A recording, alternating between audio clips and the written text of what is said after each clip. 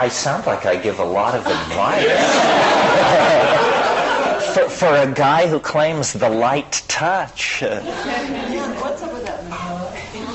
Well, one of the weird things about magnetic tape is any opinion you ever express will be marketed forever, no matter how many times you change your mind. So, causes I loathe and now denounce are furiously making money because somewhere else in hyperspace I'm furiously flogging and pushing them. One more reason why you should be critical of everything you hear, You don't know whether it's fresh or rehash or what it is.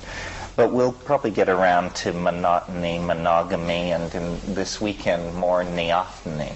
But all these otany things eventually get worked through. So good. Well, that was very exciting, because somewhere around Nicholas, I began to realize that we were headed for a perfect no-hitter. Nobody said that they were a psychotherapist of any sort. Bolt the doors and let the record show that for the first time in 40 years, a group was able to be held at Esalen that was not dominated by psychotherapists. Of course, they're the 35 people who are not here this weekend. But that's fine. It's great that, it almost is like an argument for the morphogenetic field, because my interests are evolving and changing, and it feels like, I'm a bird in a flock, and the whole thing is slightly shifting direction. Did anybody not get, who needs one of these seed source? I'll just move this on around. So many people in the arts and in media, and to have 3 people even claim to be writers is an astonishing record. So it must be, the stars are in a slightly different position or something. I actually thought, coming over here this evening, that probably most people coming to this workshop would have been ultimately better served if they'd stayed home and read Mason Dixon, Tom Pynchon's new novel. But then I thought, saying that to any group I've ever had would just provoke baffled bewilderment. But it seems like something you might be able to hear. So why didn't you stay home and read Mason Dixon? We've been reading it here. And discussing it as much as my staff groups would tolerate. And, it's not a small thing in a culture to be able to bring forth great literature. And I don't think there's been any great literature on the American scene for a long time. I'm not fond of those East Coast tormented realists, the John Cheevers and Sal Bellows of this world. I consider that stuff hideously second-rate. Tom Pynchon is a great writer. Problem is, he usually scares the shit out of your moral self because his vision is so dark. V is extraordinarily dark. We said in the staff workshops, there are passages in V that probably most people should go to the grave without ever reading. Dimensions to the human soul most people don't need to know about. Now you'll all, of course, rush out and read it. I know. But Mason and Dixon is not like that. It's an incredible summation of his life and his literary power, so forth and so on. I don't want to spend too much time on that. But how would you compare it to Gravity's Rainbow or the novella Crying Lot 49? Well, Crying of Lot 49 is a pretty minor piece. Gravity's Rainbow, Joyce said of Ulysses, he said it was his day book. and that Finian's Wake was the night book. I would say Gravity's Rainbow is Pynchon's night book, and I really read V as it's all the same, V and Gravity's Rainbow, the same characters even up here. Mason and Dixon is his day book, Pynchon's day book. It's life-affirming. It leaves you with a tear in your eye, if you can believe that. And yet it's curious, because here we are at the end of the millennium, at the end of the American century. This is our greatest writer. He produces a work of staggering genius, but something about the circumstances of the time force him to set it entirely in the 1760s and write it in the language of Jonathan Swift. So, it's not, in the ordinary sense, contemporary. It isn't about scarified people with dilemmas. It's about people who wear powdered wigs and have dilemmas. And what he makes clear is the difference ain't that great. One of the themes of that book, and one of the themes we'll talk about this weekend, is this curious feeling which adheres to being associated with cutting-edge technologies in all times and places. Right now maybe it's VRML or something like that, but once it was powered flight, and once it was the telegraph, and once it was the astrolabe, and once it was, you can fulfill this list as you please. But always around these things, there's a feeling of breakthrough, unlimited horizons, and a feeling that can only be described as modern. Well, I don't want to talk too much about that. Let's try and figure out what this is about. Oh yeah, this looks like one I didn't write. This is probably I was late and the staff wrote it. Well, no matter.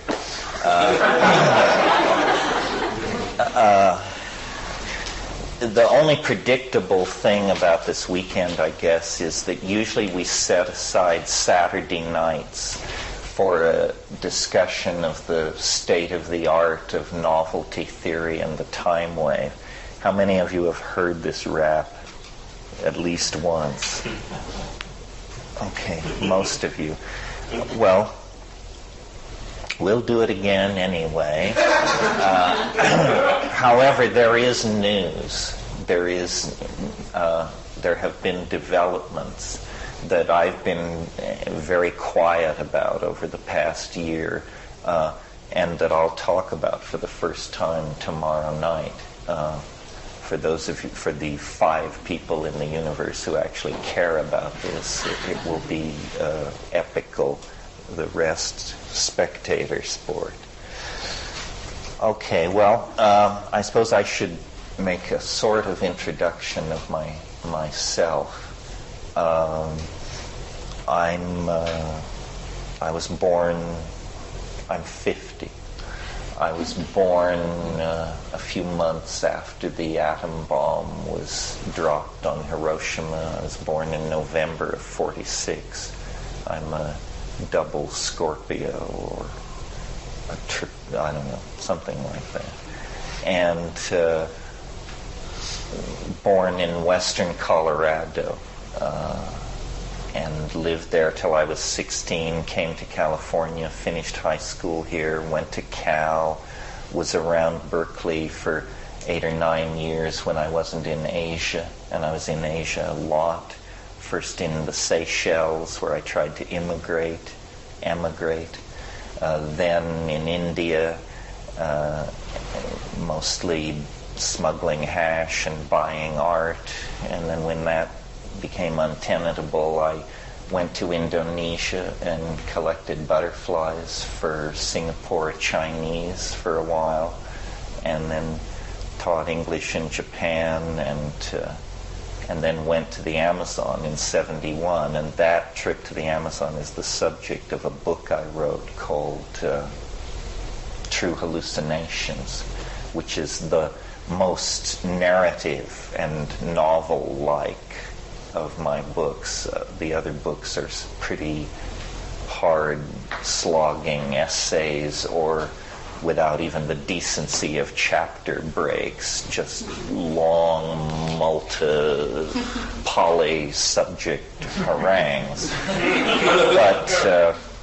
But True Hallucinations is about my brother and myself and a number of other people going to the Amazon and encountering really psychedelics. We had encountered them before in Berkeley, subculture in the form of LSD and cannabis, but actually encountering psilocybin mushrooms, ayahuasca, and that was the intellectual compass that set the direction of my life. And I was just completely stunned and transformed that such a thing could exist, A, and that it could be not subject, A, on everybody's plate all over the world. B, that seemed to me completely bizarre that people weren't talking about these transformations.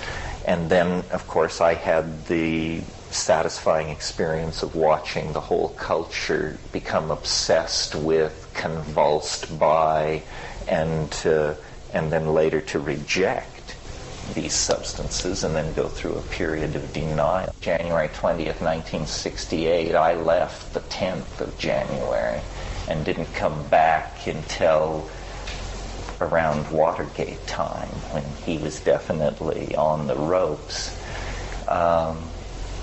In the past few years, my interests have, I see everything to me as referent to the psychedelic experience, but it's gone from being, for me, a lens to personal understanding, to being the clue to understanding much about the circumstance of being human, generally speaking. And I've written about the impact of psychedelics on early human evolution and how alkaloids in the early human food chain had unique properties which tended to focus and elicit what we call higher consciousness, or a very advanced kind of coordinated perception of the world, which leads ultimately into myth-making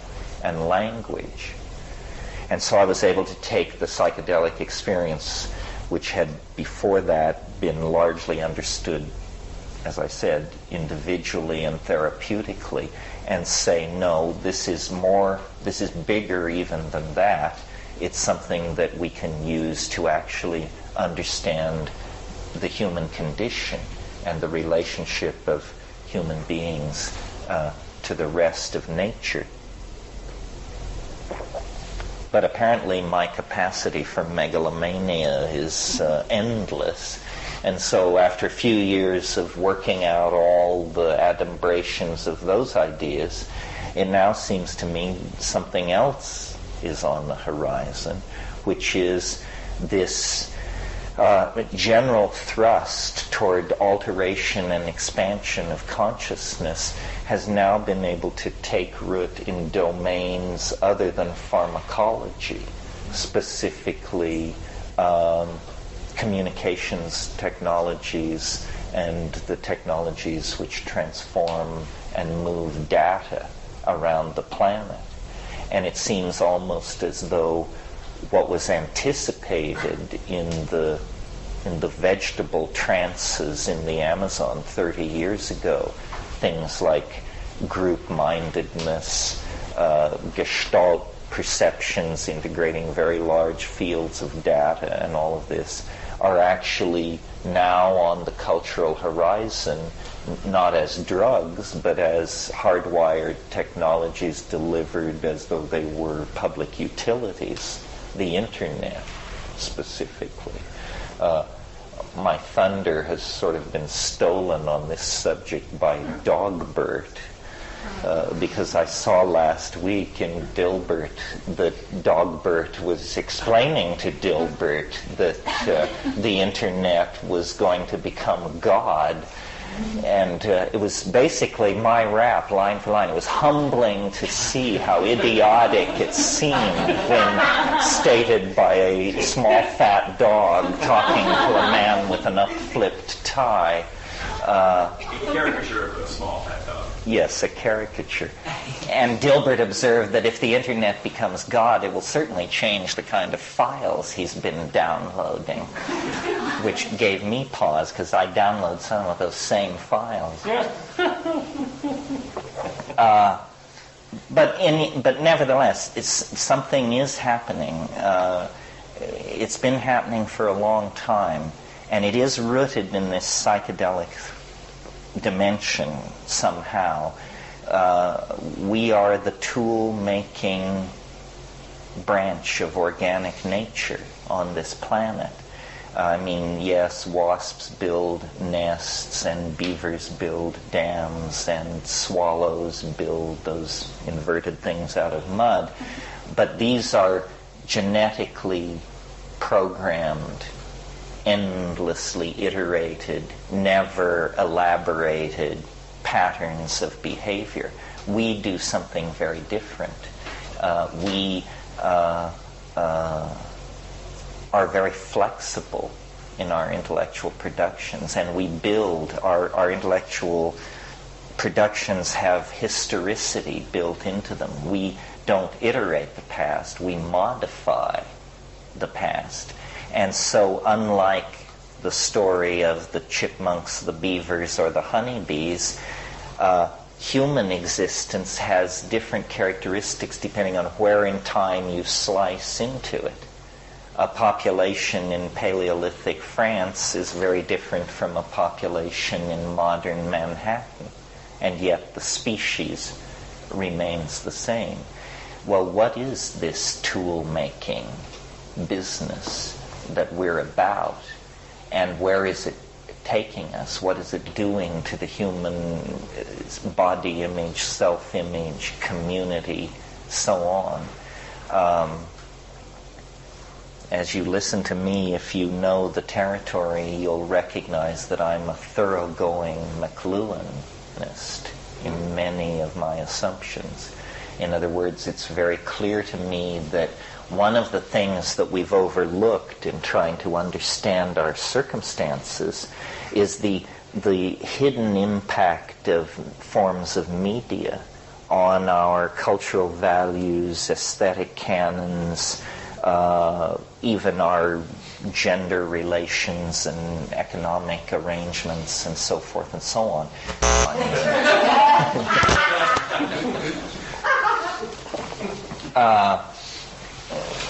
McLuhan was very keen, sort of his special area of expertise was print, and he was very keen to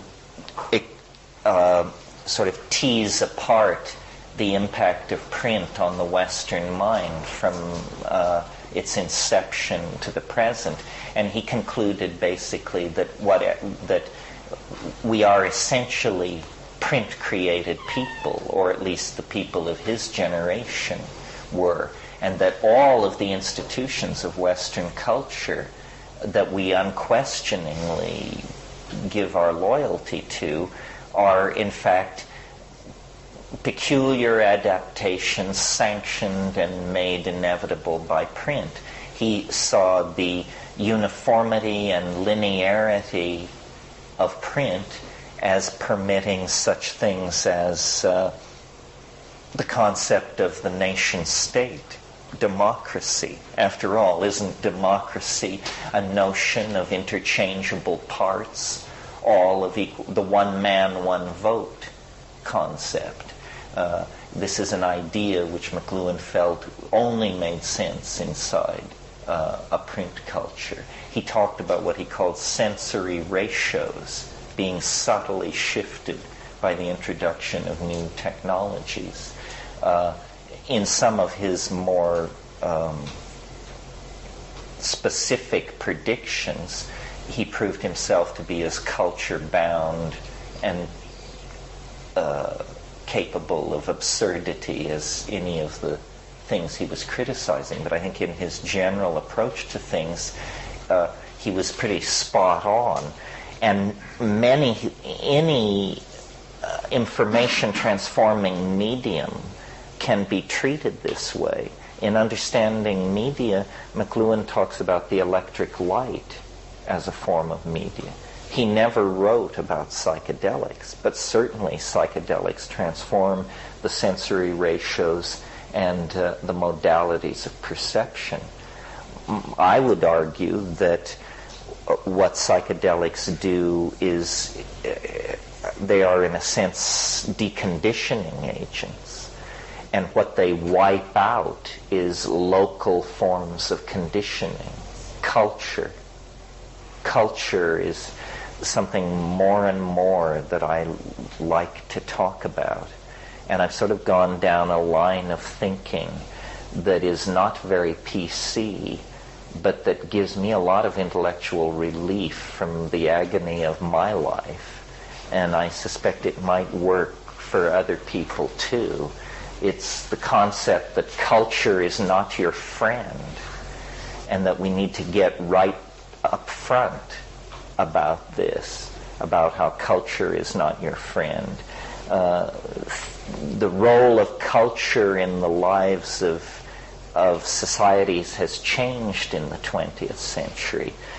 We all live too long now to be duped by culture in the way that previous populations were.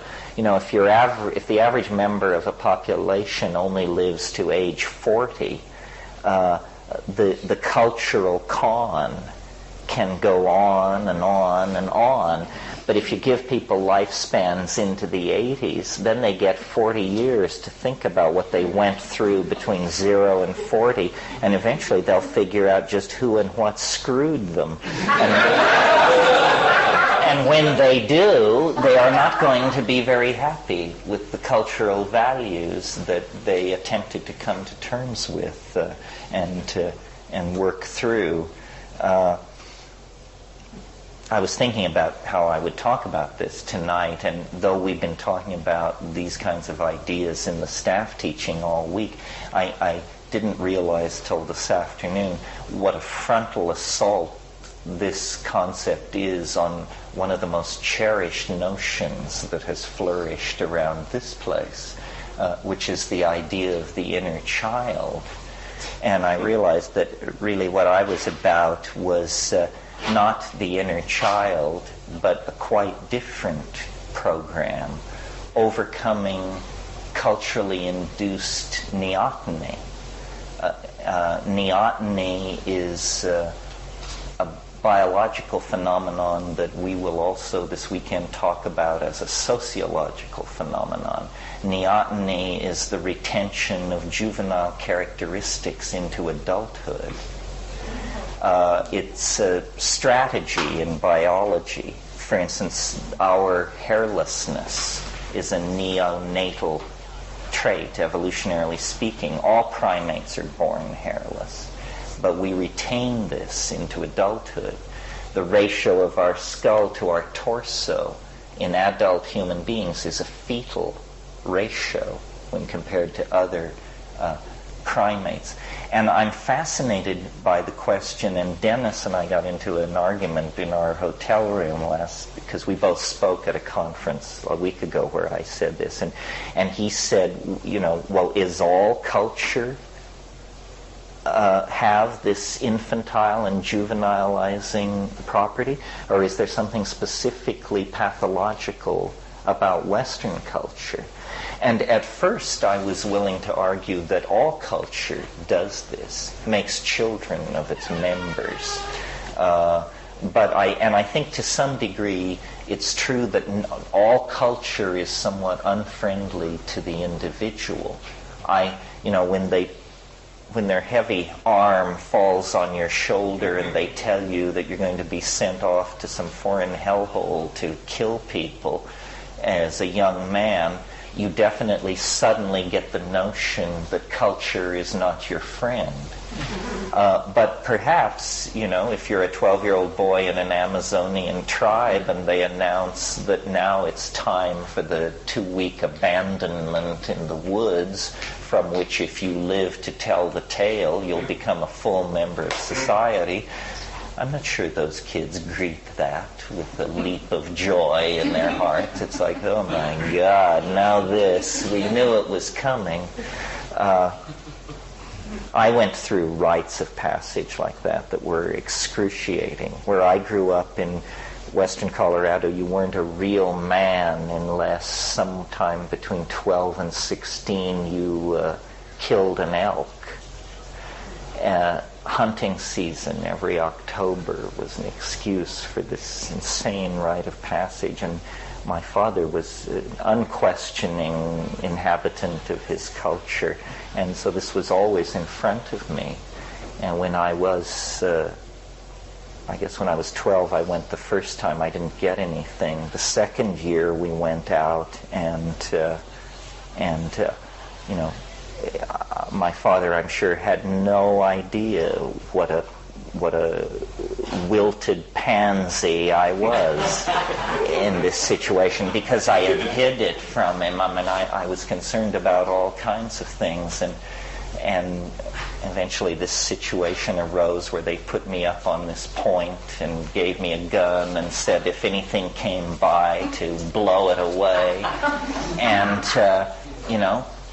by God, this thing, chose to sacrifice itself as far as I could tell. I mean, it did not behave at all like elk behaved. It basically just came out of the woods, stood still. I pulled down on it, closed my eyes, prayed. There was an enormous noise.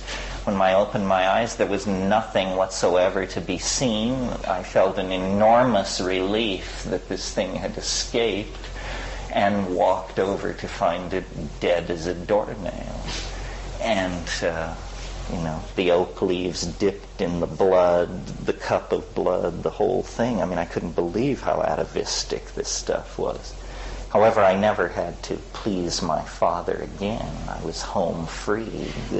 Everything was forgiven from that moment on. But it brought home to me how uncomfortable culture is, and always has been, I think, and is getting more so.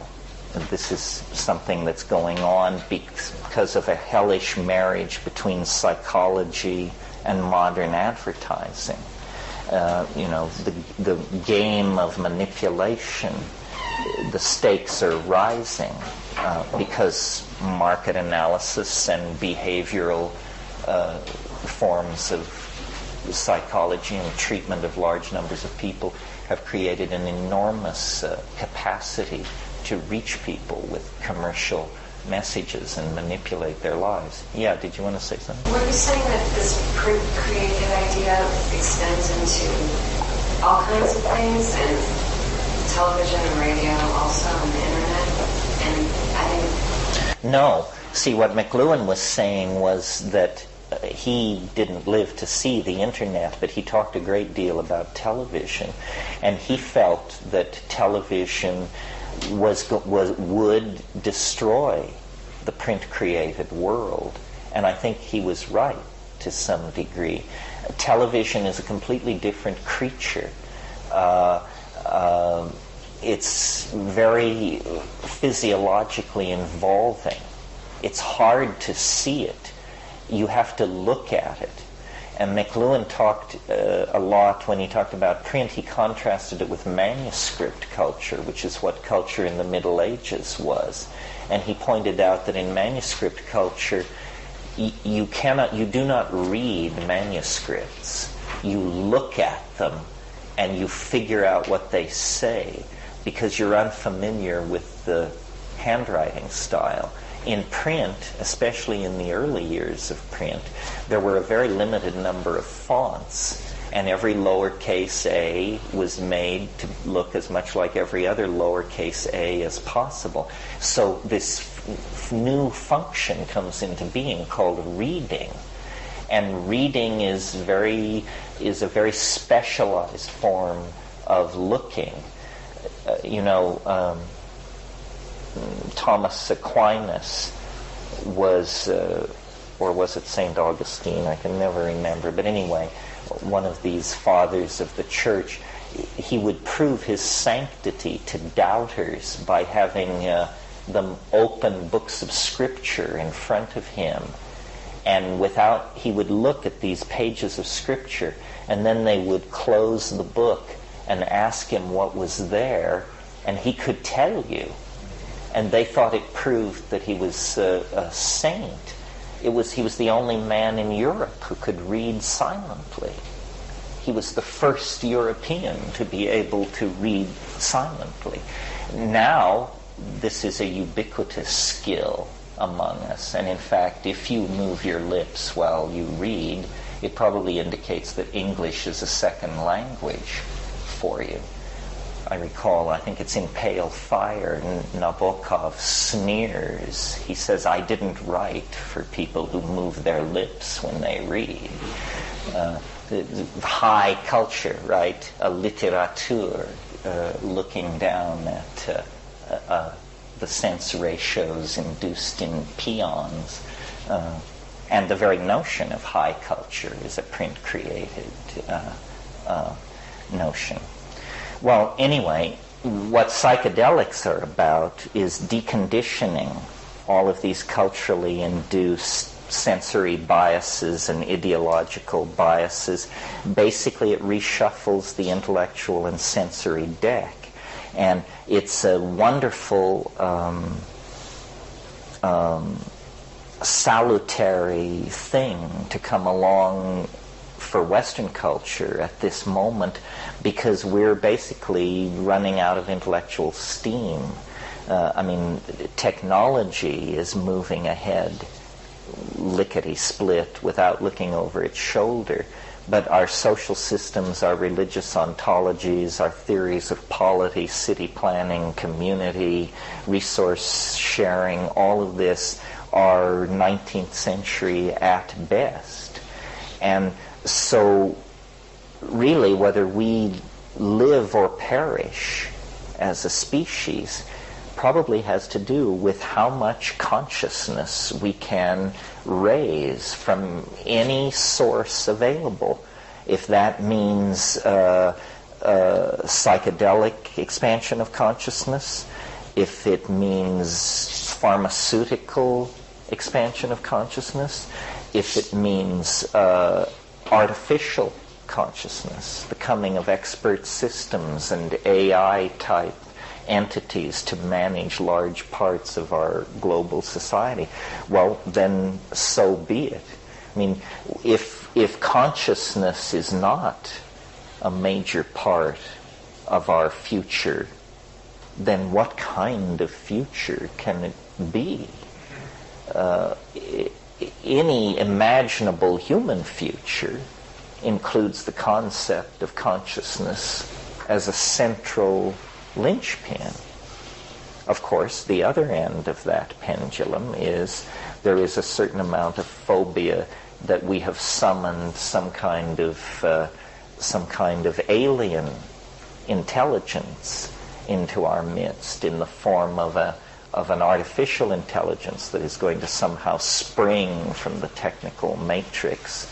We talked in the staff teaching about Wintermute, William Gibson's name for the AI, and I believe it's Virtual Light, and some of the other novels. How real is Wintermute as a possibility? Very hard to say. But some of the best people in the field, like Hans Moravec at the Carnegie Mellon Institute for Artificial Intelligence, his position is we probably won't even know what hit us. Because what is an AI? It's an artificial intelligence.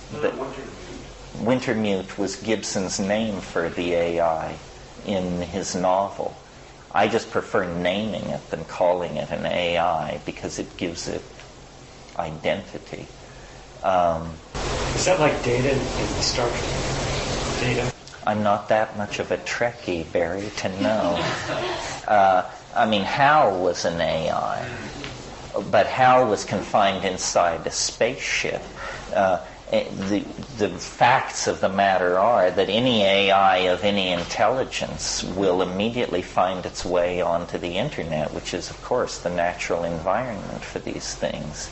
And the fact that even a very rudimentary AI would learn at about 50,000 times the rate of a intelligent human being makes it very hard to predict where the AI would head and what our position toward it would be.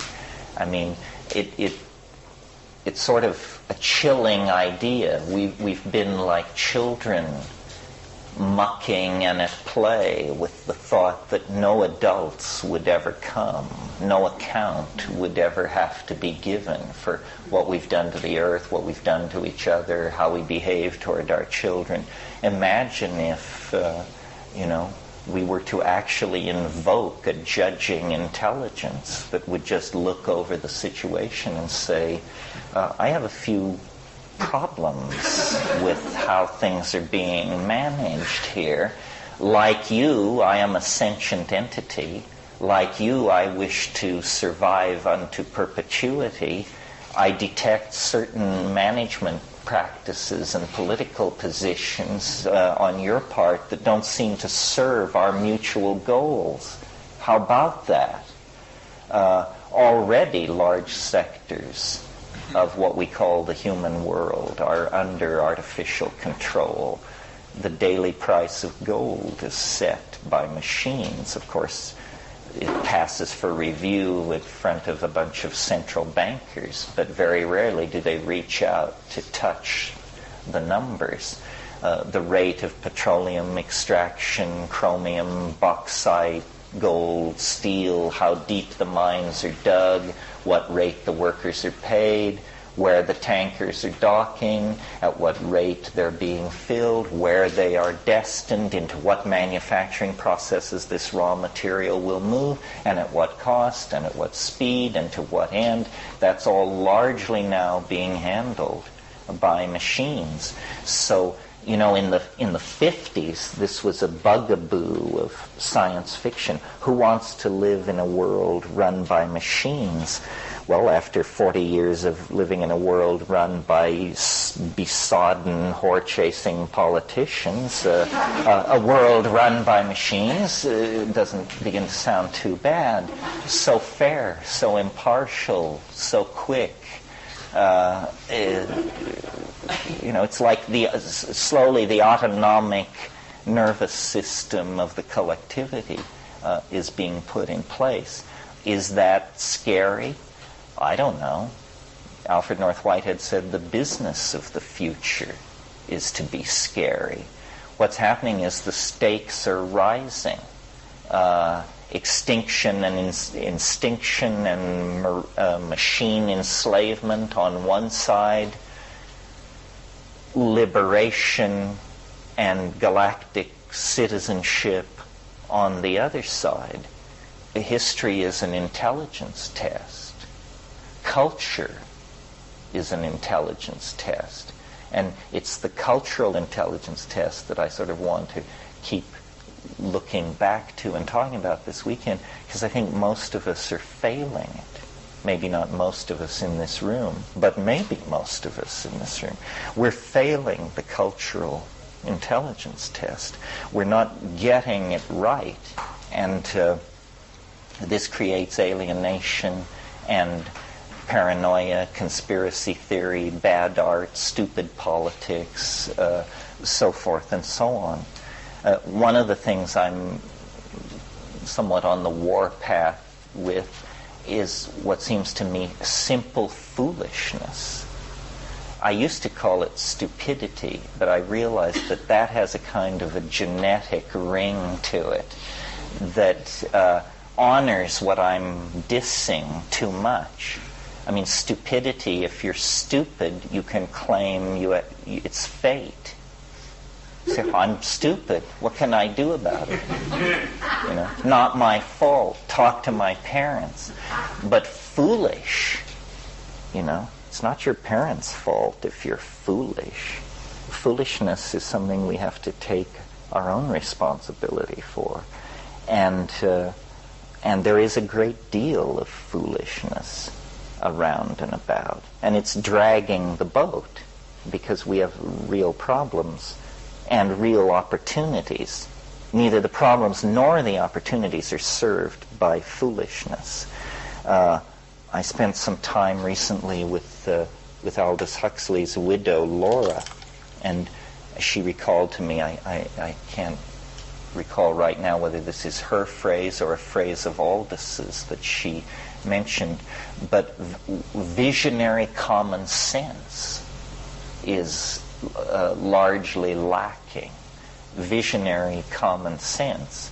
I like to think that the psychedelic community has always been a source of visionary common sense, because the psychedelic community, generally speaking, has not generated ideology. It doesn't have to. We are not about ideology. You may reach ideological conclusions about the psychedelics. You may decide that it's neurological noise, or direct transmissions from ascended masters, or something else. But the thing is all referent to an experience. It doesn't come with heavy ideological baggage. There's a lot of whooping and hollering these days about new paradigms, and anticipating it, announcing it, seizing upon this or that perception and trying to sell it as the new paradigm. But none of the ideologies that come forward to present themselves as new paradigms are robust enough to serve as metaphors for global civilization. I mean, certainly not the syncretic cults of the New Age. I mean, these are almost local intellectual viruses that are completely self-referent and have very little to do with the reconstruction of civilization on any large scale. I think the psychedelic thing has a claim to being a new paradigm simply because it doesn't offer ideology at all. It says, no, what has happened is civilization has lost touch with a certain category of experience. And in the absence of this experience, mistakes are being made, juvenile mistakes. And this leads me back to this theme of neoteny. Culture is a plot to keep you childish, to keep you dependent, to keep you deluded, to keep your eyes fixed where they shouldn't be, on goals that are trivial, demeaning, ultimately unsatisfying. I don't know how we can directly reverse this except by a concentrated effort to examine our first premises and grow up. And it's there's a lot of youth bashing that goes on in this culture. We're told that the Gen Xers are shiftless, druggy, gender confused, so forth and so on. This rap against neoteny is not directed at youth. They are young. They have that excuse. You only get it once in your life, but you should use it as often as possible because it will soon be pulled from your grip.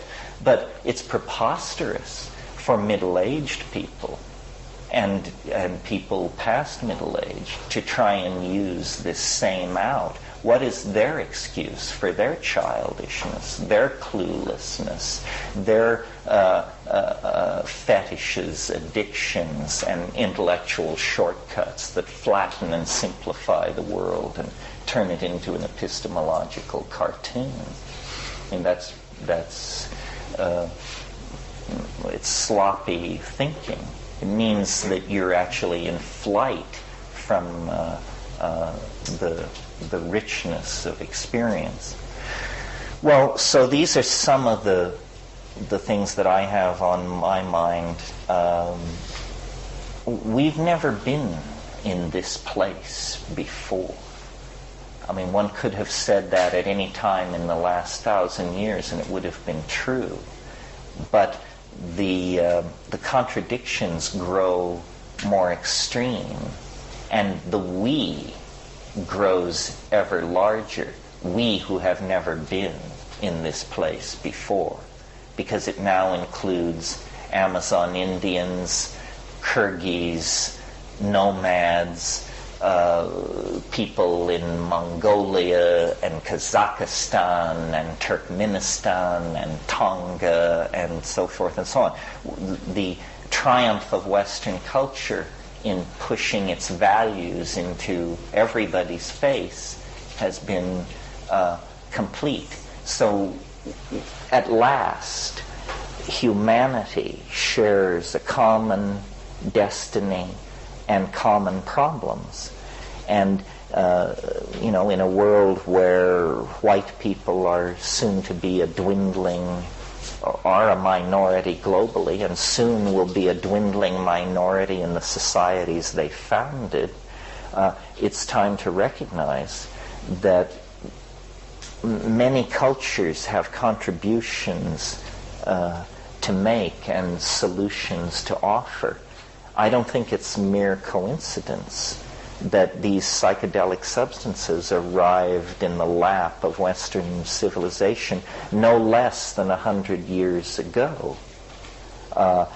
Something about the obsessional data cataloging impulse of the anal retentive, encyclopedic Western mind caused us to bring this particular Trojan horse naively within the city walls, thinking that these were the quaint beliefs of primitives, the amusing superstitions of archaic people. Now we discover that, these things are far more real than the fragile and paltry institutions that reason has raised to govern its people over the last 500 years. And indeed, it's about time to bring this all to a head, because as a global species with a cosmic destiny, we can't afford the luxury of an unconscious mind. And that's all very fine when you're slaughtering each other with ballistas and dropping boiling oil on your enemies and so forth and so on. But unconsciousness is, again, a form of juvenileness. A child is unconscious, has to be constantly reminded of the rules and constantly introduced to the fact that the world is not their oyster and its objects are not playthings. They're entirely for them to command.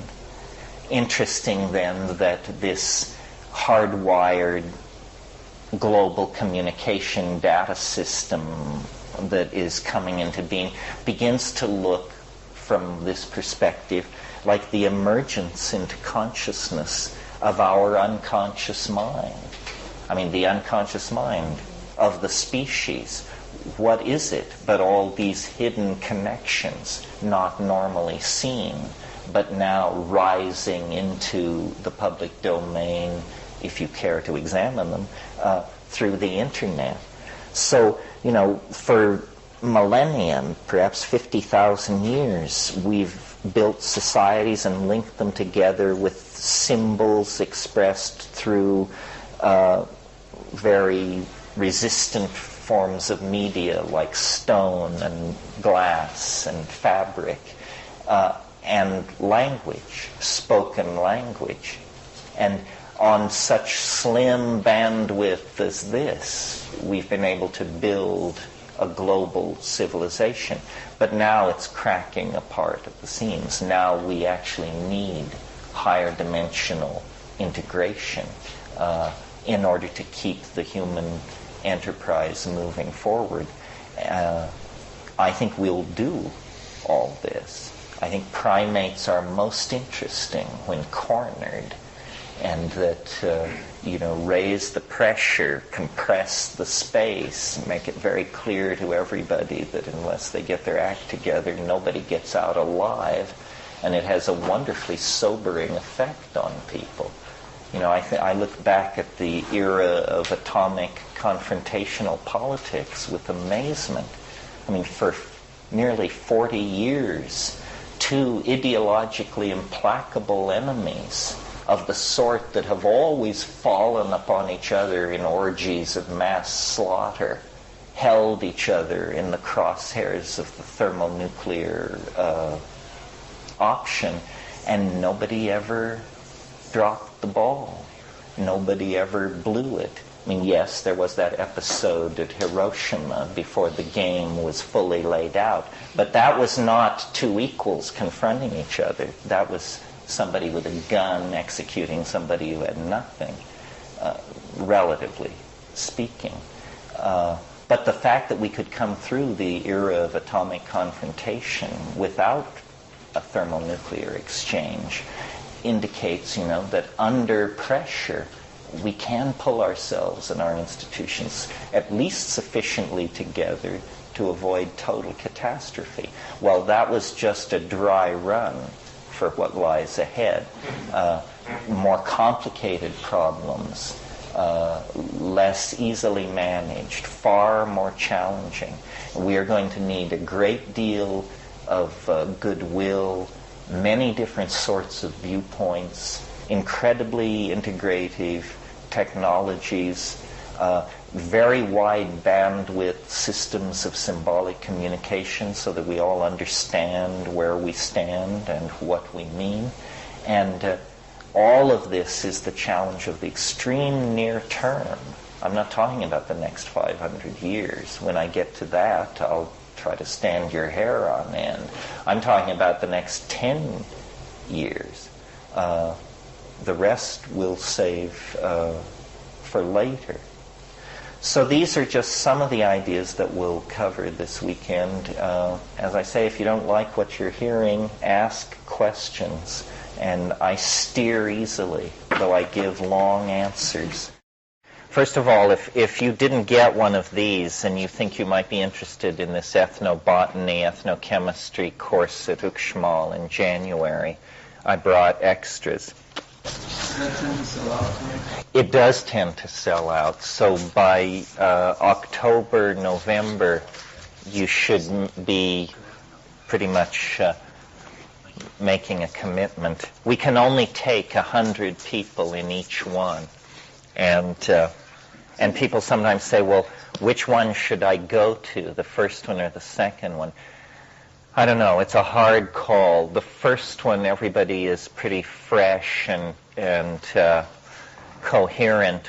The second one tends to be somewhat more Not fresh, not thrashed and incoherent.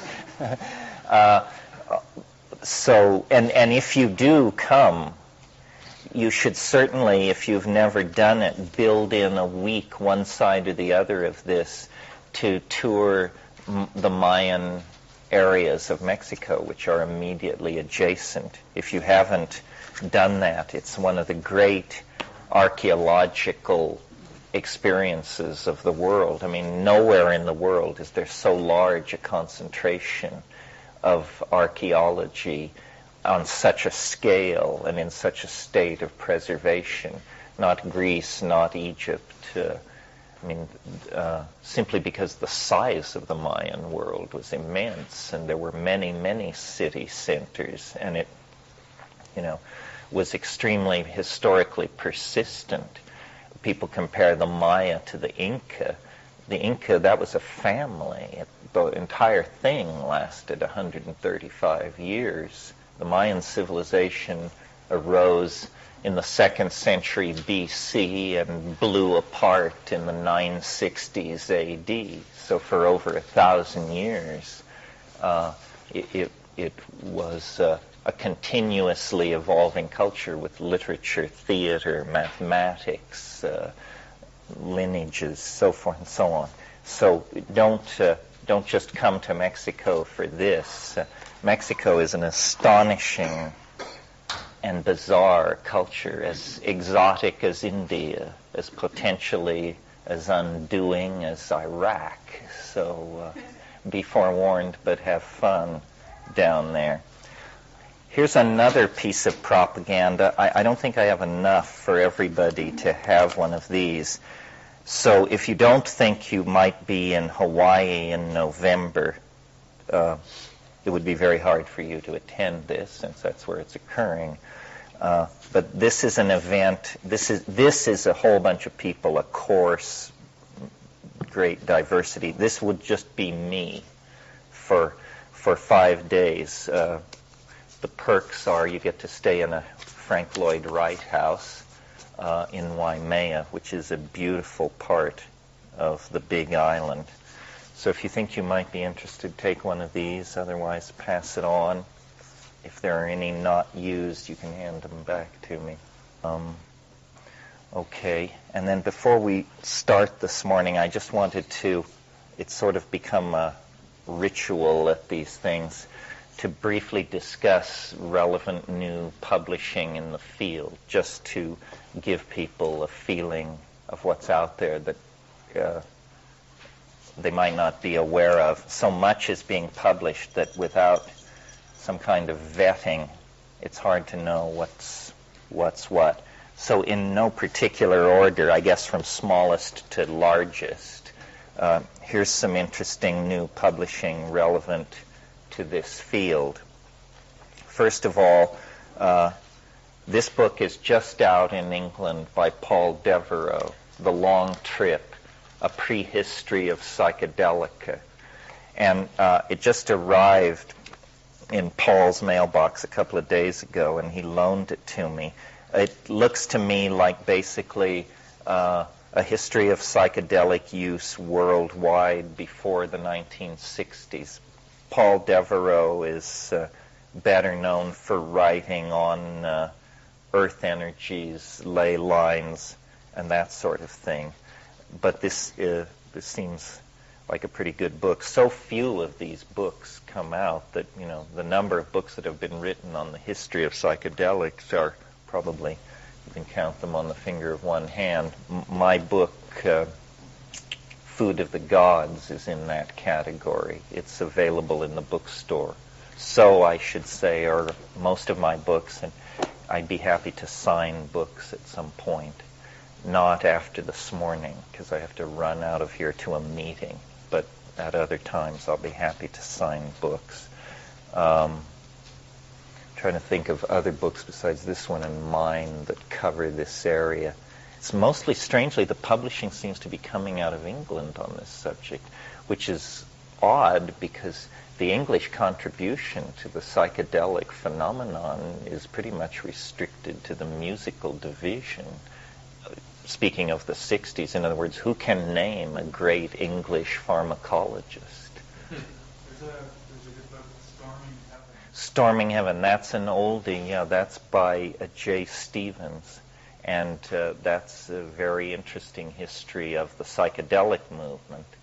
There's also LSD, the CIA, and the cult, Acid Dreams, LSD, the CIA, and the Cult of Intelligence. Is that what it's called? Yeah. Anyway, that's a more, if you tend toward conspiracy theory, I mean, I don't. Everything I know Martin Lee, that book is quite true. Generally, conspiracy theory is a form of epistemological cartoon making that comes under the heading of simply damned foolishness and a ticket to irresponsibility. The real news is no one's in control. Not the central bank, not the Jews, not the Communist Party, not the Pope. No. Nobody's in control. This is a book that's come out just in the past year, edited by Bob Forte. Some of you may know Bob. He's a longtime figure in this field, psychedelic activist and literateur. And this is a bunch of essays by some of the top folks. The title is Entheogens and the Future of Religion. And some of the contributors are Albert Hoffman, the discoverer of LSD and the synthesizer of psilocybin, Gordon Wasson, our own brother David Stendelrast, who's lived and taught at Esalen many years, Jack Kornfeld, myself, Anne and Sasha Shulgin, and then some of the younger people, Robert Jesse and Tom Reidlinger, Rick Strassman. Very interesting book, probably a good buy for the money. I don't know if this is in the bookstore. It certainly should. Does the book deal with the future of religion, or is that kind of the title? No, it does. Some people discuss it more cogently than others, obviously, but it doesn't escape notice. This is a book more to be read for fun than to be taken seriously. I disagree with a lot of what's in here, but on the other hand, I've never seen this kind of stuff in print before. Again, what's going on in England? I don't know. While HarperCollins is chewing itself up here and Wired is going mad, English publishing seems to be getting some traction. The Post-Human Condition by Robert Pepperell. And this is sort of a parallel track to some of my thinking. If you cruise the net, you encounter people who call themselves transhumanists or extopians or this sort of thing. These are not psychedelic people. These are people with an enormously inflated faith in the power of human engineering. So these are the people who want to dissolve humans into machines, build ring worlds, go nanotech, that end of the big picture. And Pepperell actually tries to produce what he calls a post-human manifesto, which is printed in the back as a series of statements. And actually, as I read through them, I disagree with most of them. I don't think that's how it's going at all. But this is sort of like an introduction to somebody's notion of the approaching chaostrophe. So that's that. And then the one which gives me the greatest pleasure to recommend to you, a book actually unambiguously worth buying, reading, and recommending, is Mason and Dixon, which is Thomas Pynchon's latest novel, certainly probably the best novel written in America in the past 50 years. I mean, Pynchon is the greatest living writer of American English. I wasn't sure about that till Wednesday, but Burroughs died, so it appears secure. If you've never read Pynchon, I wonder where you've been. But his novel, I guess, was it 17 or 20 years ago, Gravity's Rainbow, really codified a whole complex of social and aesthetic issues. This is a much different book. I mean, it's vintage Pynchon, but it's also a celebration of America and of the buddy system. And it's a scathing look at the embryonic birth of big science and big government projects.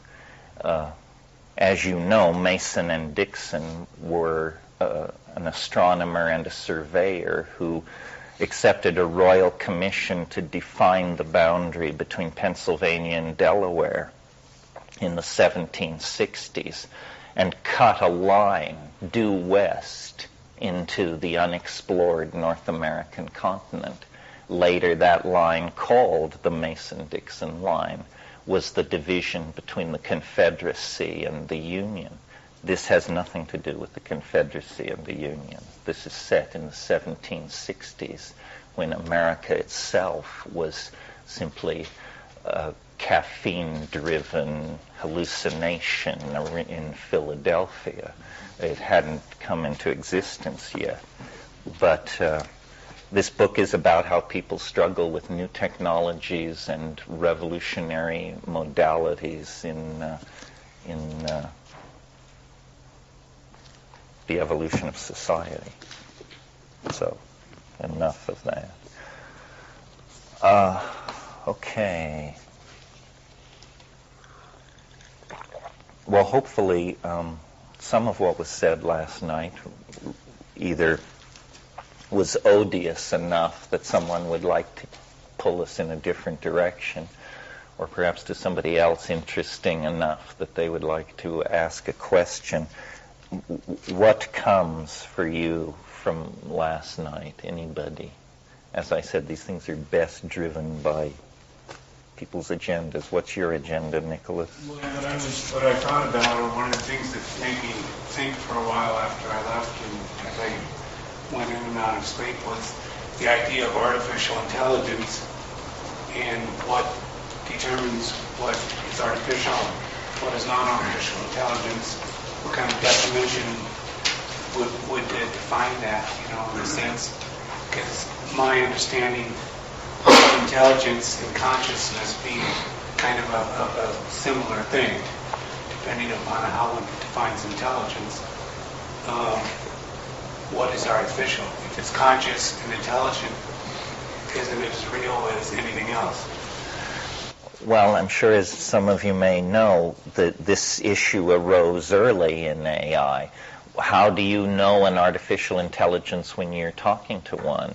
And Alan Turing, who was a theorist of cybernetics in the 40s, developed what he called the Turing test, Turing, the Turing test.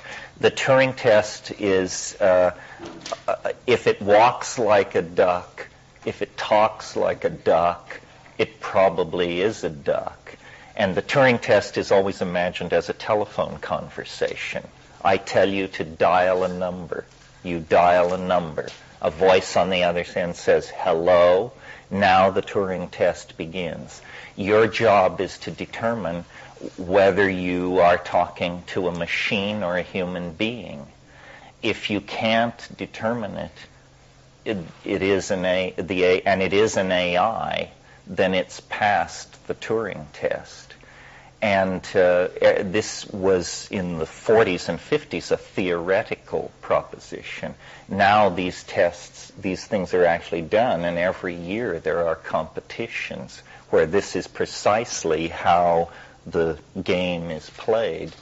And now it turns out that the more you restrict the subject matter, the harder it is to tell whether you're talking to a human being or a machine. If it's no holds barred, general knowledge, most people can, within a few minutes, make a pretty good call. But intelligence is in the eye of the beholder. I mean, how do you know that I am not a cyborg? How do I know that you are not a cyborg? The answer is, well, we Turing test each other unconsciously at sufficient depth to satisfy ourselves. It becomes moot, or it is becoming moot. Big Blue is an example. In terms of playing chess, it can pass any Turing test you can imagine, but it can't even formulate an answer to a non-chess question. So it's a very domain-specific AI, and really not an AI, because it's simply the world of chess. Chess is not like reality. Chess is a very high variable game system, but it doesn't have the open-endedness that reality has. You see, in really interesting games, the most interesting rule is that the rules can be changed. And chess doesn't have a rule like that. Did you want to say something? Did you consider cloning in other clones? Yeah, I read in the New York Times yesterday they've got some embryos about to be birthed in the Midwest, 10 types of Holstein cattle. Cloning is one of those things. See, there's a whole bunch of revolutions all crowding onto the stage. The one that holds center stage at the moment is the cybernetic internet thing. But somewhat completely independent of all that is the biotech possibility, which is cloning, gene sequencing, getting a tremendous grip on curing hereditary diseases, that sort of thing. And then another area, not entirely connected or related, is nanotechnology, which is proceeding at breakneck speed. And the public relations machinery for telling the public what this isn't even in place. You meet people who are fairly established in their professions or whatever, who don't know what nanotechnology is, who in fact have never heard of it. I don't know if there's anybody in this room in that situation. And after what I said, it would take courage to admit it. But nanotechnology is simply the idea that one could conceivably, theoretically, build in the physical superstructure of our world in a completely different way from the atoms up. This is how nature does it, through processes of transcription of protein through ribosome or crystallization or this sort of thing. Nanotechnology envisions the possibility of abandoning agriculture on this planet within 20 years. Agriculture is, after all, an incredibly land-destructive process for the production of food. What we want is the food. The food could be produced directly out of available and extremely inexpensive elements. Seafloor sludge is the usual notion of how this is done. What the holy grail of nanotechnology is what's called a matter compiler. A matter compiler does to matter what an SGI graphics system does to images. In other words, anything you can imagine. Out of matter compilers come, in the case of agriculture, in Neil Stephenson's book, The Diamond Age, all of China is being fed out of matter compilers that are producing rice. And people say, well, this is hundreds of years away, thousands of years away. It's pure science fiction. No, it isn't. It's happening right now. And producing rice is a simple trick. What's imagined is that all kinds of machines of whatever complexity could become nearly invisible in size and nearly costless. Most things would be made of diamond. This is the trash material of nanotechnology. It's just simpler to build things out of diamond than anything else. Cheaper, faster, cleaner. And the huge amounts of R&D funding and enthusiasm are going into nanotechnology. And an interesting thing about it is not it's not really being driven by managerial decisions. the reason nanotech is moving so fast is because all the best people think it's so cool to do it. You know, I mean, electric dynamos where you can fit 60 of them inside a human hair. A few years ago, this is how far nanotechnology has developed. Like 3 or 4 years ago, on the cover of Science News, there was a 1 centimeter by 1 centimeter chip that had 10,000 steam engines on it. It had more steam engines operating on it in this 1 centimeter by 1 centimeter space than were operating in all of England in 1850 at the height of the age of steam. Now, each of these steam engines produced 1/10,000th of a millinewton of torque. That's not a lot of torque, but on the other hand, it depends on what kind of work you're trying to do. If you're trying to kick atoms around, that's plenty of force. To return to the cloning thing, I'm sort of thinking of novels these days, or short stories, or plots, and I thought it would be fun to imagine a joint project between Esalen Institute and SRI, let's say, that would reach for, and this was to be the name of the novel, cloning Buddha. I thought that would be interesting. I mean, why should the next Dalai Lama be anyone less than Gautama? After all, we have the tooth, so there is presumably sufficient tissue there, and we're not talking pterosaurs here. I mean, this is only 500 BC. And the interesting objections to cloning are, some of them are removed in the case of Buddha, because people say, well, you know, even if you cloned Napoleon, it wouldn't be Napoleon, because Napoleon was a product of a unique environmental and social system, and he was the product of the experiences of his lifetime. But presumably Buddha was born Buddha. And so it would be very interesting to clone Buddha and to see what this child was like. This is not a practical suggestion. This is to horrify and amuse you and to make you think about the implications. I mean, there are other historical personages. I love the theological mess it raises, you know. Maybe that's what the second coming is. The cloning of Buddha? I think it's called Maitreya. Well, no. The Christians covered their bets on this one by having the body rise incarnate into the next dimension.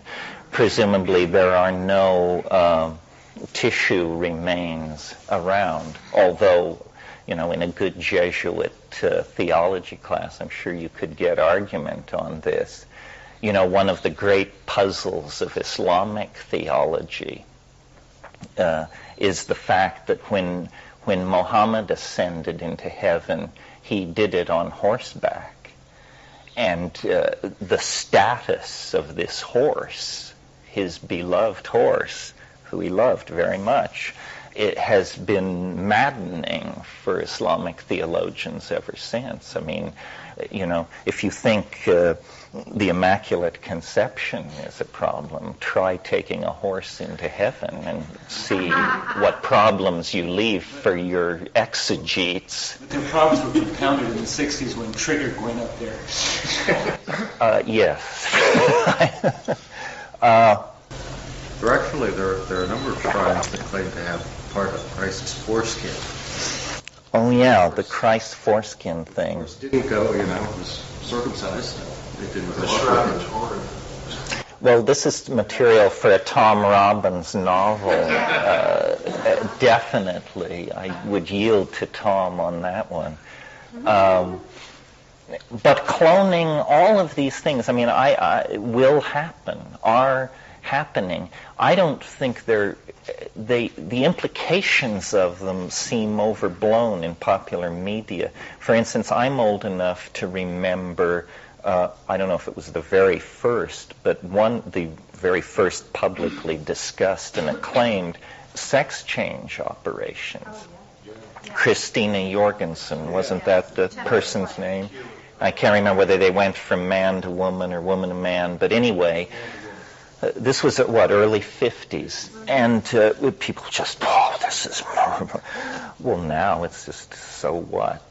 It's a dime a dozen. It's a medical procedure. You want it, you have it. Who cares? We don't convene medical ethics committees or philosophers to discuss what it means. Some technologies are more challenging, the ones that directly impact our consciousness. I think that's why the drugs and the communication technologies, cloning is something you will talk about with your friends. It will probably never come near you, or you'll probably have very little to do with it in your lifetime.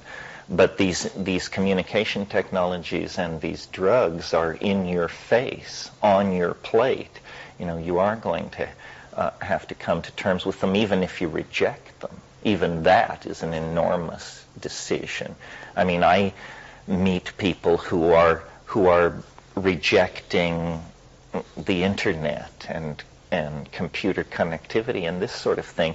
And it's like a vow of abstinence or something. I mean, that's very quirky.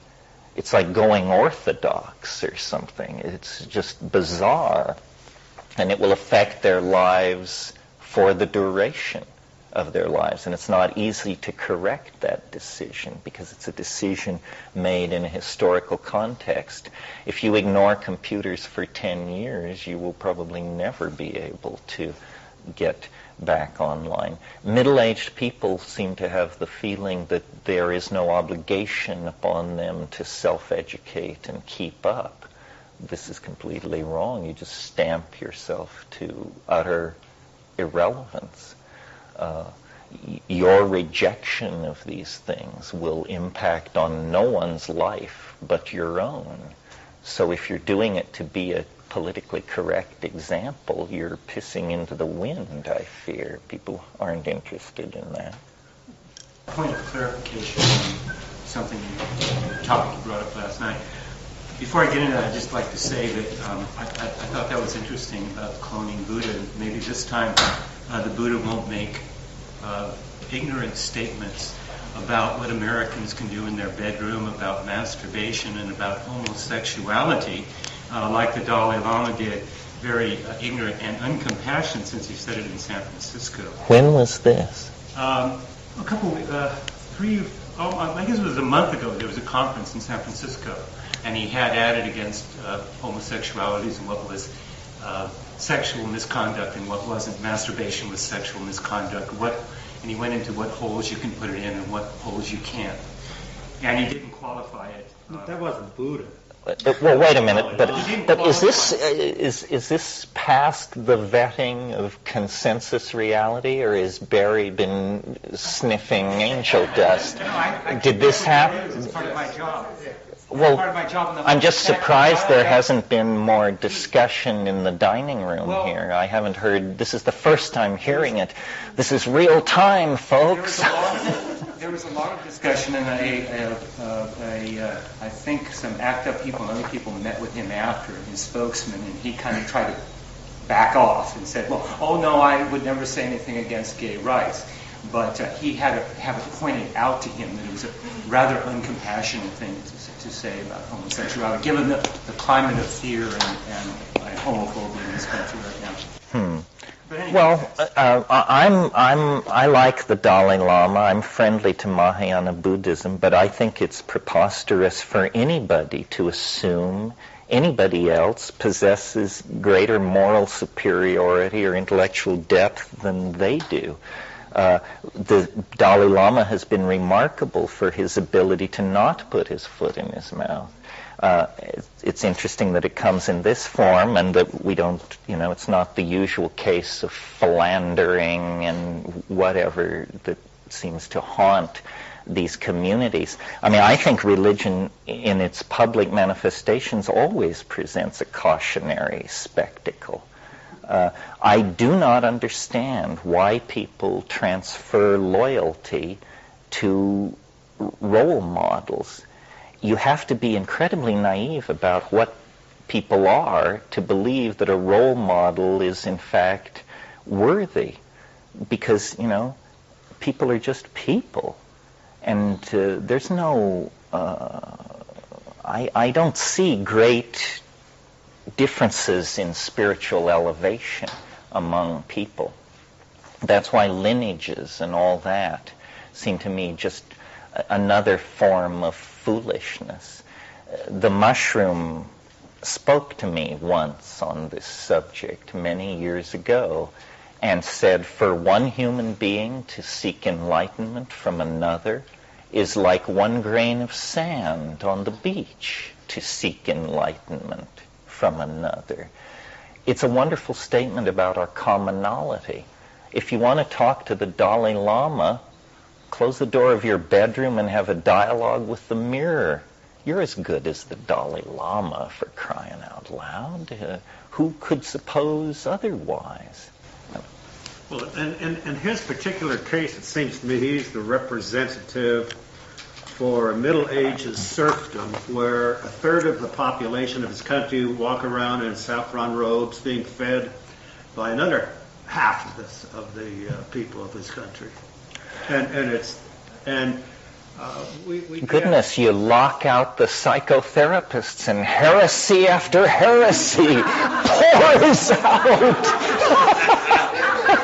Congratulations. No, I mean, I think Tibet should not be ruled by China. I also think that god kings are a thing of the past. I'm against religious theogonies. I don't want to see Israel ruled by a bunch of mumbling Hasids either.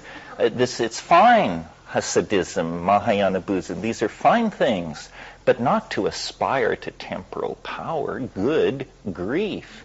So, the Dalai Lama's reluctance to envision a democratic Tibet has caused me to not feel a lot of wind at my back to try and sort out that particular political catfight, which has been going on for centuries and centuries. I'm a Jeffersonian Democrat of some sort. I really believe that if it doesn't liberate and serve the individual, no matter how attractive it is, no matter how traditional it is, no matter how majestic its pageants, how high-flown its philosophy, it's probably a foot on somebody's neck in the real world, and I'm not interested in that. Well, this is very interesting. I'm not informed in it, but I'll bet it's really rolling the apple cart in all kinds of places. Some of you may have seen in Tricycle a few months ago, there was Alan Bediner, who just lives down on the cliffs here, in fact, who I'm having lunch with, is a very sincere Buddhist and a good journalist, and he took on the editing of a psychedelic issue of Tricycle. What do you think of that issue in some Well, let me lay it out. It's well known that many of the movers and shakers in American Buddhism had their roots in psychedelics in the 60s. And so he wanted to sort of reprise that, and I did an essay, and some other people did essays. And I really looked forward to it and thought it would be a warm community building. This shows you how even at the depth of my cynicism, there is still a grain of naivete. I thought it would be a good thing.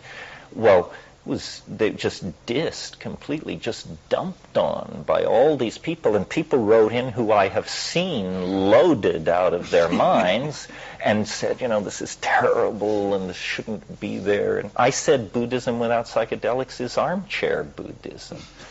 How can you possibly know anything about these modalities if you sit there shastras to the eyebrows and never actually push off into the ocean of mind? That's what it's about. That's how I've always seen it.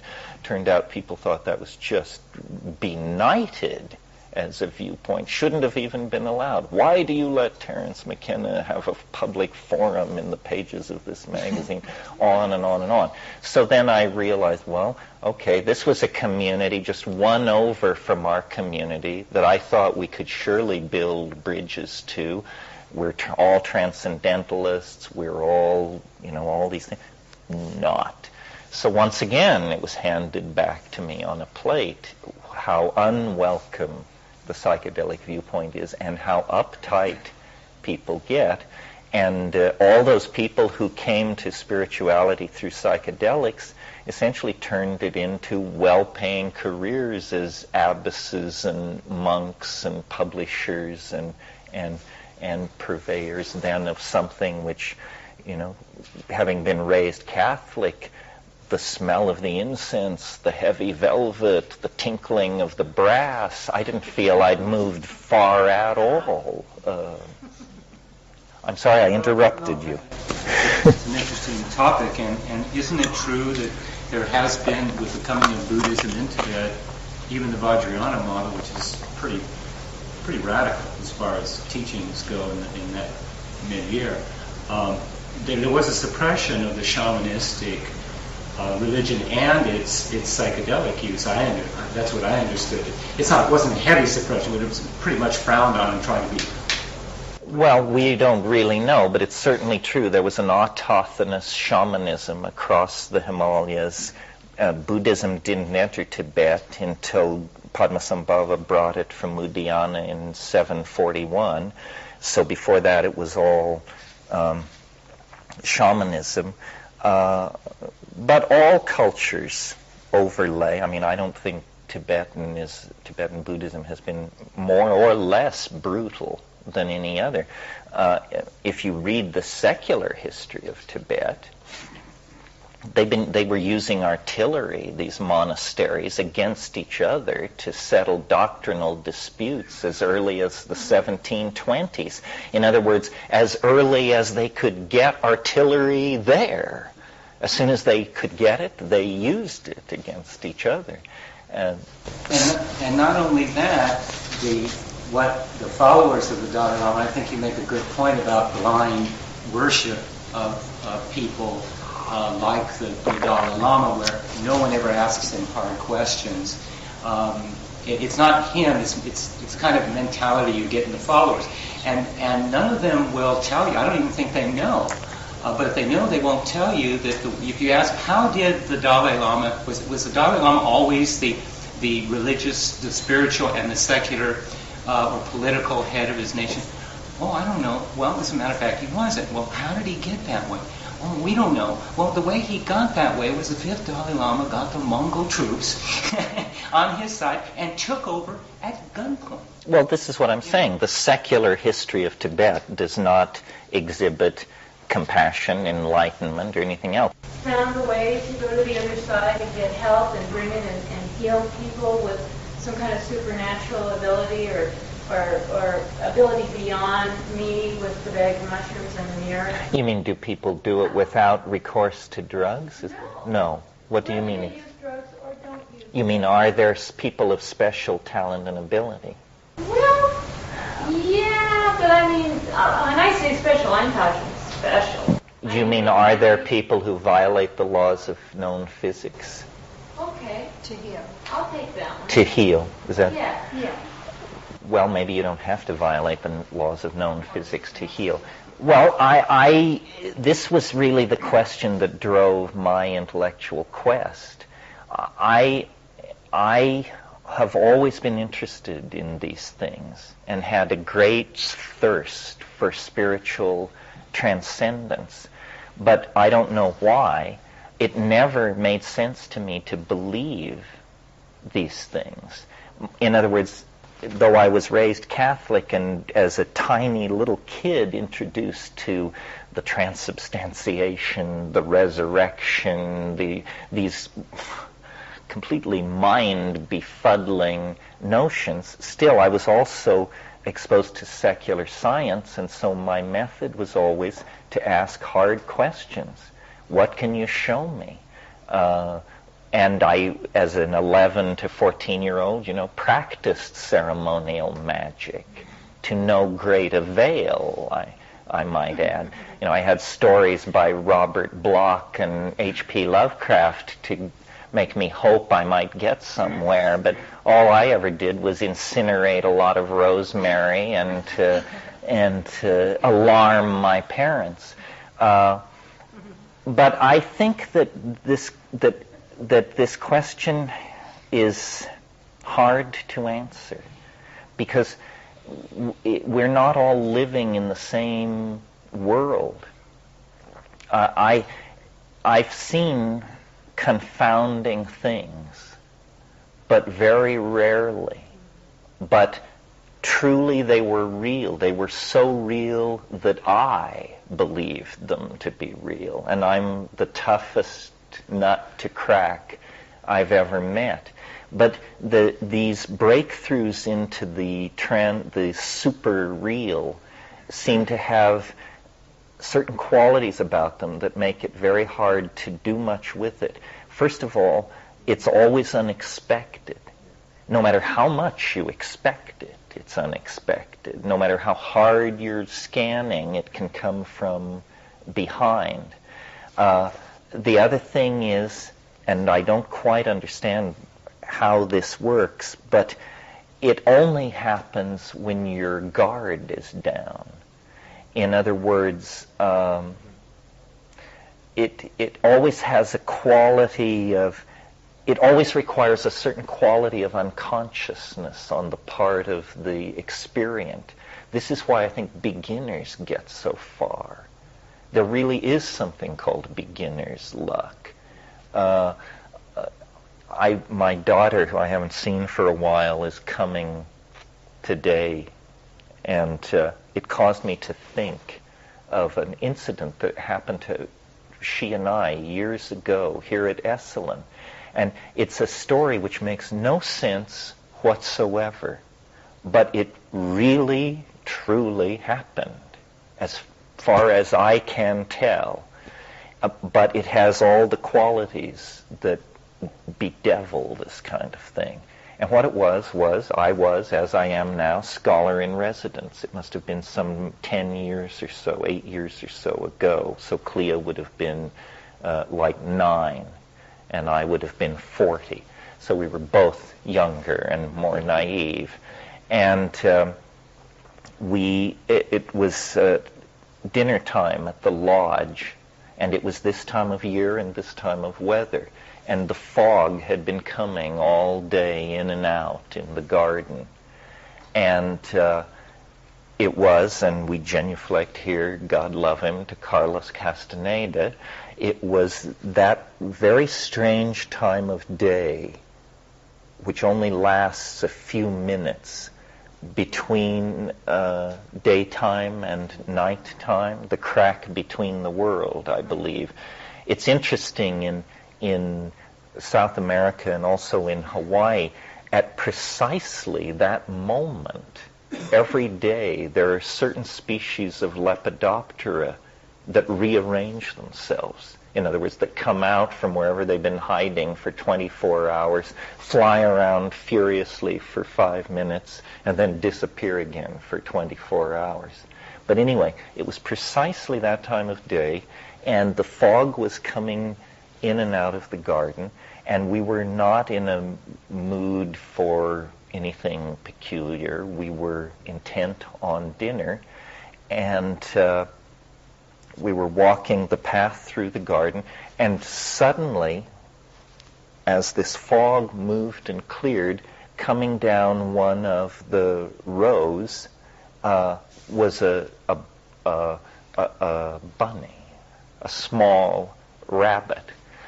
except that it had very small, short horns.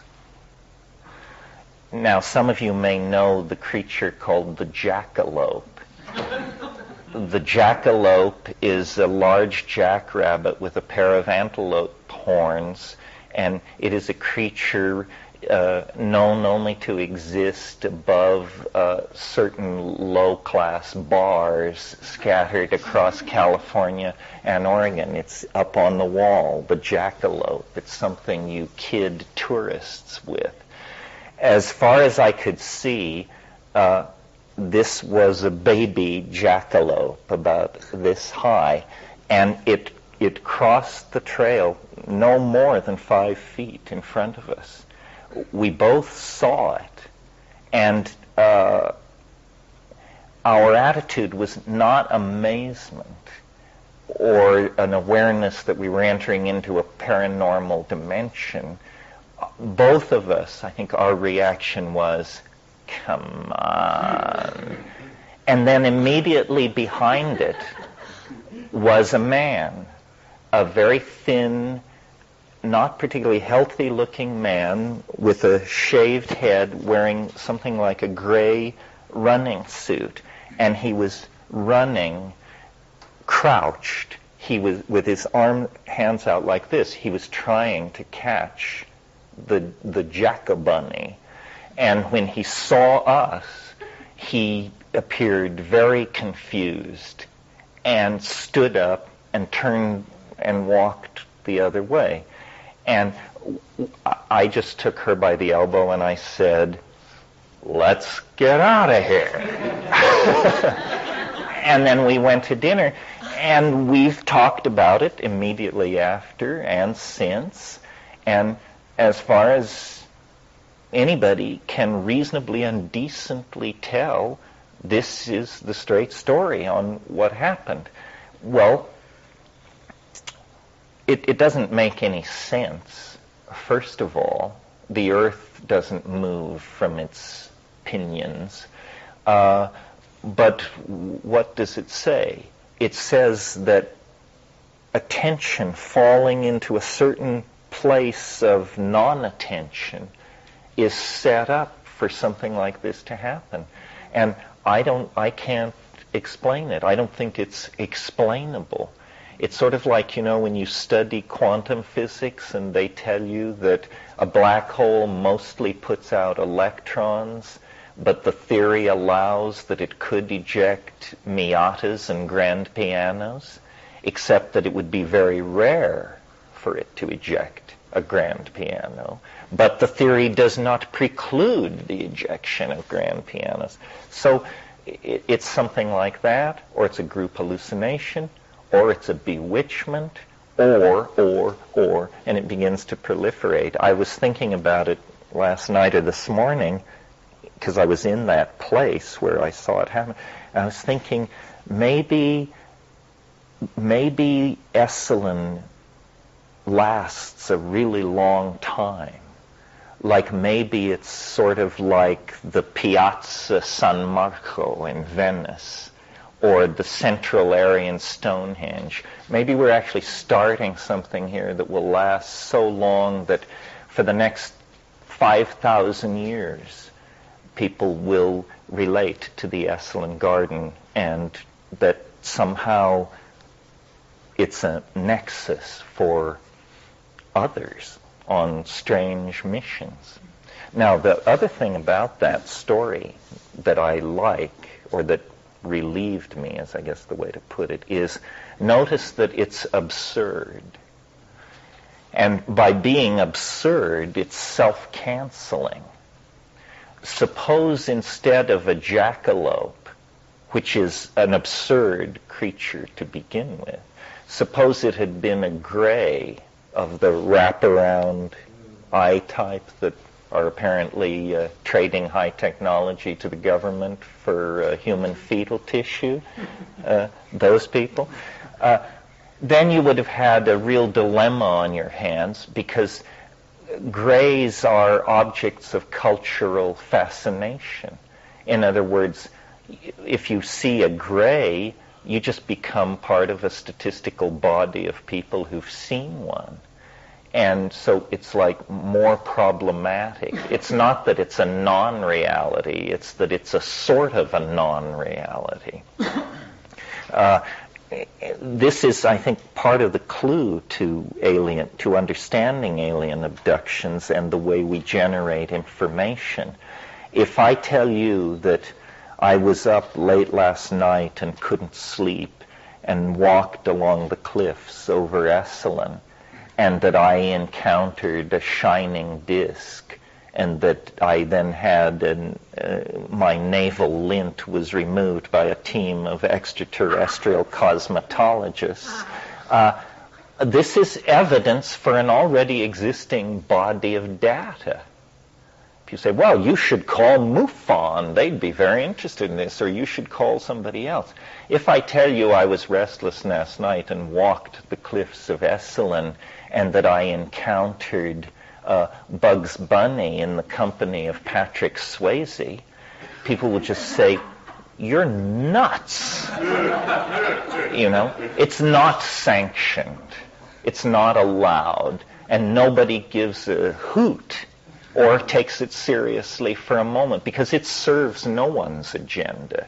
It's just insane data and should be immediately tossed out. This shows us, that the objects in the unconscious are given different weights. And you can tell a crazy story and join a self-help group. But if your story is too crazy, they won't have a group for you. They'll have a cell for you. So it's worth bearing in mind. Let's be generous here.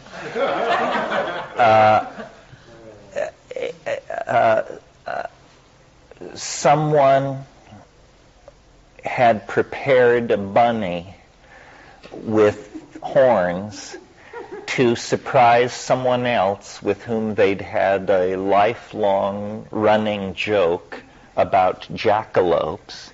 And they had arrived at Esalen for the surprise birthday party of this person and realized that the bunny was frantic because it hadn't eaten on the long trip. So they took the jack-a-bunny in its cage down to the garden to steal some lettuce for it. And in the fog and in the effort not to be seen, the bunny escaped with its horns in place. And this person, who probably didn't have a gate pass anyway, could see the whole situation getting out of hand and was frantically trying to capture the horned bunny and get it back in its... See people saying, gee, what a party pooper this guy is. Well, yeah, but we're trying to save the laws of physics and reason here, for crying out loud. But I have to tell you, that doesn't feel right to what it is.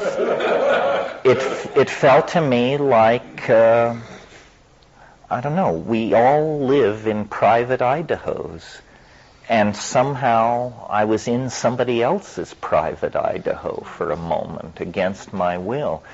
But I think we should always prefer the simplest explanation. Sometimes the simple explanation, like in a case like that, is maddeningly complex in itself. But if you don't believe that's what's happened, well then what do you believe? Do you believe that mythological animals are a potential infestation problem in the Esalen Gardens? Or just where do you draw the line? If you want to know, like if you have a simple scientific question that you want to answer, like let's say here you have a wire and you want to know how much current is flowing through the wire. So you measure it with a voltage meter. And if you're doing it scientifically, you'll measure it 1,000 times. Then you'll add those numbers together. Then you'll divide by 1,000. Then you get the voltage running through the line. Well, now, it's not uncommon when you carry out this procedure that 998 of your measurements will tell you that between 4.5 and 6 volts are running through the line. But 2 of your 1,000 observations will tell you that 75 watts in one case, and in another 240 watts are running through the line. When a scientist looks at this series of measurements, the first thing they do is say, well, look, there are 2 anomalous measurements. Everything else was fluctuating between 4.5 and 6. These were way out of scale. Throw them out. Get rid of that. There's something wrong. That's bogus. Can't be. And then you get the voltage running through the line. Now, we do it in the sociological domain in the completely opposite fashion. Tonight, 1,000 people or more, just I'm picking a number, will stare at the night sky and see what has always been there. 2 people will see mile-long spacecraft with violet running lights and accompanied by strange music and a message for mankind. Now, what should we do with these 2 out of 1,000 people? Should we put them on Oprah? Should we rush their story to the cover of every tabloid outlet on Earth? Or that's what actually happens. In other words, in the sociological world, we seek to amplify novelty because we're fascinated by it. But then we get false readings of reality because we've raised the, we've made the novelty stand out too much. The fact is that information is a degradable medium, and it collapses into contradiction and absurdity often. If you analyze your own conversation over a course of a day, it's largely grunts and nods. We don't really engage for verbal communication all that much of our waking time, and yet we assume that we're doing it constantly. And so, I think reality is very slippery, very malleable. I think we're very naive about what information is and how it works.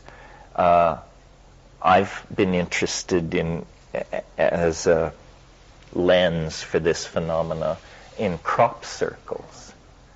Crop circles are the con that will not die, no matter how many people come forward and admit that they've made them and fully confess, the meme is launched, and tours go from LA to taking the cognoscenti of the City of Angels to visit the crushed wheat of Devon and then draw conclusions from it. And yet the phenomenon has been completely deconstructed to the satisfaction of anyone interested in its deconstruction. It just turns out a lot of people aren't.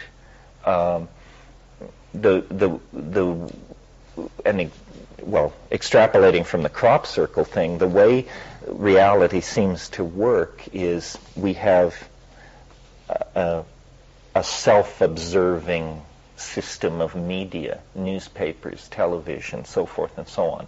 Something strange happens.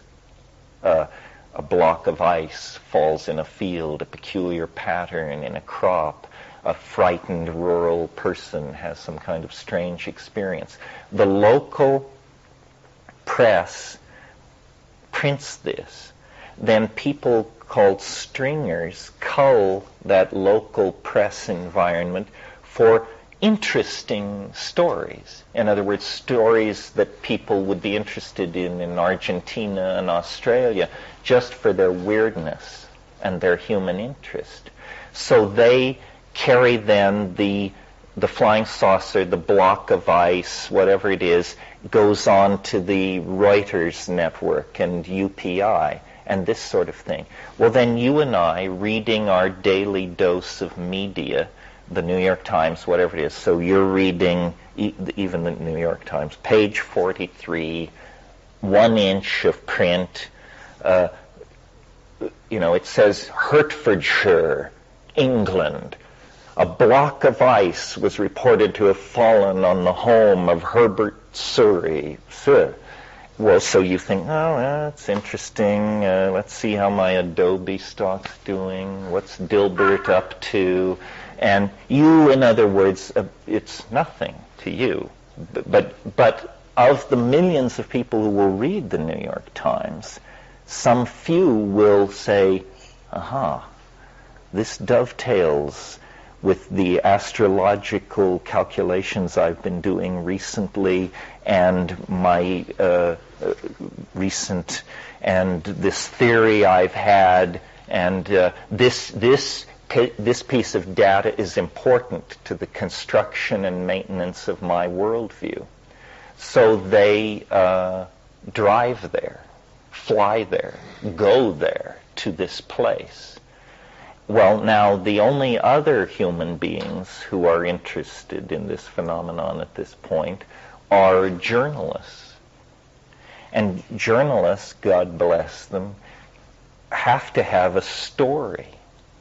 So if your editor says to you, a block of ice has fallen on a farmhouse in Cheshire, go get the story. You drive out there, and of course there's nothing. There's now a mud puddle, the block of ice, having been bottled for its curative powers or whatever. And there's nothing there, there's no story, except that the person who resonated with the phenomenon has also arrived at the site. This is where the marriage in hell takes place. The press meets the nut over the corpus delicti of the anomalous event. And the press guy says, my God, we drove miles to get here. I'm on deadline. There's no story. There's no picture. Who are you? To the person in resonance with me. Say, well, I'm Dr. So-and-so of the Advanced Institute of Auric Physics, which I founded, and I've published numerous books, all of which I self-published, and I'm very close friends with Terence McKenna and the Dalai Lama, and I know what's going on here. And say, okay, what's going on?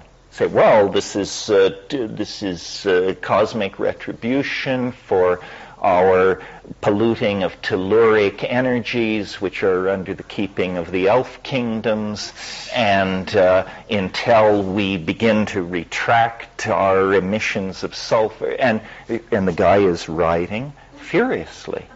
And then the story is amplified and circulated again and again and again, and it begins to have implications for more and more people who are seeking evidence for some squirrely or peculiar viewpoint. In other words, it becomes a body of evidence, and then there's no end to it. It sounds like an explanation for all organized religions. I don't distinguish. I think I was, when the Heaven's Gate people exited the scene, I was amused by the tone of the rhetoric in the press. It was all about how could people believe such a weird rap? Now, excuse me, I have to get dressed for Easter midnight mass. We're celebrating the resurrection of the Savior. A minor Galilean politician who became God focuses my attention, and I barely have time to cluck over the foolishness of the Heaven's Gate people. People are not playing by the same rules in all these areas. I mean, what is it? Or with the same decks. Or with the same decks, that's right. And so people say, well, that's tried and true Christianity. What does that mean? A delusion grows more real over time? That's a peculiar notion. Pliny the Younger, there's a fascinating book published in the last couple of years called The Christians as the Romans Saw Them. Fascinating book, which translates the early texts of the Roman Imperium as it slowly became aware that this strange phenomenon was in its midst.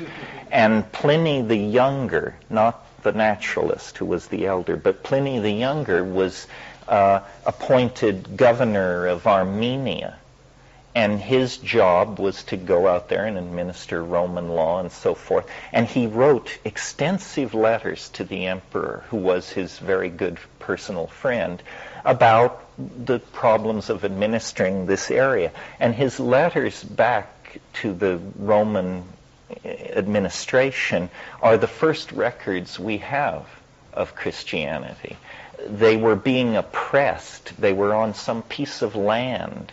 And some townspeople, they were like gypsies, I guess, and some townspeople had moved them off this piece of land, and they had petitioned to the governor for redress of grievances. And in the course of settling this, he had inquired of their beliefs. And then he wrote a letter to the emperor, and the emperor was quite interested and wrote back and said, "Tell me more." And he said, "Is this a new religion?" And Pliny the Younger wrote, and he said, "No, this is not a religion. Religions are concerned with the great issues of cosmic fate and cosmic destiny. This is a cult of Christ. It's a cult of personality." And this was actually the earliest take on Christianity by non-Christians, and I think, examined fairly. I don't hear cult as the hammer word some people hear, but it is a clear distinction between religion. Religion is sort of the imperative branch of philosophy, how you should live based on the nature of being and the world. A cult is just a squirrely bunch of ideas based on the power of some personality or some revelation. I don't know how we got off onto all of this. Probably Barry's evil and manipulating influence in the background somewhere. Yes. Thank you for asking. See, I don't carry on this kind of debunking stance from a point of view of somebody who's never had these experiences. I have had these experiences. I mean, in my book, The Invisible Landscape, I describe encountering a flying saucer right down to the point where I could see the rivets. But in a way, I saw too much. Or I kept my head, because I went through all the emotions of the standard UFO encounter. In other words, awe, paralysis, acceptance that it was going to take me.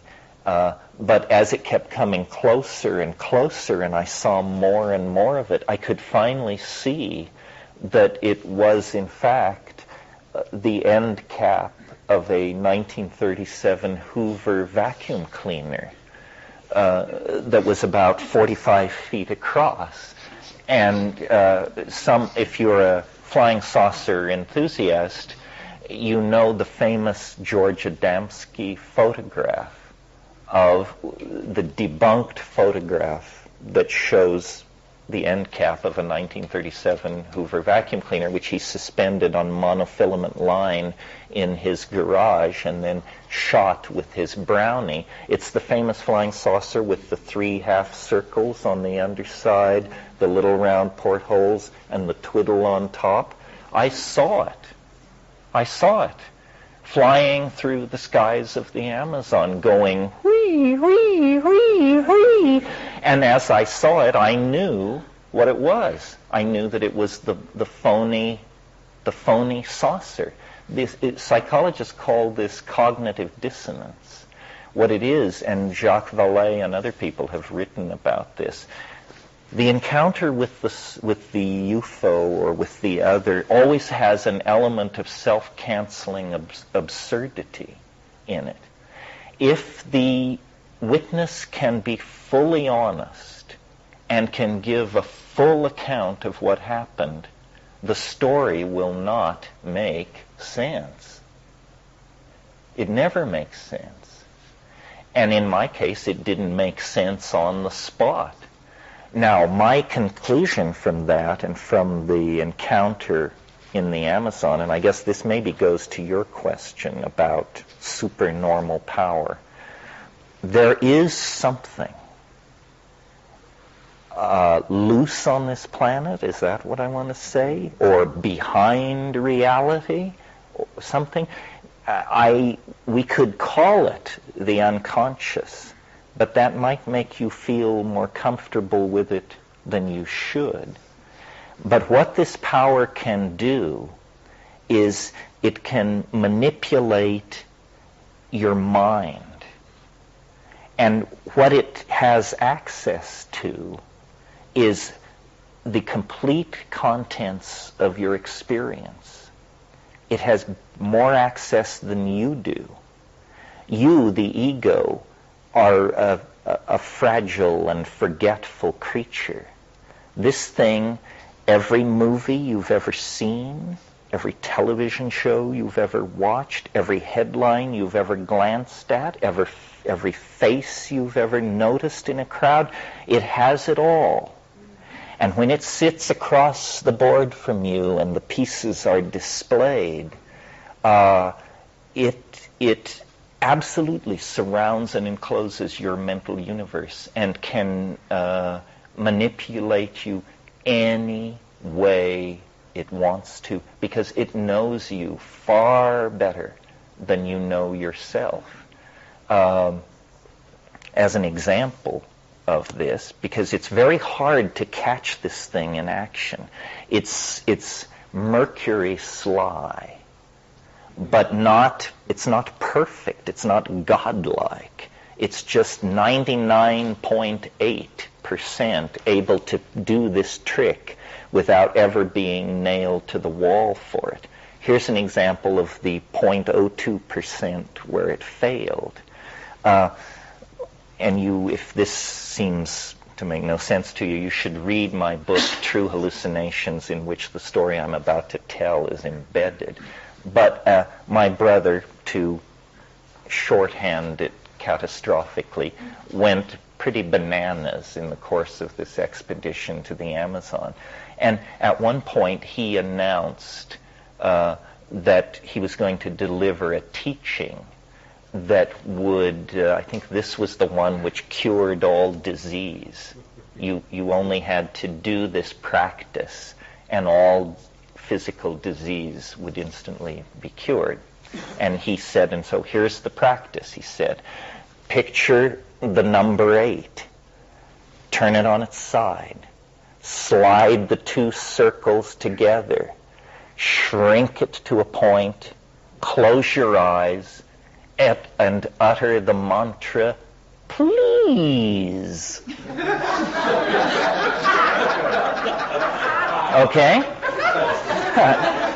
Sounds like it has a 30-40 chance of at least knocking back hay fever, right? So this was at a point in this experience in the Amazon where he had been raving for days and days, and just everybody was exhausted and at their wits' end. But it was like a bolt of lightning to me, because I remembered that 3 months before I had been in Canada, having come from Japan, and was getting ready for this Amazon expedition. And one of the things that I thought I should take care of, since I'd been in Asia for a couple of years, was I needed a dental checkup. So I made an appointment with this Canadian dentist and went for this dental cleaning. and arrived to find a waiting room full of people and settled down to a tall stack of tattered and incredibly tatty magazines, among which was the Journal of the Canadian Education Society, something like the Parent-Teacher magazine, but for Canada. And there was an article in there that said, this was 1971, shows you how things never change. There was an article about how computers will soon revolutionize elementary school teaching. And so, in desperation, I turned to this article. And here's this article. You can imagine what it was saying. But there was this little sidebar next to the article.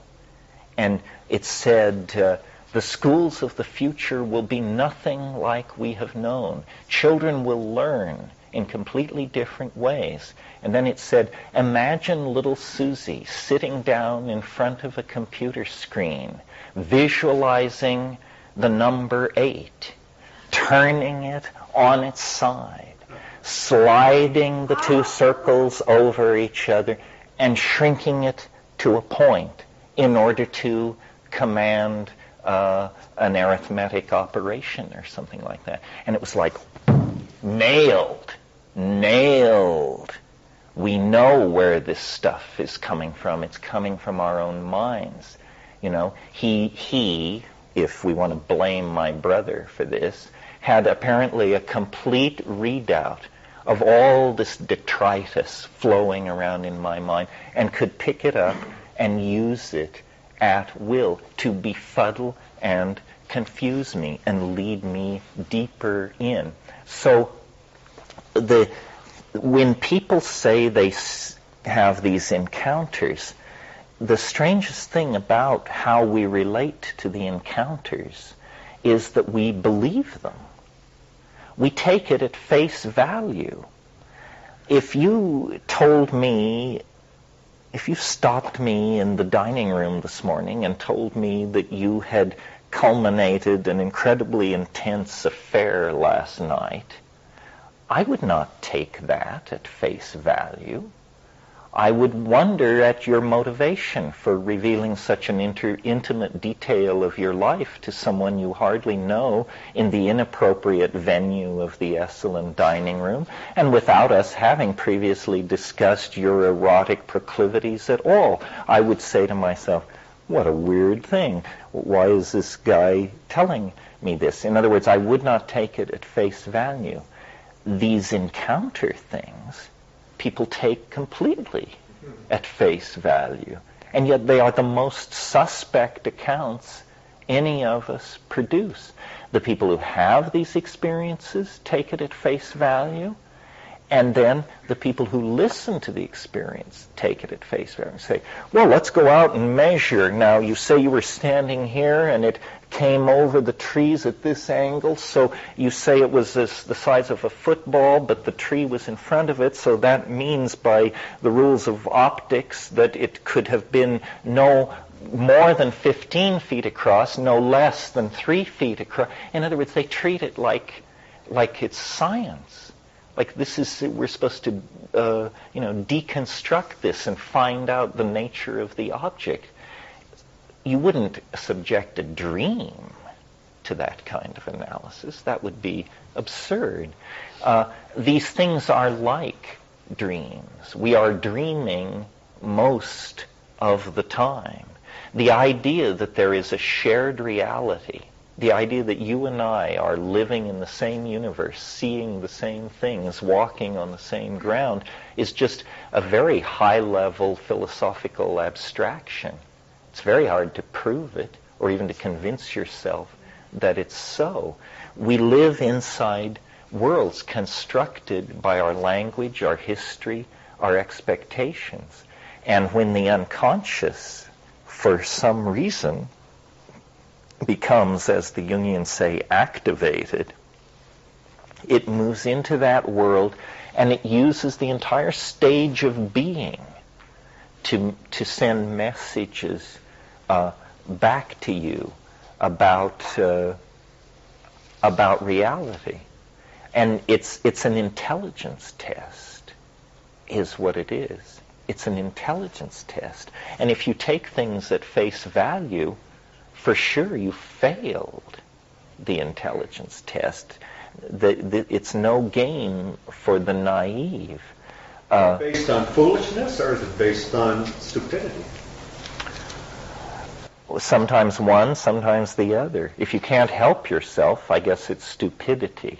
If you can help yourself and you make the mistake anyway, I guess it's foolishness. Yeah. Is there any purpose to this? I mean, is it a personal thing, a personal cause? You mean why is it doing this? Or educating someone else? It seems like it's educating us, but in a funny way. You know, if you read Jung on alchemy, alchemy is like this. It's a paradoxical realm of symbol structures that seem to contradict themselves and myths that don't make any sense. But what it always is about, I think, is dissolving assumptions. That's why the people who take it literally are in a sense victims of it, because it was not to be taken literally. The intelligence test is failed. You know, the flying saucer enthusiasts love to say, I don't know what the number is, they keep pushing it up, but they say 35% of the American public believe flying saucers are real. Well, now, first of all, are we being asked to believe that 35% of the American public can carry on a coherent discussion of the concept real?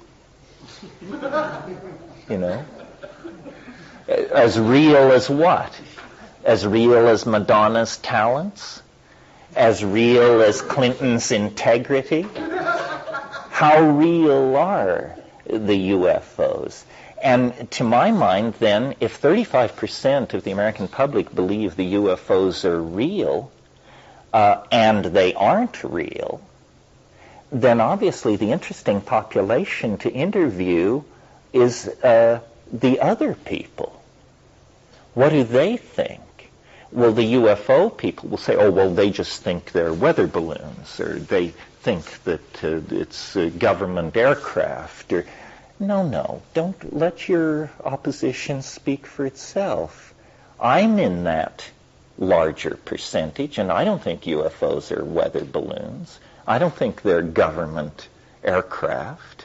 Obviously, all the interesting explanations lie on the side of that they are not what they appear to be, susceptible to this. We should be going the way out of this kind of foolishness.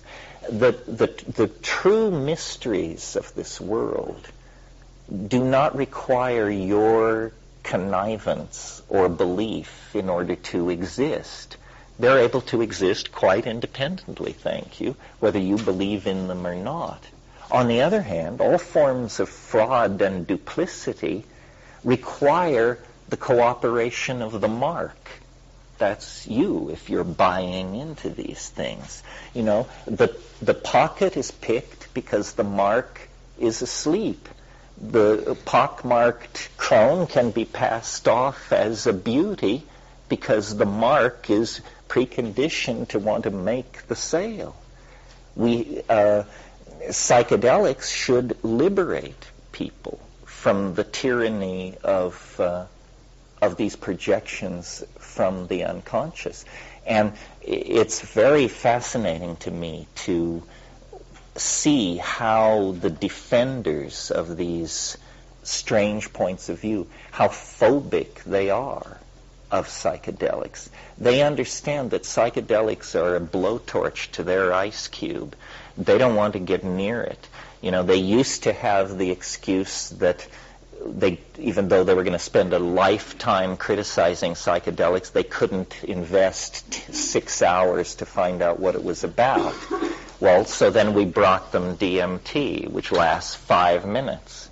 So now the new excuse is, well, as a professional person, I don't choose to break the law. Fine, here's some alpha salvinorin. It's unscheduled, it lasts 5 minutes, it'll cut your head off. Will you do it? And they say, well, no, I have a heart murmur, or I have an appointment in 20 minutes or something. There is absolute terror to confront the reality of what this represents. And it's interesting who's afraid. Scientists are afraid. They say, well, I would lose my objectivity, and we don't do it like that. I'm the observer, not the experiment, and we like to have things kind of off where we can handle them. So scientists don't want to do it. They sense it would destroy their ontology. And neither do the enthusiasts of the unanchored weird. They don't want to do it either, because they say it rends your aura and redistributes your chi in unpleasant ways. And anyway, Babaji said not to, and on and on and on and on and on. So it's, we are apparently that statistically favored few that quite by chance, I suppose, in our lives managed to thread our way between the cilia and sharpness of these my mind's already made up, don't confuse me with facts, positions. The only path into the supernormal that I found are the psychedelics. Everywhere else I found chicanery and fraud. I mean, I went to India, I visited some of the greats, and I just found, the eagerness with which they sought to determine whether you had any acid with you was a strong indicator of the power of their own spiritual methods, Mainly they wanted to score. It's a sobering thing to have the teacher you came 10,000 miles to see try to get you to cut loose 3 hits. I don't know. It's fun to be a free person. It's fun to not depend on an institution, an ideology, an other person, a place, a time. And it's very hard to sell this form of fun. People are afraid. People have been disempowered, I think, through the process of juvenilization that we described last night. People define themselves as frightened children. They want methods, gurus, partners, safe havens, stipends, sabbaticals. They just want all these things to make it easier for themselves, but they don't make them easier for you. If you have all that, you will be soft and mushy beyond reclamation.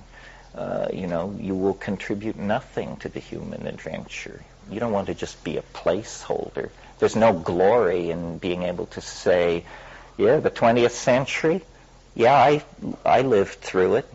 Contributed nothing, said nothing, had nothing to say about it, but I lived through it. A lot of people didn't live through it. You might consider that you're standing in their shoes and act out of a commitment to them and what they might have achieved. I think often, strangely enough, about Anton Webern, who's one of the great modernists of European music. Webern was killed in the streets of Vienna in 1945 by an American GI for stealing a loaf of bread. This is what happened to European culture in the aftermath of the Second World War. We have been incredibly privileged in the 20th century. Europe has been smashed to dust twice in the 20th century. All its dreams, all its assumptions, all its hopes cast into the frying pan. We had nothing like that. And again, I think it permits an enormous amount of foolishness in our society, and an unwillingness to take things seriously, really. These things are not playthings. Fascism, futurism, communism, These things can ignite and consume whole societies. That means human lives.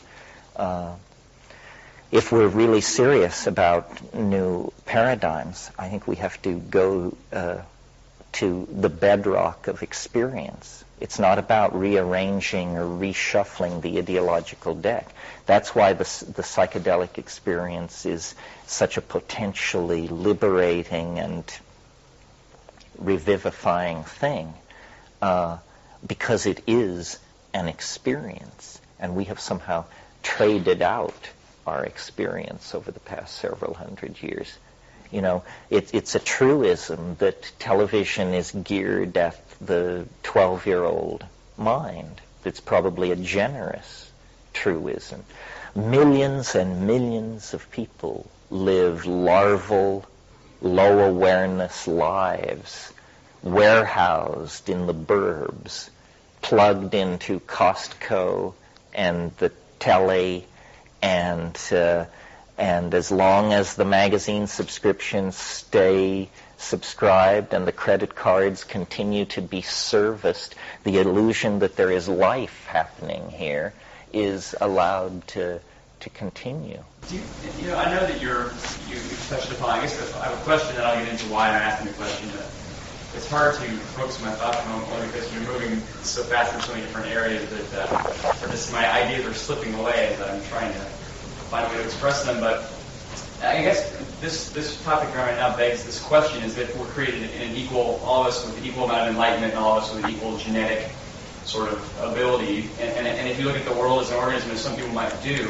and as you look at an ant colony, and there are certain functions within different types of beings within that same society that have different roles to do different things. And you look at the human culture, that perhaps there's and if the world is an organism, that perhaps there is a function for those people that are in the suburbs, doing those things. Perhaps there's only a certain amount of capacity within those people, and with various people have different capacities, and certain people that are going to find their way to enlightenment are perhaps more able on other levels. Not everyone's endowed with the same amount of ability to get there in the first place. And I was curious what you thought about that kind of theory, because I know the sort of coevolution of man and mushroom, and sort of bringing man to another to an enlightened state through the coevolution of those two together.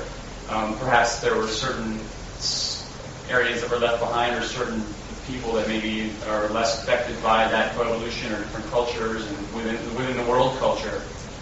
And I marvel that I can't find an explanation myself for why certain people just refuse to open their minds at any point. There's no way to penetrate, and perhaps because that mind isn't there.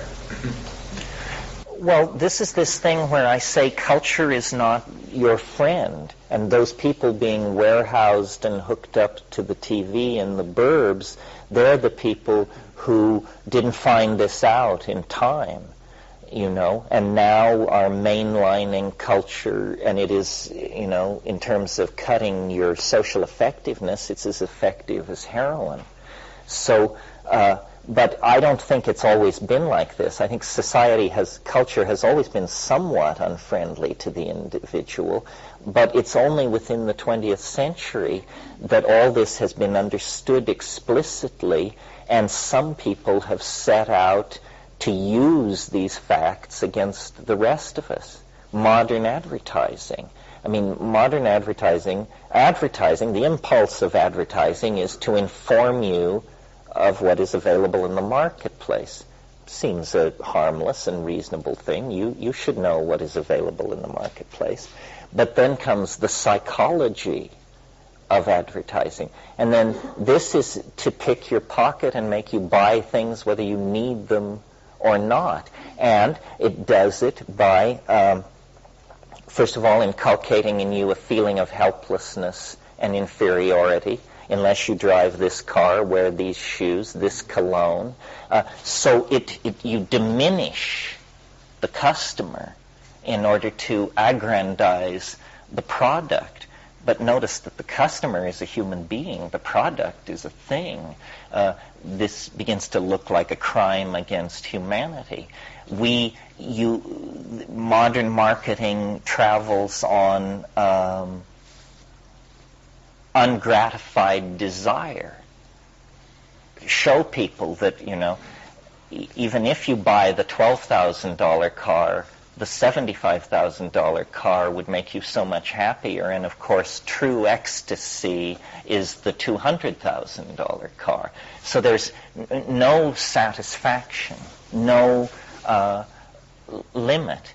And at the tail end of this process is completely unexamined policies of resource extraction, abuse of the environment. And we tend to think that you can't do it any other way, that this vast consumer economy is the only way a modern civilization could possibly function. But in fact, it's a self-limiting potlatch of some sort. Do you all know what a potlatch is? A potlatch is among the Northwest Coast Indians. It's an interesting approach to consumerism. Among the Northwest Coast Indians, gift giving is a big deal. But the potlatch is when you can give so much gifts that you can burn them. This is considered the highest form of consumerism among the Haida and these people, is to burn all the physical goods. And it's a form of display. I mean, these things cost money and are fine objects, but you destroy them to prove essentially how much money and power you have. Well, we're in that situation. Everything is disposable. Everything is throwaway.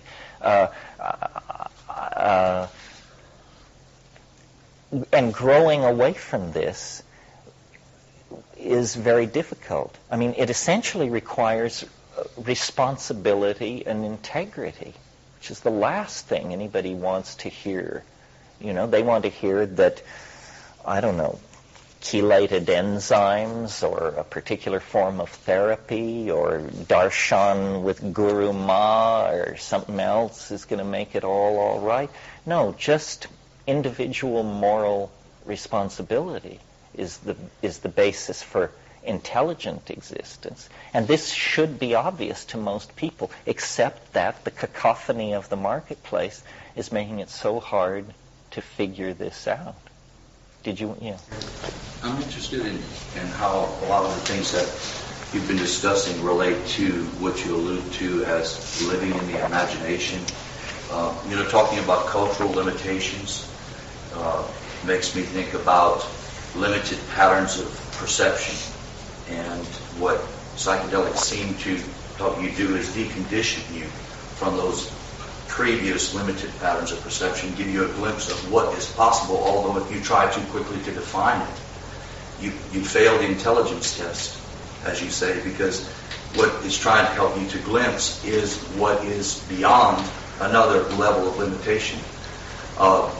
And culture can be like a group mind that you buy into that's a very limited pattern of thinking. Technologies, cutting-edge technologies like nanotechnology seem to be moving in the direction of living in the imagination. That is, what previously is only envisioned is now materialized. And again, psychedelics seem to intimate that the experience itself seems to point towards what is previously thought of as beyond the possible, as now an opening towards envisioning that possibility. And again, you allude to a future vision of living in the imagination, the union of spirit and matter. And that's kind of the common theme that I pick up with a lot of the things that are being discussed here. And I'm curious, what your concepts are. Well, the reason I think psychedelics are an antidote to this commodification and juvenilization is because they not only dissolve boundaries, but they also show you inner worth. In other words, they show you that you, who you previously dismissed, have more beauty in your head than Cartiers and Tiffany's and all the rest of it put together. So you don't need to go to Harry Winston or Cartier's. You have inner worth. You don't need a car, a house of great expense. And then the other thing is, these technologies are allowing us to vivify the imagination and to make it very real. In fact, to make it something we can walk into. I tried it out on my staff group, and it didn't seem to get very far, but I really think every single one of us should be learning how to expand our communication skills. That this is our task for the rest of our lives, to learn how to communicate with each other, to communicate verbally, by touch, but also accept these technologies. I've spent the last 6 weeks learning how to three-dimensionally model objects and then animate them, texture map them, color them, because I've spent my whole life clawing the air and raving about hallucinations, and no one could ever see what I meant. But if I will cancel all engagements and work at my terminal for 6 months, I'll come back with 30 seconds of film that I'll just say, that's my best shot. To the limit of my present acquisition of skills, here's what I'm seeing. So, it's not about rejecting the media or the marketplace. It's about changing your relationship to it. Do not consume. Produce. Into the vacuum of the producer-consumer relationship, inject your own art.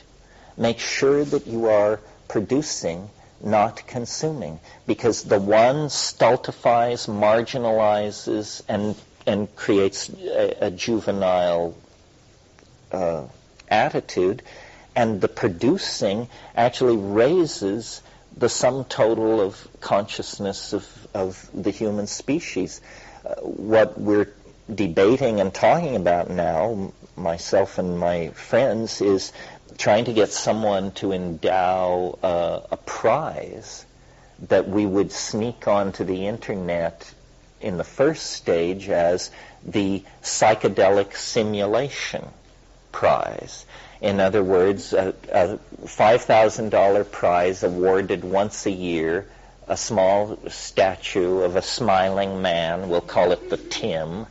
You can win the Tim for producing the best three-dimensional animation of a mental landscape. Well, probably from now till 2000, these will simply be videos, QuickTime movies. But sometime beyond 2000, these will become VRML coded virtual realities, and people will begin to walk into them. And we'll still call it the prize for psychedelic simulation. But notice that once you can walk around inside these things, they become much more present. And, one of the things we've talked about over the past week is I don't believe alien spaceships are visiting Earth to pull our chestnuts out of the fire or to do anything else of much interest. But I do think there is an alien presence. It's non-material. You contact it in the psychedelic experience. It's non-material. Well, then what is the nature of the alien presence? Well, its nature is informational. It is made of information. Well, you know how in all flying saucer cults and all B movies of the 50s, there's always the awareness of the possibility of contact, and then there is the landing zone has to be created. And in Close Encounters, it was Devil's Tower out in Wyoming. This seems to be part of the archetype of the alien. What the alien needs to manifest among us is a suitable landing zone. And people say, well, the Nazca Lines, that was the landing zone. that's pretty lame. I mean, I won't even bother to deconstruct it. Surely if you can come from Zenebel-Ganubi, you don't need airport running lights to be waiting for you when you get here. So the landing zone, and I'm beginning to think that in a sense the internet is a net to catch an alien. And the way you catch the alien is by writing the weirdest code you think you can think of and integrating it into all the other weird code you can find. Let's set out to build a virtual reality as alien as we can possibly make it. And if we connect our psychedelically empowered imagination to our coding fingers, we will discover when the chore is done that the thing we have created is so alien that it could only be the alien. And that in fact the contact is now underway, because where the alien is in some non-local Bell sphere of universally accessible information. In other words, the imagination is like a field of data that is at the Bell level of connectivity in the quantum mechanical universe, and there are aliens somewhere, galaxies away, tens of thousands, tens of millions of light years away. I mean, it's preposterous to assume that this is the only life in the universe, the only intelligent life in the universe. It's also pretty preposterous to assume that we are being physically visited by 16 different kinds of intelligent life. It means you just don't understand the distances involved, the time scales involved, what relativity has to say about approaching the speed of light, and so forth and so on. No, physically we are alone, physically. But in the imagination, we're surrounded by distant friends, and their whisperings are our science, our mathematics, our religions, our culture. There may be many forms of intelligence in the universe whose thoughts are blowing through us at any given moment. Most of it, it's not on a humanly cognizable scale. In other words, it's either to something this way or to something that way, and when you look at it, you just say, for me, a human being, this is noise. But out of these many hundreds, thousands, millions of cross channels of co-present Bell data, some are enough like ourselves that we can at least discern resonances. And out of those resonances, then we form the images of these entities. I haven't seen the movie Contact, but I understand there is a message, and when you decode it, you build a machine, and then you go there. That's the plot. I would just change the plot to say there is a message. When you decode it, it tells you how to build a virtual reality, and then they are here. There's no dramatic... Oh, that's supposed to happen. Yeah, it's supposed to happen. Really? Well, they go through a wormhole. Yeah, well, see, I don't think the wormhole is open all the time. When you look into the imagination to the degree that you can decondition your human expectations, the data will become more and more alien. I mean, I have done this with the mushroom. I've taken it, gotten stabilized in it, and comfortable, and then said to it, okay, we're cruising. Now show me what you are for yourself. Don't give me the version stamped suitable for human consumption. Give me the straight shot. Well, then the temperature begins to fall, black draperies rise, there's an enormous organ tone, and after about 30 seconds of that, you say, could we go back to the suitable for human consumption version of this? because to the degree that it truly bears its essence, you just shrink in absolute cosmic horror from what it is, because what it is, it's the mind that stretches between the galaxies. It's the thing, it saw the coming of the Rull 500 million years ago. It knows the history of the local group. It possesses technologies that are so beyond the paltry imagination of man that for decency to even hint of these things is to transgress to some degree. So it comes as it can be understood. So it's a kind of mental calisthenics to train for it. A friend of mine said, every time I take mushrooms, my goal is to stand more. To stand more. And to say to it, okay, here I am again. Let's start where we left off. I'm ready to try and stand more. So people who think this is some kind of a lark or some kind of, they are skimming the back of the beast. They're never really, it can take you further than you want to go. It won't, usually. It's usually quite benign. It seems to sense our limitations. But if you present yourself as a warrior, it will give you a warrior's experience. And then the key coming out of all this is the second part of it is the download. And we've been having these astonishing experiences now for 30, 40 years. Very hard to communicate with each other.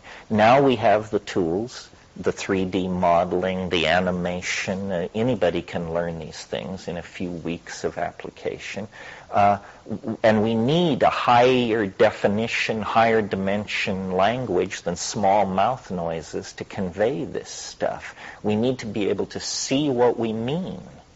We need to let other people see what we mean. We need to be able to freeze these incredibly complicated images and modalities so that we can then analyze them aesthetically, mathematically, energetically, and write papers about them and talk about it. I mean, this is the great new frontier, the human imagination. It's only been 400 years since we discovered the lost half of this planet. I mean, you think we've got a hold on reality? That's how lame our story is. 400 years ago, it was a matter of debate if there was North and South America. And, people just kept pushing, and sure enough, real estate beyond anybody's wildest dreams. Well, I think there's real estate in the imagination. I think it's the country we're all going to live in. We're like English colonials, restless with a mad king and waiting to book passage to the new worlds of America. Our sails are filling. The technologies exist to do it. And in 200 years, it wouldn't surprise me if the imagination was, the major industrial and population center of the human world. People say, well, what does that mean? Well, who knows, and why do you care? It's of the nature of an inevitability, a self-fulfilling prophecy. We have exhausted the exterior world, and yet the interior world beats like an enormous uncharted ocean. And what is ordinary historical consciousness but a tiny island protruding above that ocean? So as we grow in sophistication and in our sense of who we are and what we want to do in the cosmos, extremely exciting destinies, I think, will unfold for us. We've just fought our way out of the jungle, away from the influence of the glaciers. We've lopped off the heads of the other megafauna on this planet so we can have a little breathing room. Now we need to ask the question, what is it all for? What is it all for? It can't be for masturbatory consumerism and gratification of the historical ego at the expense of all future generations. We've flopped on the see-me side quite long enough. It's time to be up and about the great and exciting business of being truly human for the first time. All right, that's the morning session. I'm going to have to run. Thank you very much. I hope you get massaged and so forth. I will be back at 4. I wish I could stay, but I'm here so briefly. Okay, well, let's see here. I have one thing to put before you, which is just so you know how current we are and how cutting edge. I can tell you that this book, called Bots, The Origin of a New Species by Andrew Leonard, will receive a rave review in tomorrow's Sunday New York Times, which is not yet printed. And this is a book about the rise of AI. These bots, as you know, info bots, all kinds of bots running around on the internet, tracking down facts for you, doing all sorts of things. They are probably the embryogenic precursors of the kind of artificial intelligence that we've been talking about. This book was a gift to me, and I've just been looking through it, and it really looks like lots of fun and definitely cutting-edge stuff. Probably won't be carried in the bookstore, at least not for a while. But that's Bots, The Origin of a New Species by Andrew Leonard. What's the last name? Leonard, Leonard. And it's a hardwired book. They're having a rough week up there, too. Quite a week for turmoil in cyberspace. Yeah. I don't know what direction you're fixing to go, but even though this might be familiar territory for a lot of people here, possibly it's the first time I've heard you in this workshop, and I was wondering if you could address some of the practical considerations of like the various psychedelics and which ones that you feel have more value and why, the importance of set and setting and approaching the psychedelic experience, just your view. Well, yeah, my own psychedelic experience, I was pretty much very typical, I think, of people of my age and situation. I began to hear about sometime in the in the early 60s it must have been, I read The Doors of Perception. And it was fascinating to me, but I had no access to mescaline or anything else, nor any knowledge of pharmacology or botany. And I then became interested in the counterculture, and I subscribed to the Evergreen Review. I think I was the only person west of the Mississippi River who was getting the Evergreen Review in 1961, 62, 63. And there was, they were publishing people like the French surrealist André Michaud. They were publishing, they published parts of Terry Southern's book, Red Dirt Marijuana. And I just became obsessed with locating these things. My first attempt to get high was I had heard that morning glories would get you high. So I went out and gathered bindweed, which is this little morning glory like you see along the highways here, and had a hell of a stomachache, the first of many in pursuit of this. And then it wasn't until 63, 64, when I was a senior in high school, that the last semester of my senior year in high school, I went to Berkeley for Christmas vacation and finally was able to score some cannabis. and smoked it all up. And it didn't seem to do what I had expected, but I was able to do incredible verbal performances, extemporaneous feats of heavy lifting. I could make up pseudo chapters of Melville's Moby Dick. I could just fall into these rhetorical things and rave, but it didn't seem to be getting me off from my own point of view. And then I went back down to Southern California, to Lancaster, where I was going to school, of all places. And Captain Beefheart graduated from the same high school I did. Antelope Valley Joint Union High School District. Yeah. Oh, there's the Antelope. Huh? Zappa also. Geniuses just were pouring out of this school. And my friend and I we found a source of morning glory seeds, the real kind. And we would grind them up and put them in milkshakes and go out into the Mojave Desert.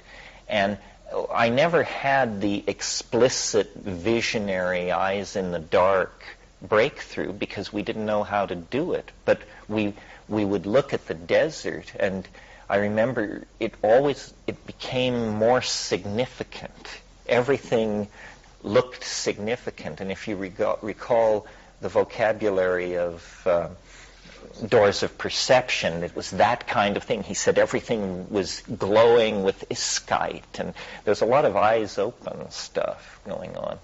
Then I got to Berkeley, or before I left Lancaster, came to San Francisco, got a job that summer, and across the hall in this flop house where my friend and I lived was this very peculiar guitar-plucking character who later turned out to be Barry Melton of Country Joe and the Fish, the guitarist.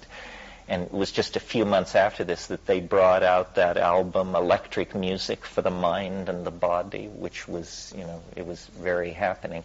And I took acid that summer, Sandoz LSD, in those little white capsules, and finally grabbed it one night on Green Street and just came to pieces. In fact, disgraced myself in several dimensions that nobody's ever been willing to explain to me fully since.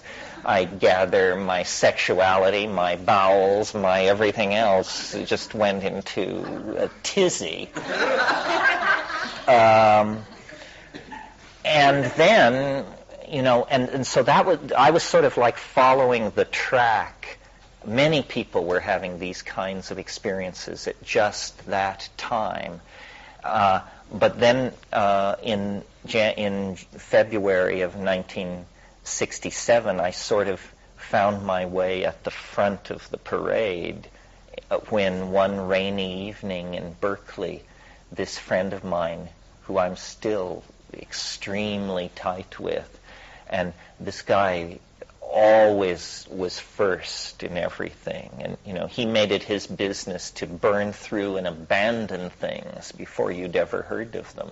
And he arrived at my house this rainy February night, and he said, "I have something I want you to try."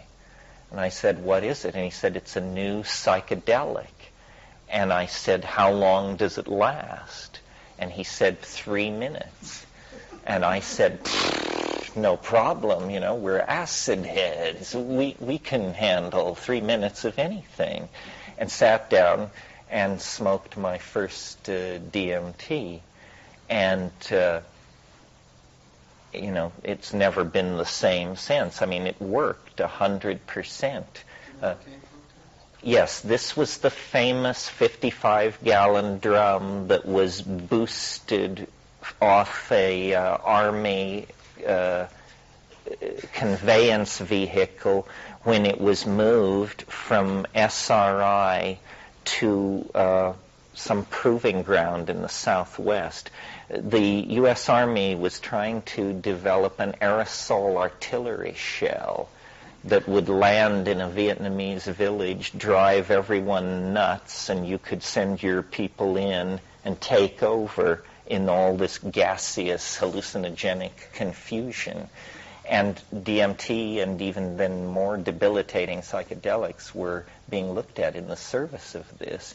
And it's a famous story in the underground that there was this one 55-gallon drum of pure crystalline material that somebody just made sure fell into a ditch in Menlo Park somewhere, and somebody else came along 5 minutes later and picked it up. And rumor persists that that 55-gallon drum is not empty yet. Apocryphal stories abound of burial sites near Hudson's Bay, in the deserts of the Namib, other places. It's been moved around. Even the Dome of the Rock was indicated at one time. So I don't suggest you go looking for it under the Dome of the Rock. Anyway, DMT really, we had to then do our own research. We weren't getting information from the culture about DMT. It was talking about LSD and this and that. And the first thing you find out when you look into what DMT is, and at that time it was true, was that it occurs in a lot of plants. Later, Wade Davis, on and on, were just this amazing ethnographic and chemical data was like being downloaded out of the Amazon and declassified, and it just was revealing the entire picture of a shamanic, hallucinogenic religion. And having smoked DMT, you know, we were inside from the start. I mean, we knew that this was just the most important thing to ever come down the pike. And so quickly for myself and my friends, the emphasis shifted toward how can we extend this experience? Because if you've smoked DMT and you're like me, it's very hard to grab onto. While it's happening, it's the most intense experience you've ever had. But it's so strange, and there may even be a physiological tendency for it not to transcript into short-term memory. Because when you come down from a DMT trip, it's like awakening from a dream. You have this kind of crazy sense that something has just been happening and it was all around you and now it's gone. So we wanted to understand how can you get in there for longer. And we tried simple things like taking it at the top of LSD trips. This is a hell of a launch, but it doesn't particularly prolong it. It maybe doubles the time from 3 minutes to 6. But we were saying, you know, if you could get in there for an hour, you could learn something. You could bring something back. That was always the goal, to bring something back, an idea, an artifact, an equation, something. Well, further research indicated then, and I think probably the key source here is that book that William Burroughs and Allen Ginsberg did in the late 60s called the Yahé Letters, where I can't remember what the order of it is. I think Ginsberg goes down looking for it, writes letters back to Burroughs. Burroughs then goes down a year later looking for it, writes letters back to Ginsberg. Ginsberg comes off as somewhat of a nervous Nelly in that book. He didn't really care for it. It was a bit much for him. Burroughs, of course, ever the trooper, was completely gung-ho. And so this brought up the issue of Yahé, which is what ayahuasca is called north of the Putumayo River as a general as a generalization. Well, then in the meantime, other things were happening for me. I went to Israel. I tried to emigrate to the Seychelles Islands. I spent time in India. I was a smuggler, an art dealer. Then I got in trouble for the smuggling, so I had to hide out from that. So I went to Indonesia to be a butterfly collector. And that, for the first time, plunged me on a day-to-day basis for months into the heart of true tropical nature, which I had never seen before. I mean, I was born in Colorado, raised in California. I had never been to the equatorial tropics. Yeah. You started at Berkeley. What were you doing then? Because it sounds like your interest in botany and geobotany kind of evolved from. Well, when I first went to Berkeley, I accepted entry into an experimental college called the Tussman Experimental Program, and I went 2 years to Berkeley, 65, 67, 67, 68, and then I left. And then when I returned years later in 72, I majored in systems theory and ecology and botany, and I actually had a self-directed major in shamanism. I had written The Invisible Landscape with my brother at that time, and I just sort of presented that as a series. Whenever they wanted me to write a paper, I'd submit a chapter from the book I'd already written. But it was sort of the DMT and the plant connection of it that led you in that direction. Yeah, absolutely. Before that, I had, in my life, in the course of my life, I had had sort of a love affair between the natural sciences and the sciences. I mean, the natural sciences and the humanities. Like when I was a little kid, when I was 7, I was a rock collector, a fossil collector, a butterfly collector. Well, then around age 10, I read, I think, a Aldous Huxley or maybe a Julian Huxley essay that sneered at all that and introduced this concept of the humanities. I didn't even know what they were. And I said, oh, humanities, literature, philosophy, and art. So then I just charged into that. The reason I even encountered The Doors of Perception was because I was reading all of Aldous Huxley's novels. You know, this 13-year-old kid reading Chrome Yellow, Antic Hay, After Many a Summer Dies the Swan, these extremely arch novels of English social life in the 20s. I mean, and I became obsessed with modern art in this small, narrow-minded town where I lived. It was a good way to get in everybody's face, was to go around saying, you know, Jackson Pollock is a genius. You may not think so, but you're an idiot. And, you know, there was a period in my life where I formed my taste by saying I liked what I didn't like. And inevitably, these were good choices because I was raised in an ecology that valued Norman Rockwell, Rock of Ages, Silent Night, Rosemary Clooney, and, and I said, no, Jackson Pollock, Samuel Beckett, Jean Genet, Karl Jaspers, Martin Heidegger. I didn't know what these things meant. I just knew they were mantras that kept straight people away. So anyway, when I went to Indonesia, I saw this tropical nature, but absent psychedelics. There were none. I mean, there was fine Sumatran cannabis, which I kept prodigious amounts with me at all times, but there were no real psychedelics. But the butterflies, and I really was sort of retracing the steps of Alfred Wallace, who was the person who discovered evolution. And I sort of felt, although I'm not given to past lifeism or any of that, I felt a very strong connection to Wallace. And I had his journals, which were 120 years old at that time. And I went to the places he went to, and I collected the butterflies he collected, and I observed the plants he observed. And I thought about complexity and diversity and all these issues, and I also processed my experiences in India, which had not been happy. I mean, I found India to be a spiritual desert, full of con artists and weasels of every variety.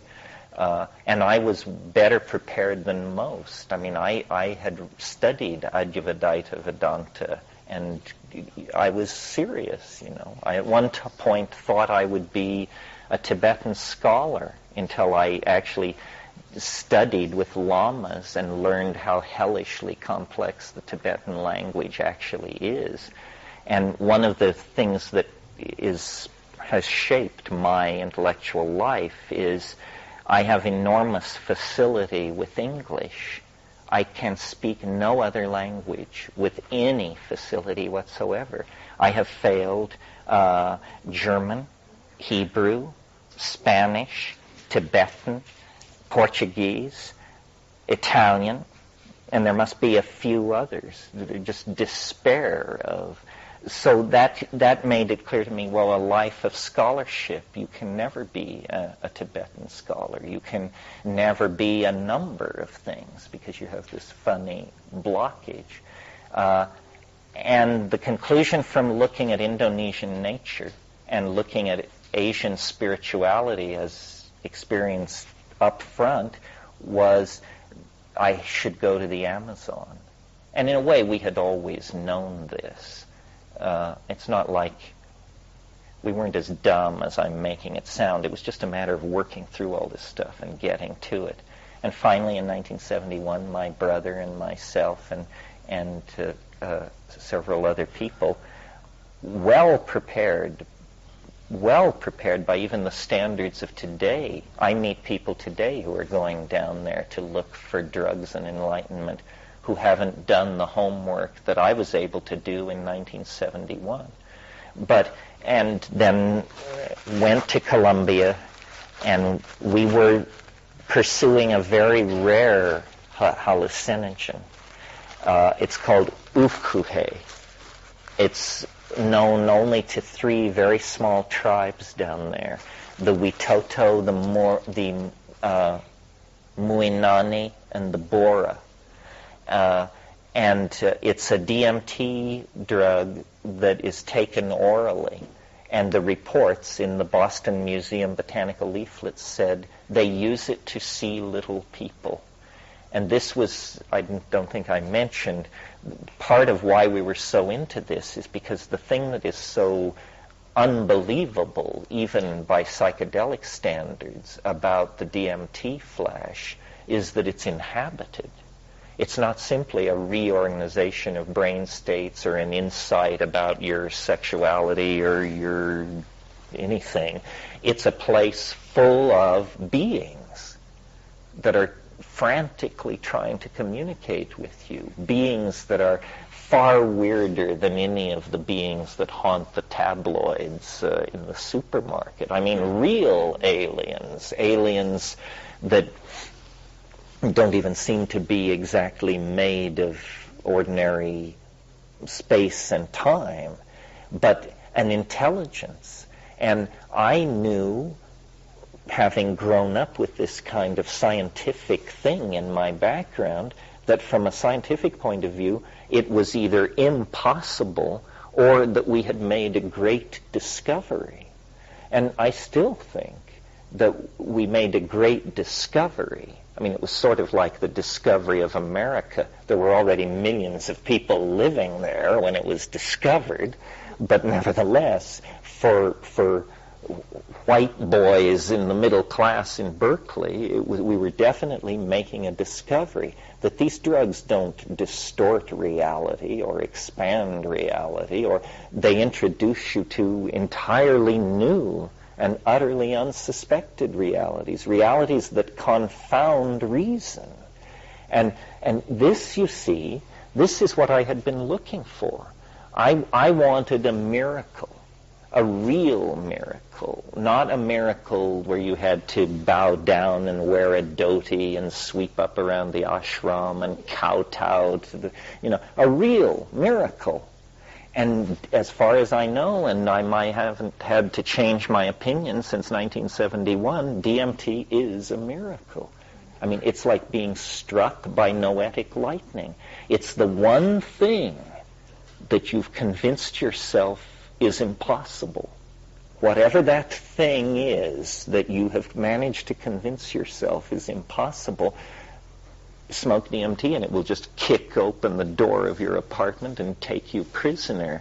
Rotate the wheels on your after-death vehicle, balance them, present the bill, and depart up the chimney.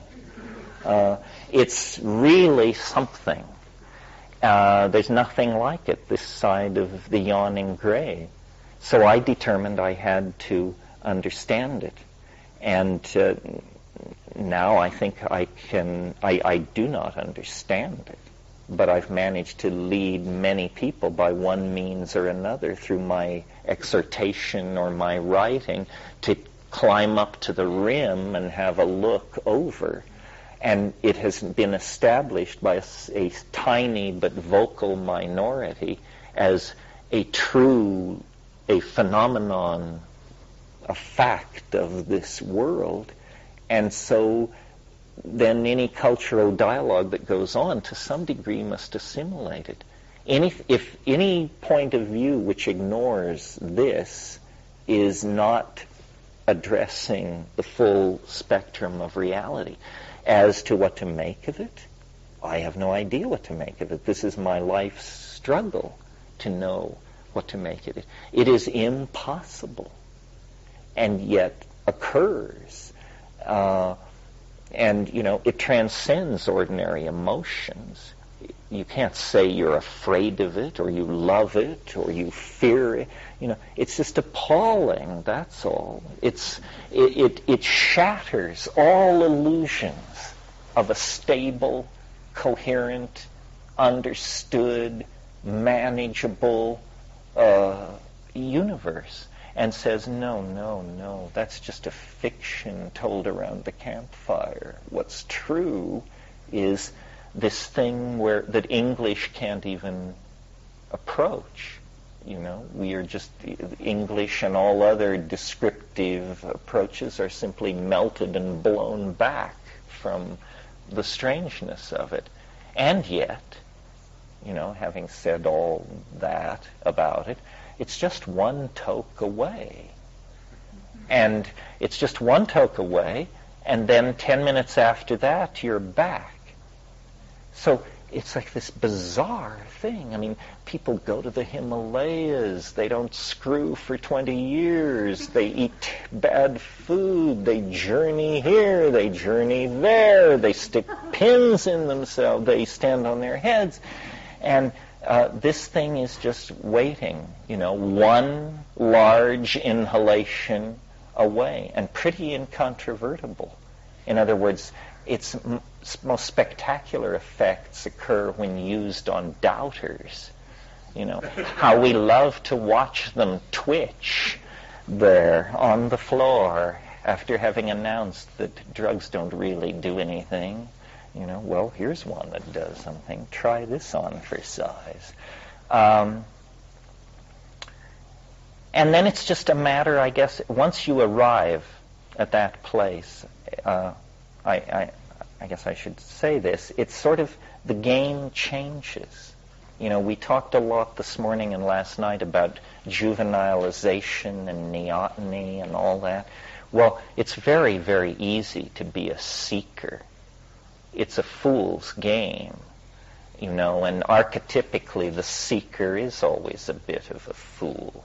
I mean, what is required of the seeker? Basically nothing but a strong stomach for authoritarianism. You just keep looking, this teacher, that method, this ashram, that dojo, whatever, seek. And after you've sought for 20, 30 years, it's pretty easy to assume that there's no reason to expect you'll ever get anywhere. Well, DMT changes the nature of the game. DMT is not about seeking the answer. it is the answer. And so once you have, by chance or design, encountered it, or even the rumor of it, the game becomes quite a bit more grown up. Now you have to face the answer. You found it. No more trips to Ceylon are necessary. No more journeys down to be with Don so-and-so or any of that malarkey. You can just put that on the shelf now. You're now an adult. You have entered the big time. No opening of chakras or revelation of shastras or passing of mantras or, building of yantras is going to carry you any further than where you finally arrive. You have found the answer. Now you have to face it. And people hate that. It's appalling. It doesn't feel like fun at all. It's like, the answer. Here it is. What to do with it? And I don't know what to do with it. Kathleen? Did you find other mixtures that extended that experience besides ayahuasca, or is that the main? Any MAO, if your MAO is inhibited, for the rest of you, this is an enzyme system that operates in the guts. Normally DMT is destroyed in the intestine, but if you pre-treat yourself with a monoamine oxidase inhibitor, it will survive in the guts and pass into the bloodstream and hence into the brain. So ayahuasca, yahe, these things are strategies for making DMT orally active. Any MAO inhibitor will make you hypersensitive to psychoactive tryptamines. But I think it's important to follow the tradition of these South American shamans, because some of these MAO inhibitors are too strong. Some last days, some weeks. The compound in ayahuasca that is doing the MAO inhibition is harmine. It's known, its pharmacological profile is that it's reversible in 4 to 6 hours. Great, perfect, exactly the right time window, because you don't want a 12, 36, 48, 72-hour trip, nor do you presumably, if you're trying to get away from this flash effect of DMT, do you want a 3, 4, 5, 10-minute trip? So a 4 to 6 hour MAO inhibition is just about right. Can you recommend harmine, a source of harmine? A source of harmine?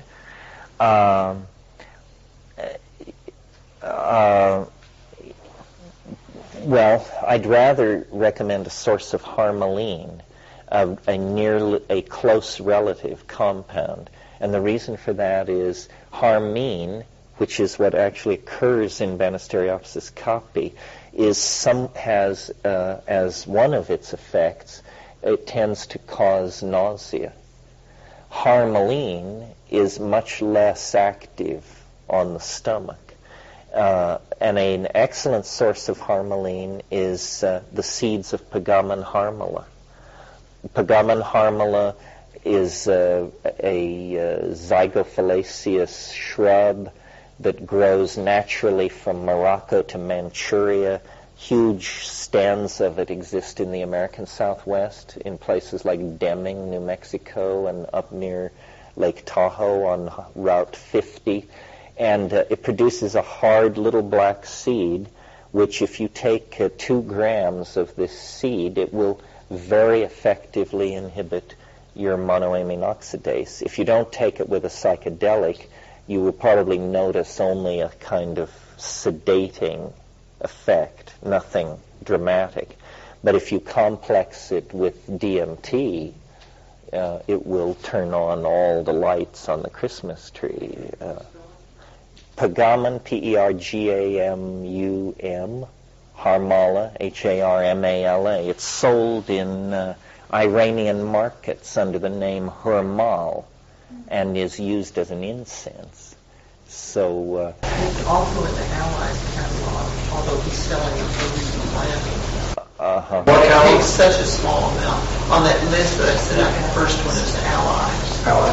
do not take more than 2 grams of this. It works.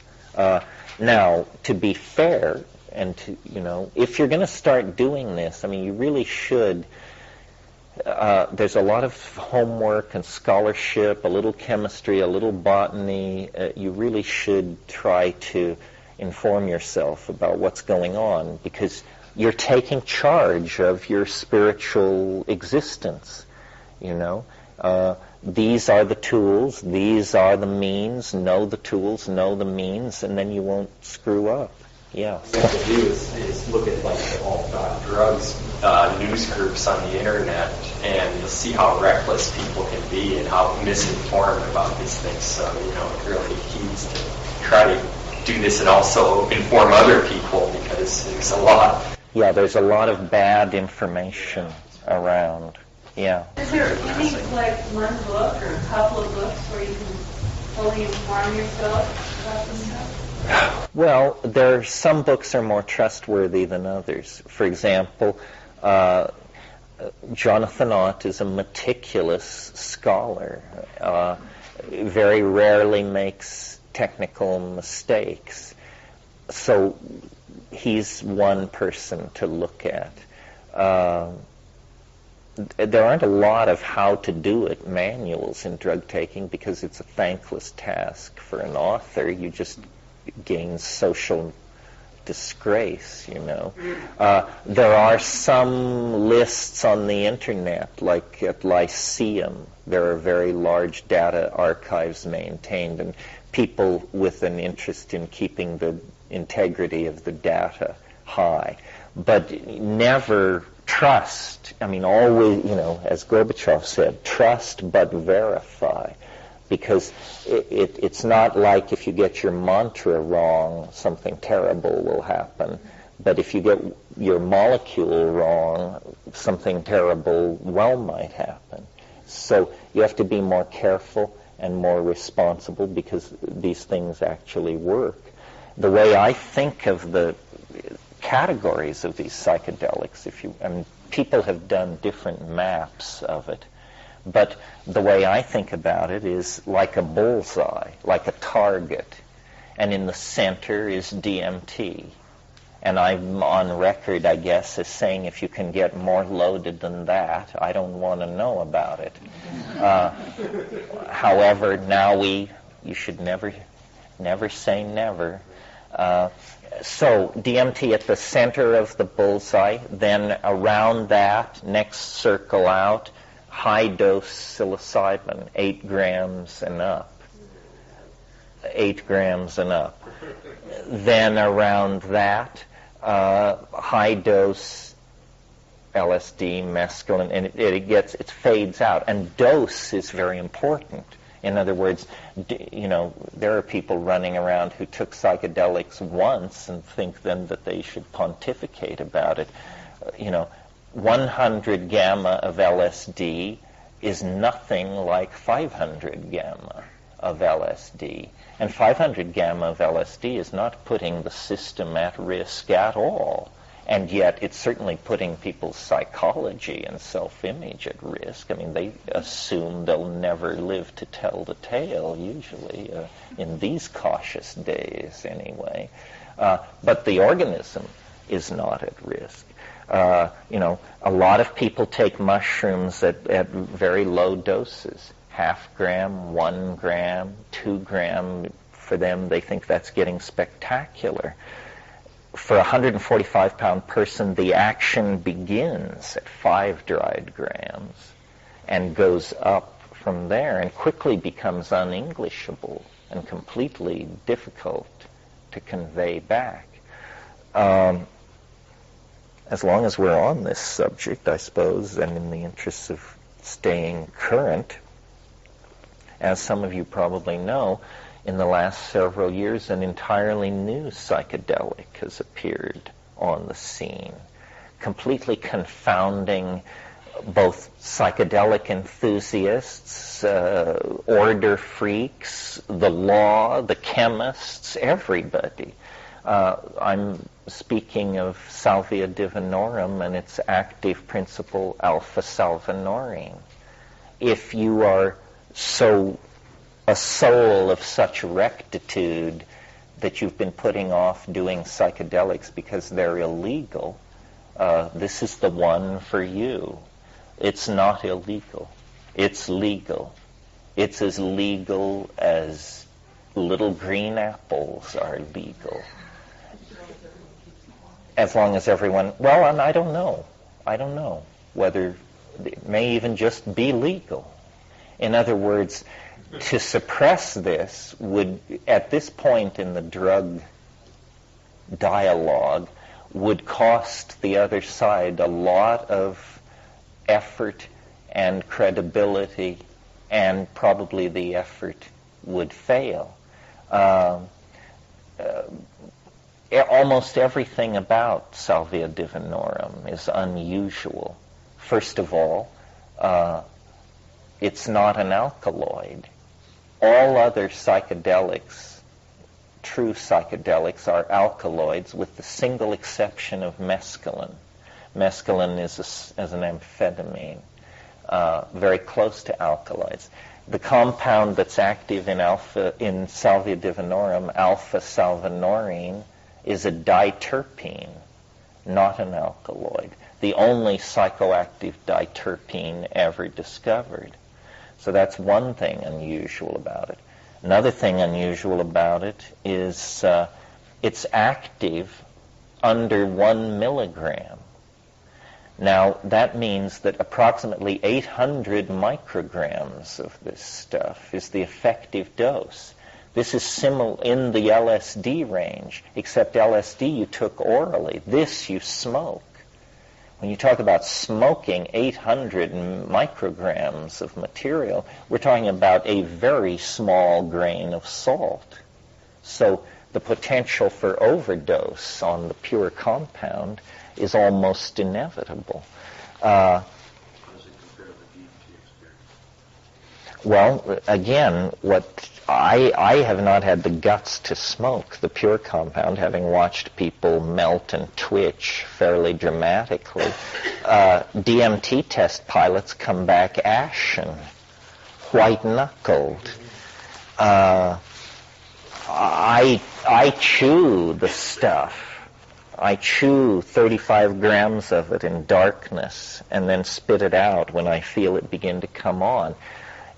It's absolutely remarkable how powerful it is. I mean, you're lying there thinking, this can't be legal. You know, I mean, this actually works. Yeah, Scott. Has this actually been extracted or synthesized? I was just thinking of that as far as then the legal implications, because if it were to become extracted, that would, I think, it's difficult to kind of nail this, just that. I don't know if it's been synthesized. It's been extracted. I think that it's a very interesting situation for our community. This stuff is not illegal. If we want it to remain legal, we should not provide horrific examples of its abuse. Now, it seems like in that effort, it's doing its part to aid us. People are appalled by this stuff. I mean, people who style themselves hardcore after one pass near this just say, yeah, it did dissolve reality. Yes, it did blow my mind. But they don't come out of it clawing to do it again. But I don't say a psychedelic has to be pleasant to do its work. What its mission is to dissolve boundaries and conditioning. But you're using as part of your definition of being a psychedelic too. That was the other question I had. So what categorizes that? Well, there's just a certain clarity of vision that if you get that, I think you have to call it psychedelic. For instance, ketamine. Ketamine isn't a psychedelic. It's a something. It messes with your mind for sure, and it certainly dissolves boundaries and on and on and on. But it occludes in some way. I mean, it is, after all, an anesthetic. Its purpose is to knock you out. If higher consciousness lies in the direction of anesthesia, what is higher consciousness? But the Salvia divinorum, and it's used shamanically in Mexico, and the plant is easily grown and transported. I think it would be a fine notion for people who are interested in all these things to grow and cultivate this stuff and come to terms with it. It's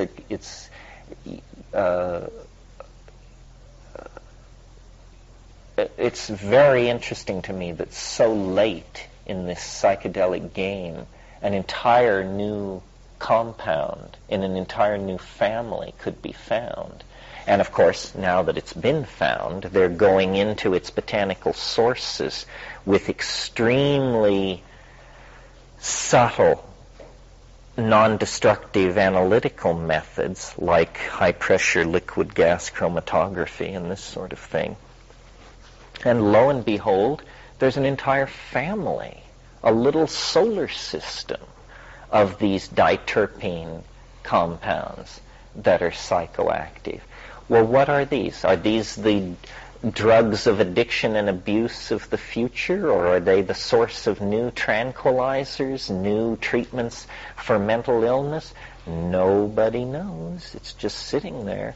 So, if you're looking for a career in pharmacology or medical research or something like that, this is very hot at the moment. And if we needed to produce metric tons of this material for any purpose, it could be easily done. There's no theory. Your perspective on the importance of set and setting, and how did your view of that evolve? Well, I think set and setting are extremely important. Just to review, the setting is where you are when you do it, a psychedelic, and the set is your mindset, what you bring to it. And these seem to be the rule. These are Tim Leary's rules, or back from the Harvard days, and people abuse these rules terribly, and almost always then get into trouble. This goes under the heading of don't be an idiot, don't be foolish. Let's talk about the setting first of all. I think the worst setting for taking drugs is complex social environments, especially public social environments. So in spite of the grand tradition to the contrary, I think rock concerts, LA free, heavy driving. I've had people ask me about mushrooms or even DMT. Well, if I take it, will I be able to drive? Well, what kind of half-wit are you? Just give it a rest, for crying out loud. No, if you smoke DMT, for those 10 minutes, just leave your Ferrari parked, please. Dosage of psilocybin, like you said before, improved visual acuity and those things. So there you could argue that you do have an edge in perceptual space that could be. I think you really have to know yourself and your dose levels. I mean, I've experimented over the years because I've been at this for who knows how long, so there's been plenty of time to experiment. And there were times when I would just, to see what it would do, I would take 0.5 gram of mushrooms a day, or 1 gram of mushrooms a day. I hated all these states. I quickly abandoned all these experiments because all I could do with those kinds of doses was it made me anxious. It made me think a lot about the fact that I wasn't really high, but it was rougher than coffee and just was kind of crazy making. And so I believe in large doses, rarely. I think that's what's effective. And the people want to tiptoe in. If you're a tiptoe-inner, back to the ashram for you. This is no game for those who wish to tiptoe. Because those are dangerous areas, those shallow waters. Most psychedelic people, I think, would agree, where it's not the high dose that blasts your world to smithereens that leaves people upset and confused. That's usually experienced as a kind of liberation. What leaves people upset and confused is to get half in and half out and not be able to contact the transcendent, but to have all their baggage in there with them, fully illuminated, and then other people complicated. I find other people very complicating. Other people, it just stands to reason, are the most complicated objects in your universe. And, when I'm stoned on 7 or 8 grams of psilocybin, for me to be able to handle a chunk of orange without getting excited to the point of hysteria is... So let alone having somebody maybe want to have sex with you, or maybe want to discuss their bad trip with you, or maybe want to move from here down to the beach, or maybe want... And just say, go away, please. So do you recommend doing it alone, or what about a guide? Well, I tend to recommend to do it alone. But I know it's dangerous advice. And when I was young, it was a long time. I can't really even remember when it was that I settled in on that. Because at first, when we encountered LSD, you would never have done it alone. I mean, it was always your friends, the party, the band, the something or other. But I just had too many LSD trips like that where I came down holding my head saying, I've been fucked with basically because I let other people into my head. And, to me, and maybe this is, I am a double Scorpio and reclusive and all this. You got to take it with a grain of salt. But I remember times in Berkeley when I would take acid in my apartment on Telegraph, and then I would try to go to the Med, and I would get out on the sidewalk, and then maybe the first person I'd pass was sort of okay, sort of normal looking, but then the next person, and you say, oh boy, I shouldn't be out in public, this is way, way, way, way over. And the other thing is, and I don't pretend to understand this, but any psychedelic voyager will tell you this is true. Synchronicity goes mad on these things. So you can maybe control synchronicity if you've double locked your doors, unplugged your telephone, and got your head down under the covers. It's still pretty hard to manage.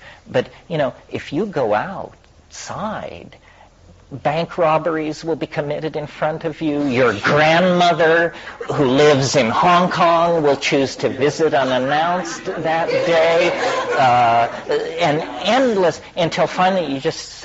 So my approach, and on the guide question, I think that until you're really confident, you shouldn't do it alone. But the guide should be so locked down and controlled that my idea of how to do the guide is, okay, I'm going to take 6 grams of mushrooms. I will be in this room. Here is a closed door. You be on the other side of this closed door.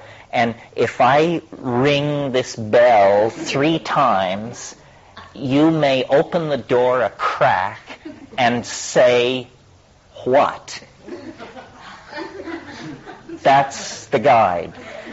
The idea, I've heard people say, I took mushrooms, and I was just beginning to work it out, and then the guide said, well, now remember, you wanted to work on some issues while you were loaded. Now, what about your impending gum surgery, divorce, bankruptcy? And you're just saying, I was touching God. Do you mind?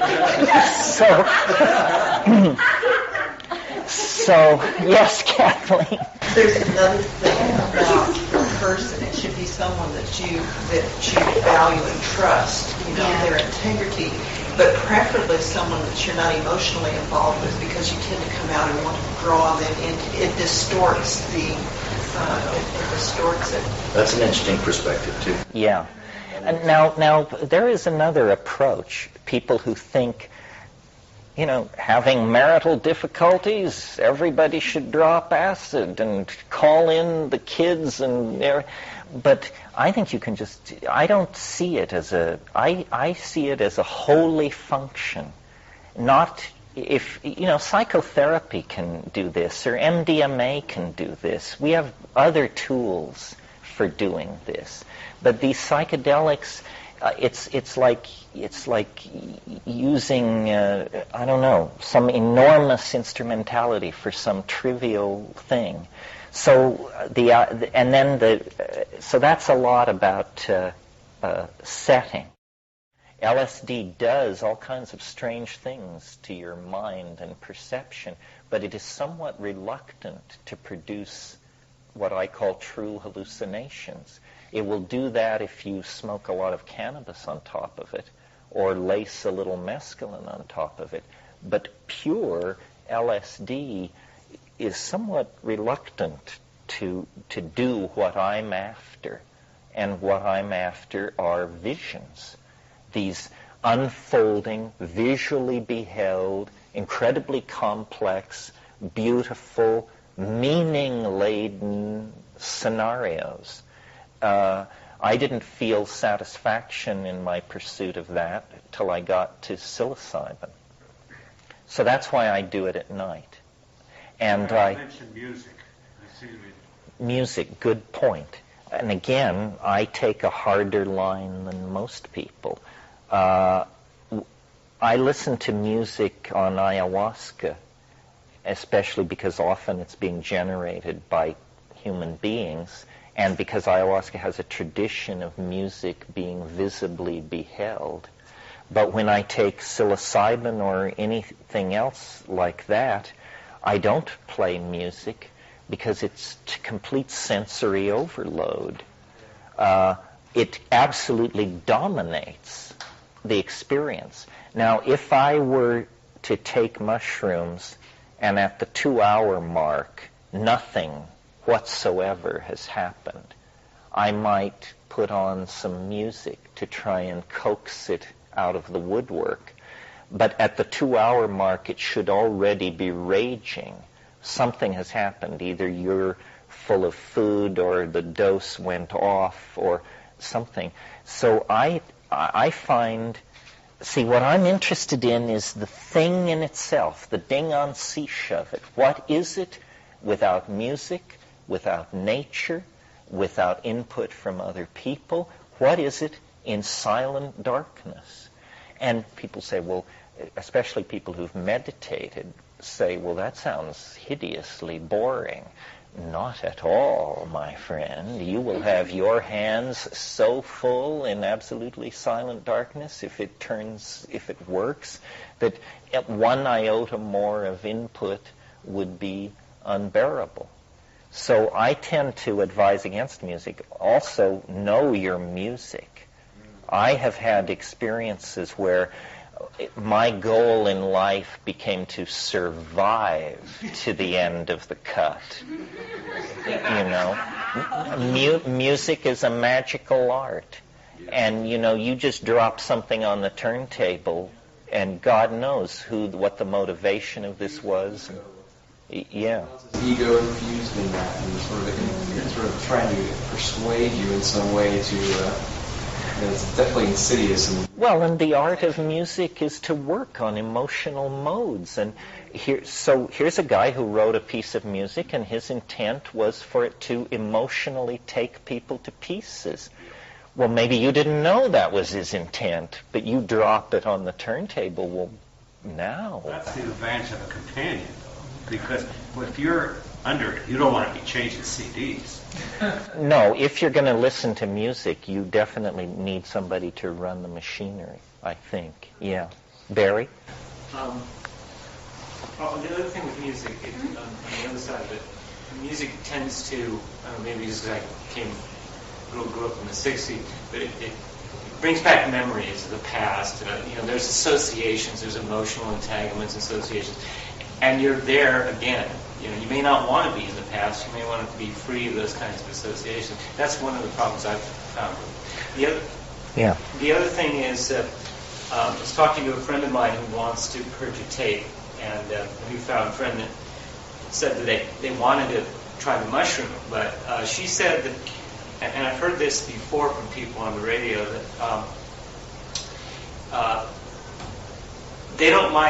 they think it's going to be like LSD, and they don't want to go inside and go through all this introspection where kind of LSD has that psychoanalytic edge to it, and go into their heads and and especially if they may be, in a depression or things are not going well, they don't want to take it, and they feel like they have to be sort of liberated from all their problems before they can take it, because they don't want to get into any dark, deep places.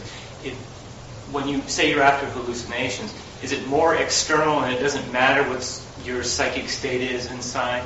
No, we've dealt with setting. Now let's move, following your question, to set. No, that is the question. What should you be like before you take it? And again, opinions differ. In my opinion, you should be in a state of reasonable psychic equilibrium. You should. I know it ain't easy. It's how many seconds a year do you qualify? But nevertheless, like for instance, I would never take it in the middle of some incredible emotional upheaval with my partner or something like that, because it's just crazy making. So you sort of have to have things a little calmed down. And then what I always do, and this is just my preference, and just my preference, is I always throw the Ching. And because it's saying, okay, I think I'm ready, I think the set is okay, I think the setting is okay, now let's get some input. And the I Ching, a surprising number of times, I've thrown the hexagram, I can't remember which one it is, it's the only one that says, inquire again of the oracle if you possess constancy and something else. So in other words, if the auguries are negative, I don't proceed with it. Then another issue we haven't dealt with, sort of back on the other side, is inside or outside. And people say to me, you don't do it outside, you don't do it in nature. Well, at the quantum mechanical level, there's even nature inside my apartment. Nature is everywhere. It's space, time, and energy. It would be nice, I agree, and when I take it in nature, I take lower doses for two reasons. First of all, I'm going to work largely with my eyes open. I'm going to be looking at things. A nature trip is a looking at things trip. And the other reason I take low doses in nature is because sure as hell some wild hair thing is going to happen. You know, you're going to be taken prisoner by naked people, or a ranger is going to ride up and demand what is going on, or just the crazy things that go on, unless you happen to own several hundred acres of nature that's well patrolled, and then you can maybe have some confidence you won't be bothered. I know somebody who took LSD and was in nature somewhere in the Hunt country of Virginia and found themselves being booted off the property by Jackie O. I couldn't have stood that myself. So, and so I do it inside. And then the other thing I do, and again, it's just years of experience, but my preference and relates to my other drug habits, is I always have cannabis, and ready, rolled and ready. And it's navigational aids. I use it in two situations. If the state is reluctant to appear, usually a large hit or two of cannabis will carry it through. Or if you get into some place that is completely intolerable, you can do a number of things to shift your physiological equilibrium, but the least obtrusive and disruptive is to just smoke cannabis.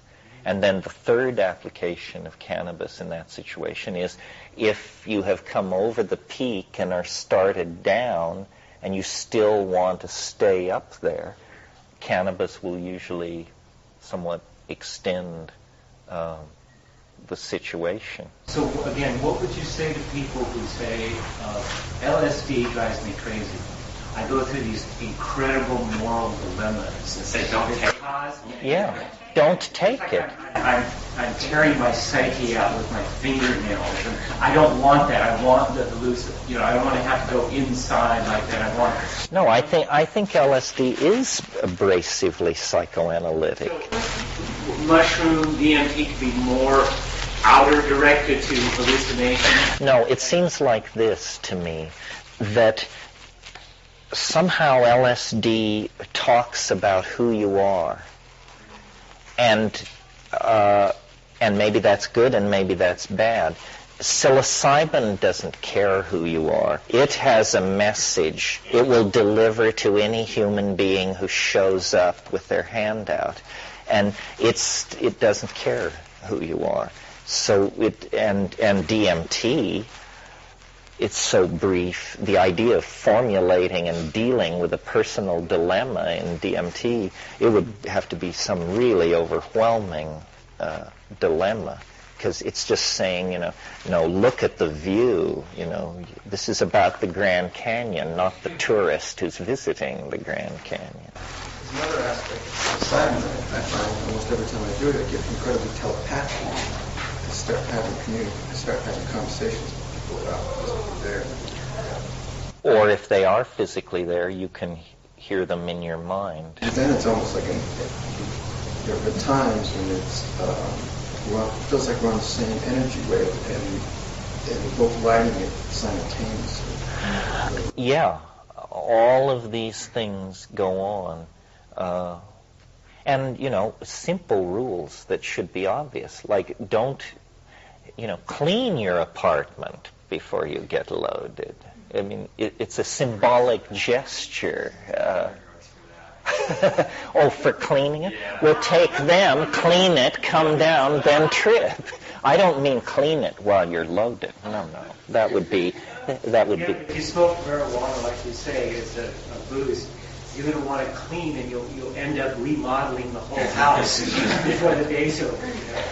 Well, it may be the only creative thing you've done that month. So, basically, I think you can tell from this conversation, it's something you learn your way into.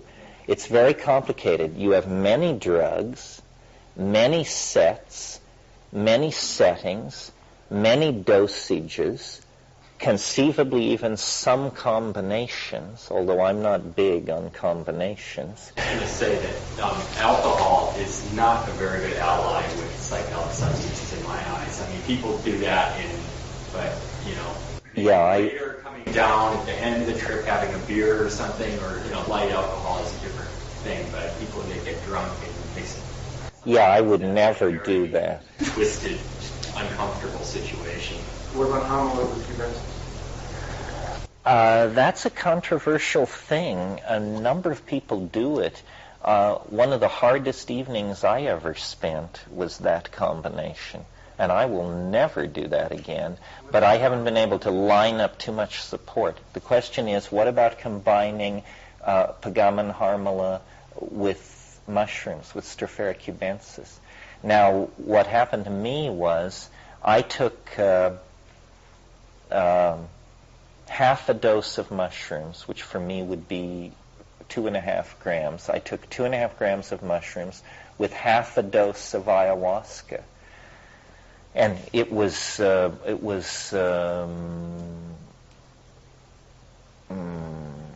seemed crazy-making to me. Very, very, very unpleasant state. I think what was happening as I analyzed it later was that short-term memory absolutely would not transcript. And so I got into this strange loop which went like this. Something's wrong. What's wrong? Oh, God. Nothing's wrong. Okay. Something's wrong. What's wrong? Nothing's wrong. Okay. And it was serious, and it went on for about an hour, and I just did not know what to do. I had the image from 2001 of the guy outside the ship saying, "Open the pod doors, Hal." Saying, "I can't do that, Dave." "Open the pod doors, Hal." "I'm sorry, Dave." And it really seemed to me, I could almost see an enzymatic, I almost had like a nano-engineer's view of the problem. I could see at the synaptic level that the molecular machinery was lodged in some peculiar configuration, and I was broke into a sweat, and I just said, okay, I'm going to sit here till this goes away. I'm not going to start screaming. I'm not going to call for help. I'm not going to do anything. I'm just going to wait until this goes away. And then I started deep breathing as a strategy for metabolizing. And after 45 minutes or so, it kind of jiggled loose. And then it was like, oh, huh. Oh, wow, what a bummer that was. Now I know how Reagan feels all the time. Yeah, that's what it's like. It's a nightmare. Kathleen? I think that mixing is an effort to force a certain kind of content that we get addicted to. And I've come to believe that the visions and the content are not as important as how the neocortex is touched neurochemically. And that the way that's touched, I can carry that into my everyday life, and that's more important to me than a certain experience set in a certain time frame. Yeah, although I think the experience is the signifier of that state that you're talking about. I mean, you do want to come out of it with a sense of relief and accomplishment. I mean, it's sort of like orgasm. You know, there must be release of some sort, and a sense of we did well, we came through, we learned something. We're back. We're ready to go forward with ordinary life. We won't forget. We affirm. We praise and offer thanksgiving. That kind of thing. to the universe in all its diversity and complexity, that such a confluence of fortuitous elements could occur, that such a synergy to higher consciousness could even be possible. You know, Aldous Huxley called the psychedelic experience, he called it a gratuitous grace. He said it is neither necessary nor sufficient for salvation. Neither necessary nor sufficient, but it certainly makes it easier. So it's like a gift. It's like the universe is giving you 20 points at the beginning of the game just to help you along. If that's too highfalutin, then you just praise Bugs Bunny and Patrick Swayze. The reason I asked, you mentioned 2001, and Arthur C. Clarke has completed 3001 about 6 months ago, and I bought it, and it's kind of, he writes extremely dull, but he indicates that by 3001, man has come to the understanding that many thoughts of a creator was just superstition. And I found that very refreshing, because that's how I've felt for a long time. That's why a creator. Yeah. Well, you know, the universe is its own creator. I mean, the universe is some kind of autopoetic, it's an autopoetic process. If there is a goal in the universe, it's built into every move it makes. I don't see an intellect outside of space and time guiding things, and certainly not watching with bated breath the machinations of the human monkeys. I mean, nobody has time for that kind of thing. So the universe is a self-creating mystery of some sort. And mystery should not be heard as unsolved problem. It's not an unsolved problem. It's a mystery. It's completely ever renewing itself right in front of you.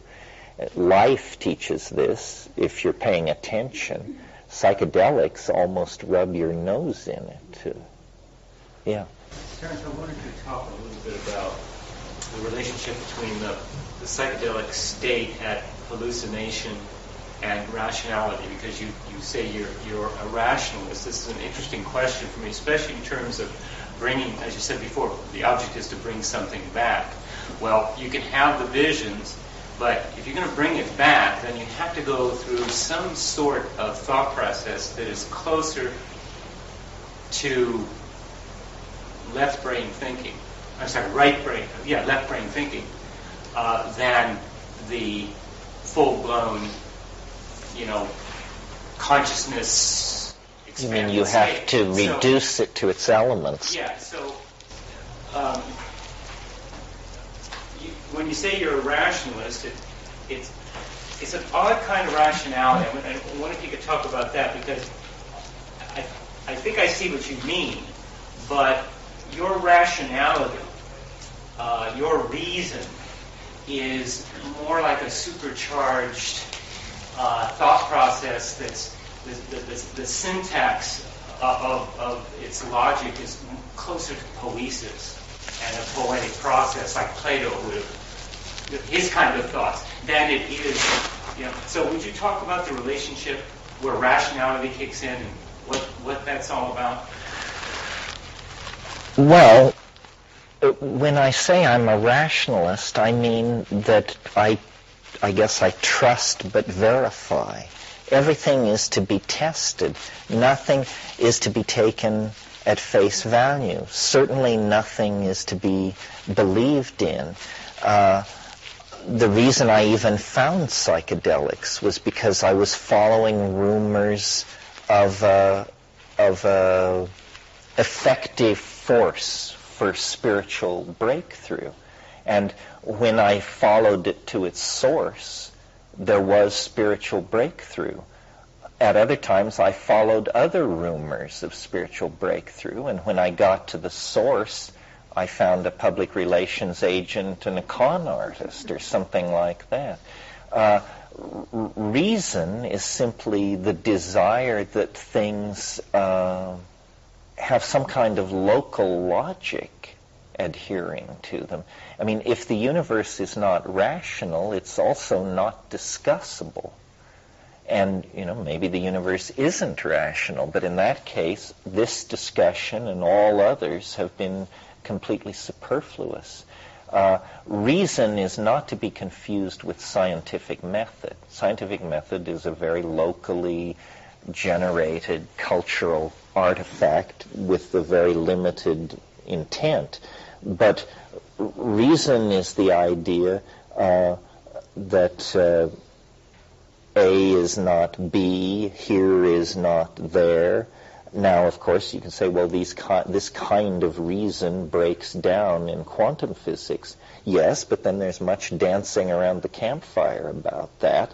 And still somehow reason remains a player even in the presence of non-reason, because it's measured back against the standard of reason. When you're in this full-blown experience, is there some element, however vestigial,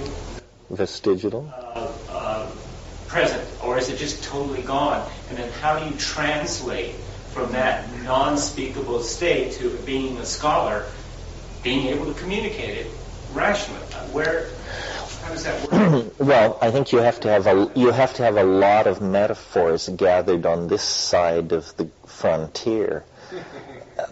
In other words, someone who's never been anywhere, never read anything, never done anything is going to have a much harder time with DMT than someone who can command the complete canon of Western art, can refer to certain mathematical objects, knows certain musical forms, is familiar with structural linguistics, has a working knowledge of geology. In other words, your intellectual toolkit needs to be full of adjectives, metaphors, models, and possibilities. And then you can say of DMT, well, it was like the Sistine Chapel altar, except that instead of the kind of light you get in Caravaggio or somebody like that, there was a kind of, the sort of thing Matthias Gruenwald is doing in his Resurrection, where if somebody doesn't know what any of this is, they're having a kind of DMT experience of their own, just listening to you. Because they say, what did he say? Was he say? What?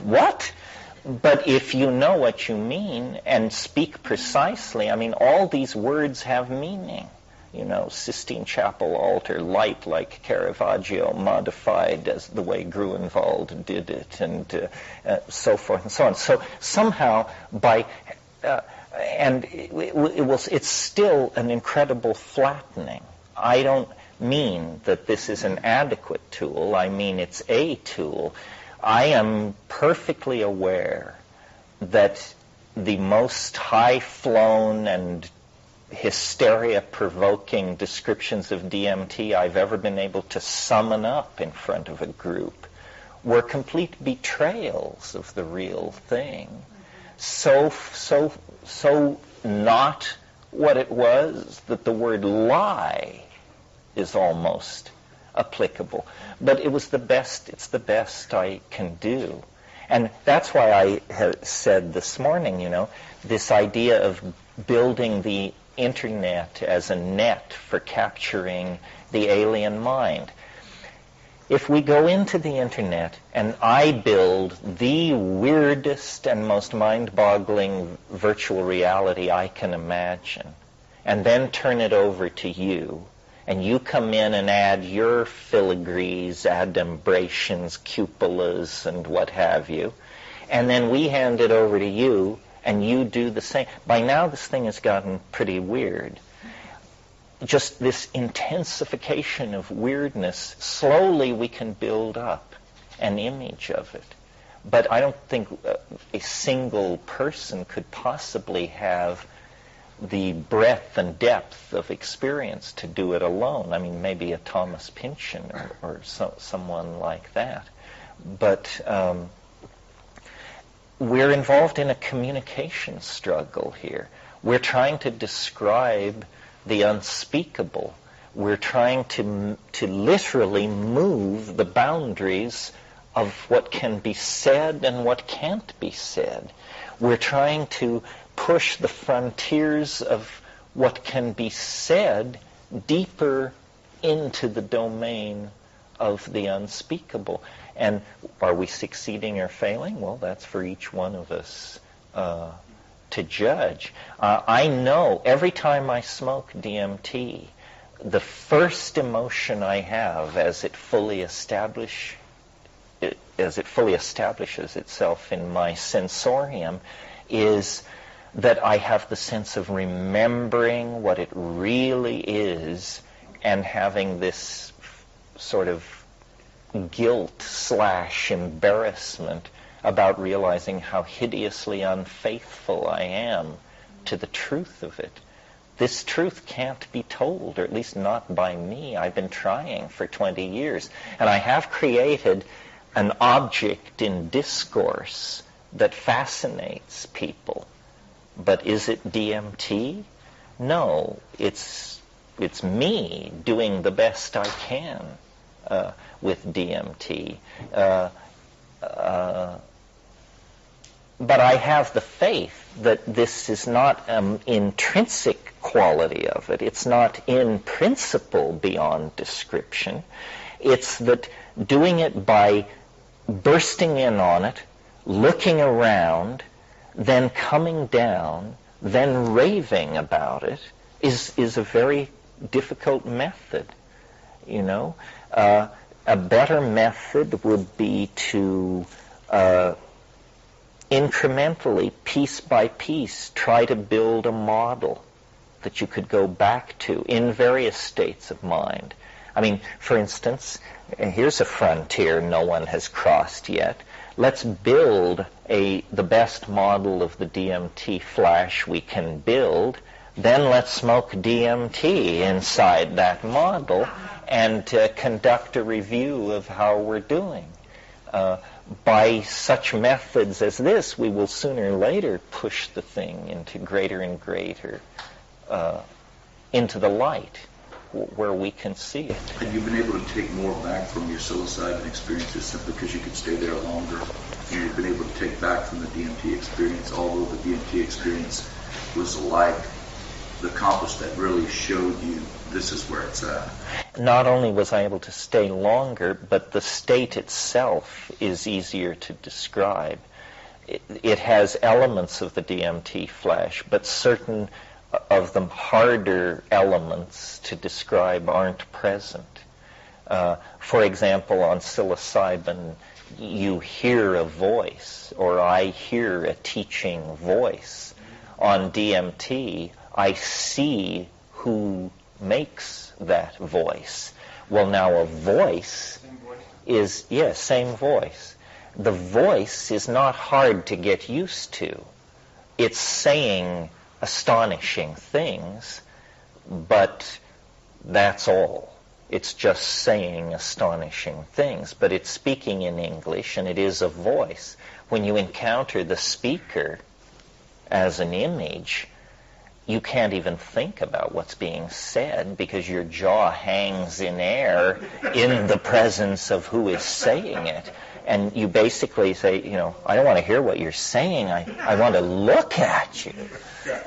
You're saying you don't really get all the way there or as far as you can go unless you do DMT. It seems that there is some kind of synaptic saturation happening there or something like that. Yeah, I have heard, and I have no reason to believe it, that I've never overdosed on mushrooms or felt that I've overdosed. I've taken some enormous unweighed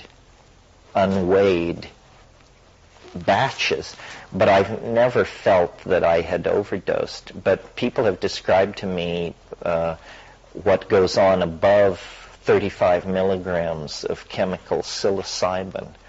And basically what people say is the hallucinations condense and freeze. And that's sounding very DMT-like. Indeed, I would suppose, and strange that we have no reports of this in the literature. I have no idea why not. But it would seem to me one could smoke psilocybin. It's not pyrolyzed. It would work. If you had chemical psilocybin and you smoked 35 milligrams of it, I'll bet you it would be very, very, very much like DMT. And why should DMT present this benchmark? I don't know. I suppose it's simply here we have a series of compounds which elicit different effects. There's going to be one that in the nature of things will be inclusive. And this is it. Now the salvanorine raises different issues. On one level, almost theological issues. You know, is this town big enough for two forms of weirdness that are apparently not the same? In other words, it took me a long time to get used to the idea that there could be one exception to the onrushing momentum of reality. The idea that alpha salvanorine is a second dispensation from reality raises the question, 3, 4, 50, 500, 10,000? Maybe reality is a far more perishable concept than we ever dared or feared to suppose. I had an experience on ketamine, and I was wondering, it sort of baffled me. I had never done it before, and I was at Timothy Leary's house, and the Lily is at the Dolphin Back. His assistant was there, and he had some, and I thought they were snorting coke, which I thought was kind of crappy. And they go, no, it's ketamine, do you want to try some? And I go, okay. And they wished they had coke. And anyway, there was like a few people there, and what happened is I separated from my body, and I was like over here, and my body was here. But somebody came up to me who I only met once or twice and started making conversation with my body. And I, over here, but I, over here, was in possession of my mind. Calmly thought, process, da-da-da. But I, with my mind over here, watched my body go through this whole rigmarole with this person and make social conversation. Hello, how are you? Why, certainly, all this stuff. And I watched myself, and I couldn't, for the life of me, figure out how, because I knew I had my brain over here, so the brain that was playing the game over here was like something else, but yet it was my facial muscles were smiling when it was appropriate to smile. My physical body did everything exactly as it was supposed to, but yet I wasn't participating one dot and didn't have any interest in participating.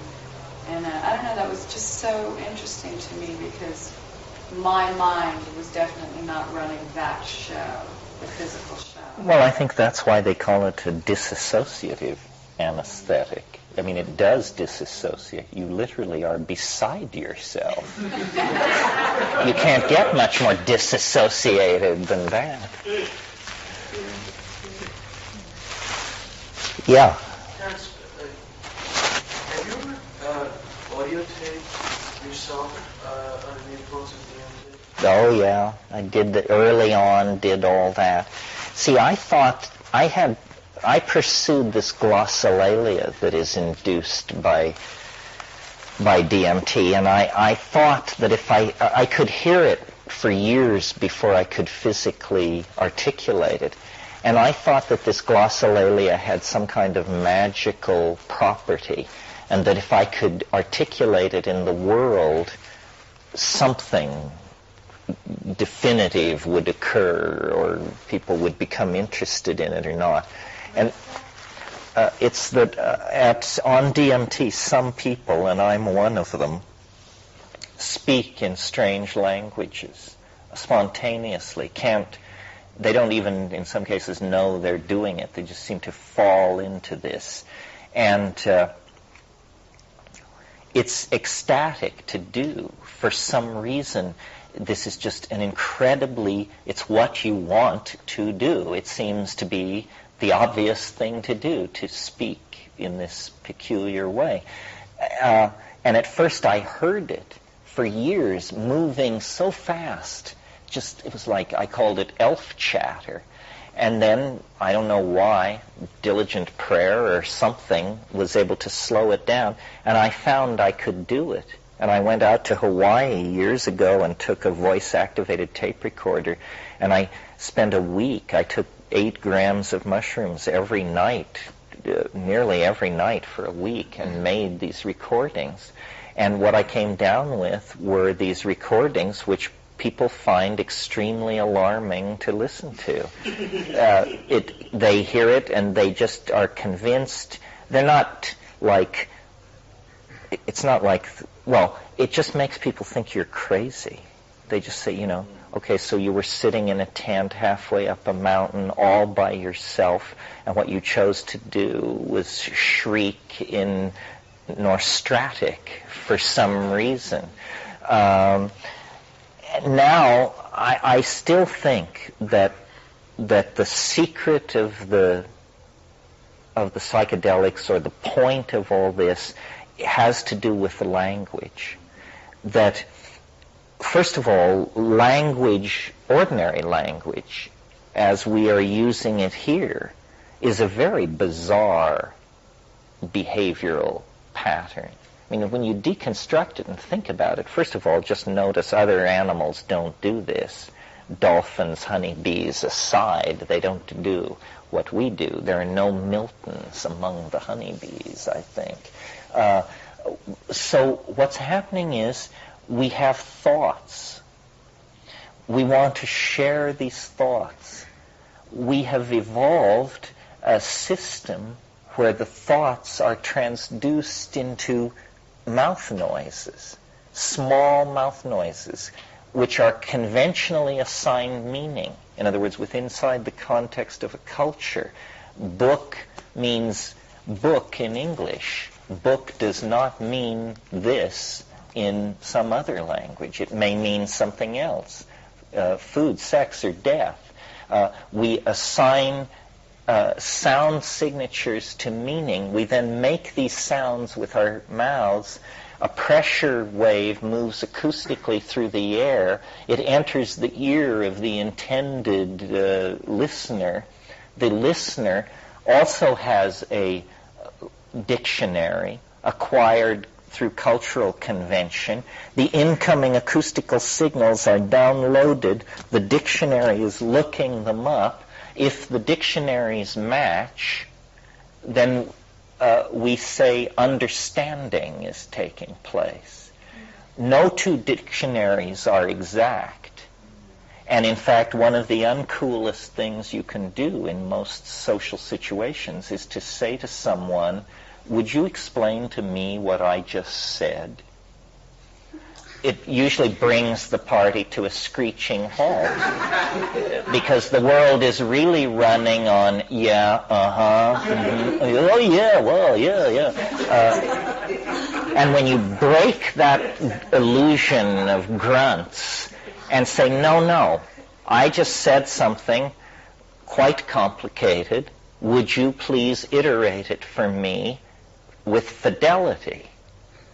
Most people can't do this at all. So we have a problem. We possess language. We've built a world out of language. But our language it's like using 300 baud modems to try and run an internet or something. It's so squeezed that we can barely get anything across. Well, then you go into the DMT space, and here is language which you don't listen to, but which you see. The DMT creatures generate topologies, colored, moving, self-transforming surfaces that are laden, God knows how, with meaning, not conventional meaning, because conventional language can carry conventional meaning. But these colored modalities are like a hyperdimensional language, or what I call a visible language. And when we talk about language, we say things like, I see what you mean, or he told a really colorful story, or she's such a colorful speaker. In other words, we reach for visual metaphors to indicate linguistic clarity. And in Spanish, same thing. You say claro means it's clear. Das ist klar. Wouldn't that refer to what the linguistic evokes in the hearer, which may be color? Well, somehow we associate understanding with visual definition. And so it seems to me that probably language is an evolutionary process that is only partially complete. And that and what put me on to this, interestingly, is these songs that are sung in the Amazon on ayahuasca. The people take ayahuasca, they gather in darkened rooms and huts. Then the shamans sing. Then they pause to smoke and take a leak. And then you hear people saying stuff like, commenting on the song, I liked the part with the orange stripes and the metallic rippling, but I thought the olive drab and yellow section was just too twee. What kind of a criticism of a song is this? It's a criticism of a painting, not a song. And then you realize, the song is a painting. I'm the only one in the room listening to the song. Everyone else that is born in the acoustical domain, but seeks to grow and mature into the domain of the visually beheld. Now, I always thought, perhaps you did too, that telepathy meant you hear what I think. I hear what you think. I don't think that's what telepathy is. Telepathy is you see what I mean. You see what I mean. And a great communicator can make you see what they mean. And what's happening is your evolutionary ability to process language is being brought right to the edge. Well, then this whole thing is running on brain chemistry, serotonergic chemistry not that different from the chemistry of the psychedelic experience. You change these brain chemicals around, and according to McLuhan and other students of communication and media, how we process language is actually not a biologically determined thing. It's a culturally determined thing. We hear speech because we live inside a print-created modality. Before print, people's heads were filled with very different stuff in the act of communicating. And so I don't know how it would work, but I can see we need a special form of communication. Perhaps we can do it with drugs, modified ayahuascas of some sort, or perhaps we can do it with virtual reality. If you think about virtual reality for a moment, it's a very tortuous, low-speed technology, but the end result of it is you see what I mean. I go away for 6 months, animate, texture, embed all this stuff in VRML brackets and everything, and then I say, here's, that hallucination I described to you 6 months ago? Now I'd like to show it to you. Here it is. Now do you see what I mean?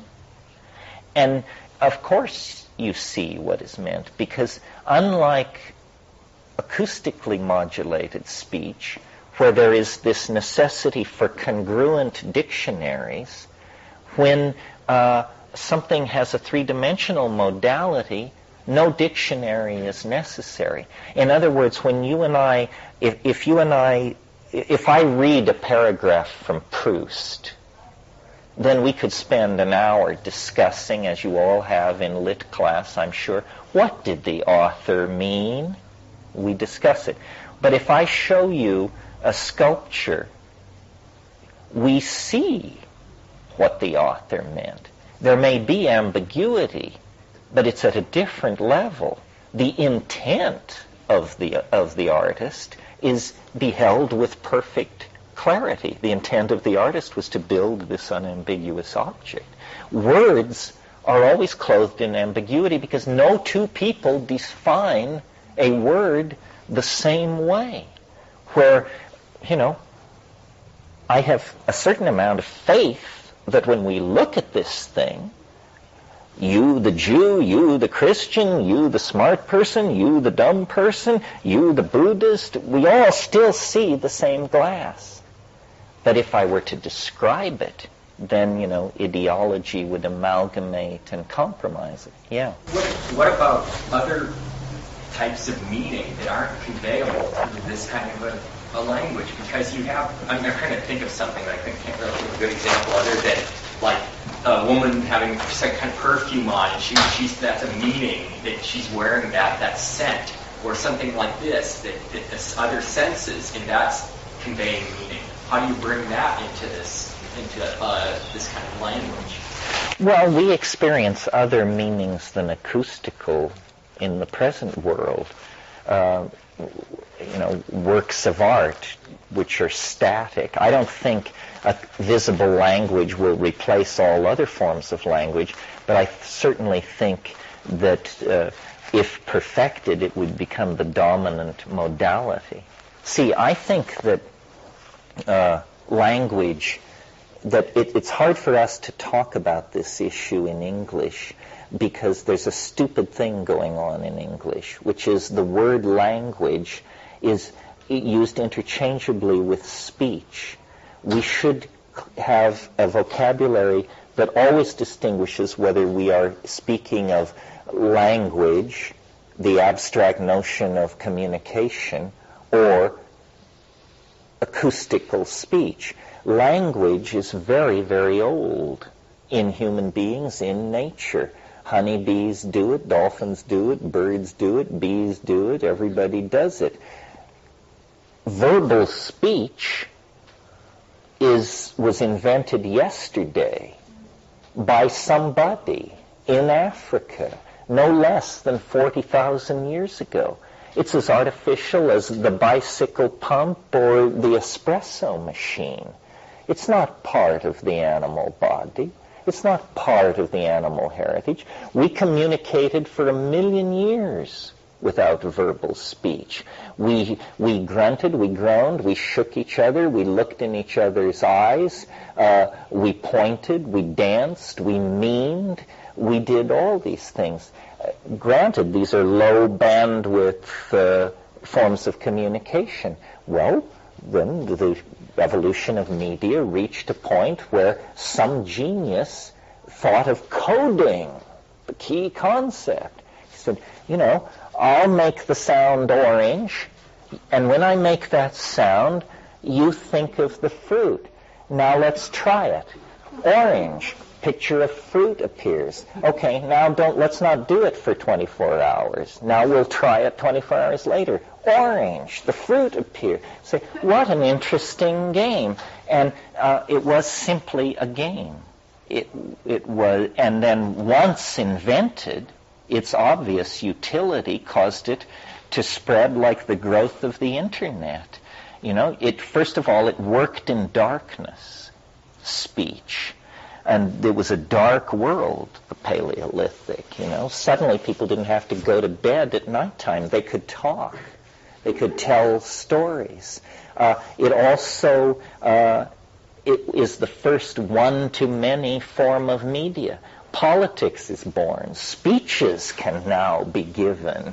And people can, large collective enterprises can be undertaken. But it's a tool. It's a technology, perhaps the most successful technology ever put in place. I mean, what a trick. You just use your throat muscles and the ambient air, and then a lot of coding.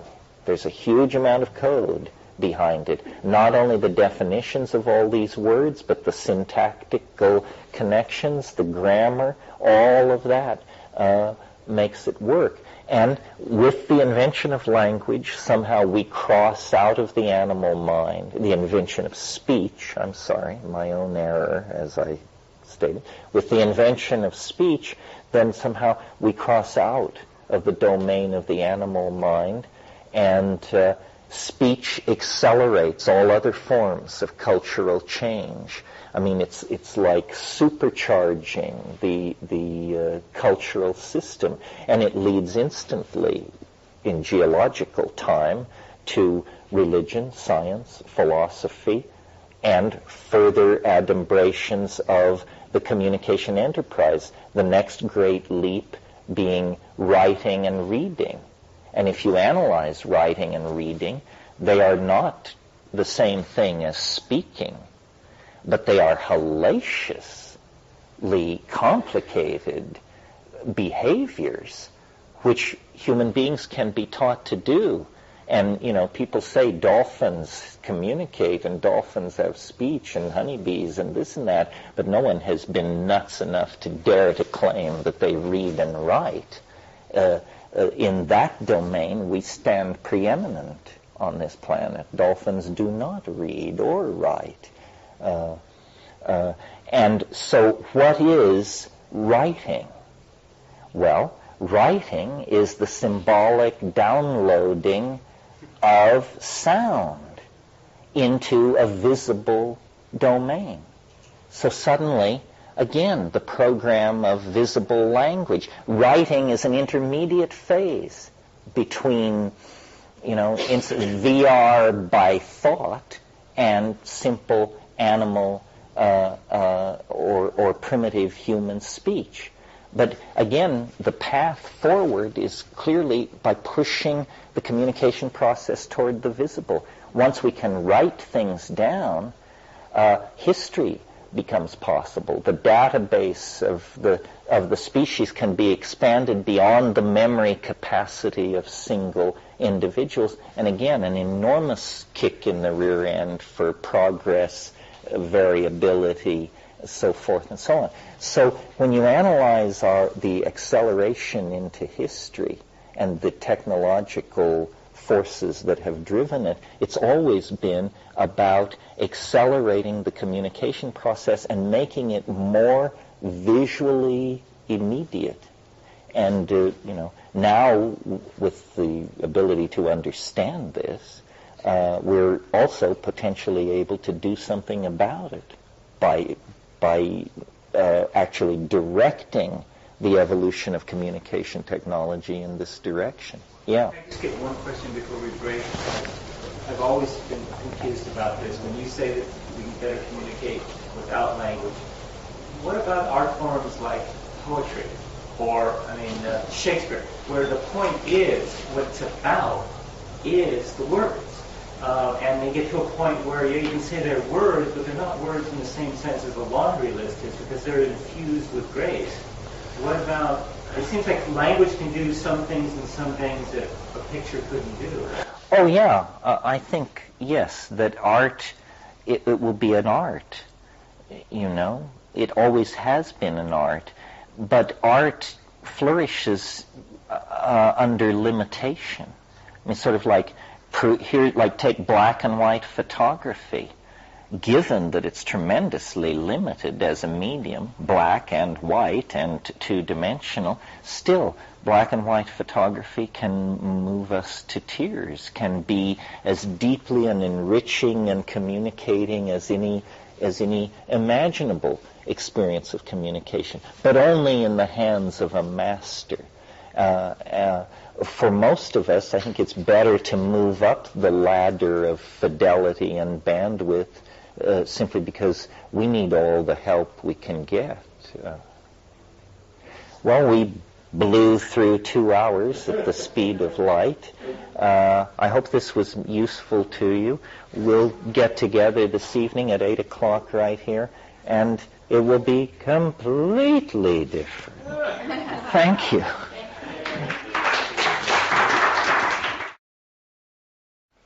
Okay, well, tonight has become sort of a set piece in these things, because we always seem to set aside Saturday night for a discussion of the time wave. Some of you who have been to 5, 6, 7, and 10 of these things can deliver this lecture verbatim. However, even for you, there are tiny thrills this evening, because there are some new things to say about the time wave, believe it or not, things never before said in public, if I get to them.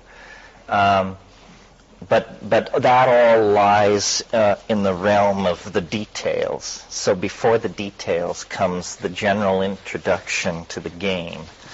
And the idea here, it's an indulgence of me that you sit and listen to this. All these other talks I give are essentially passing on information to you about drugs or technology or philosophy or something like that.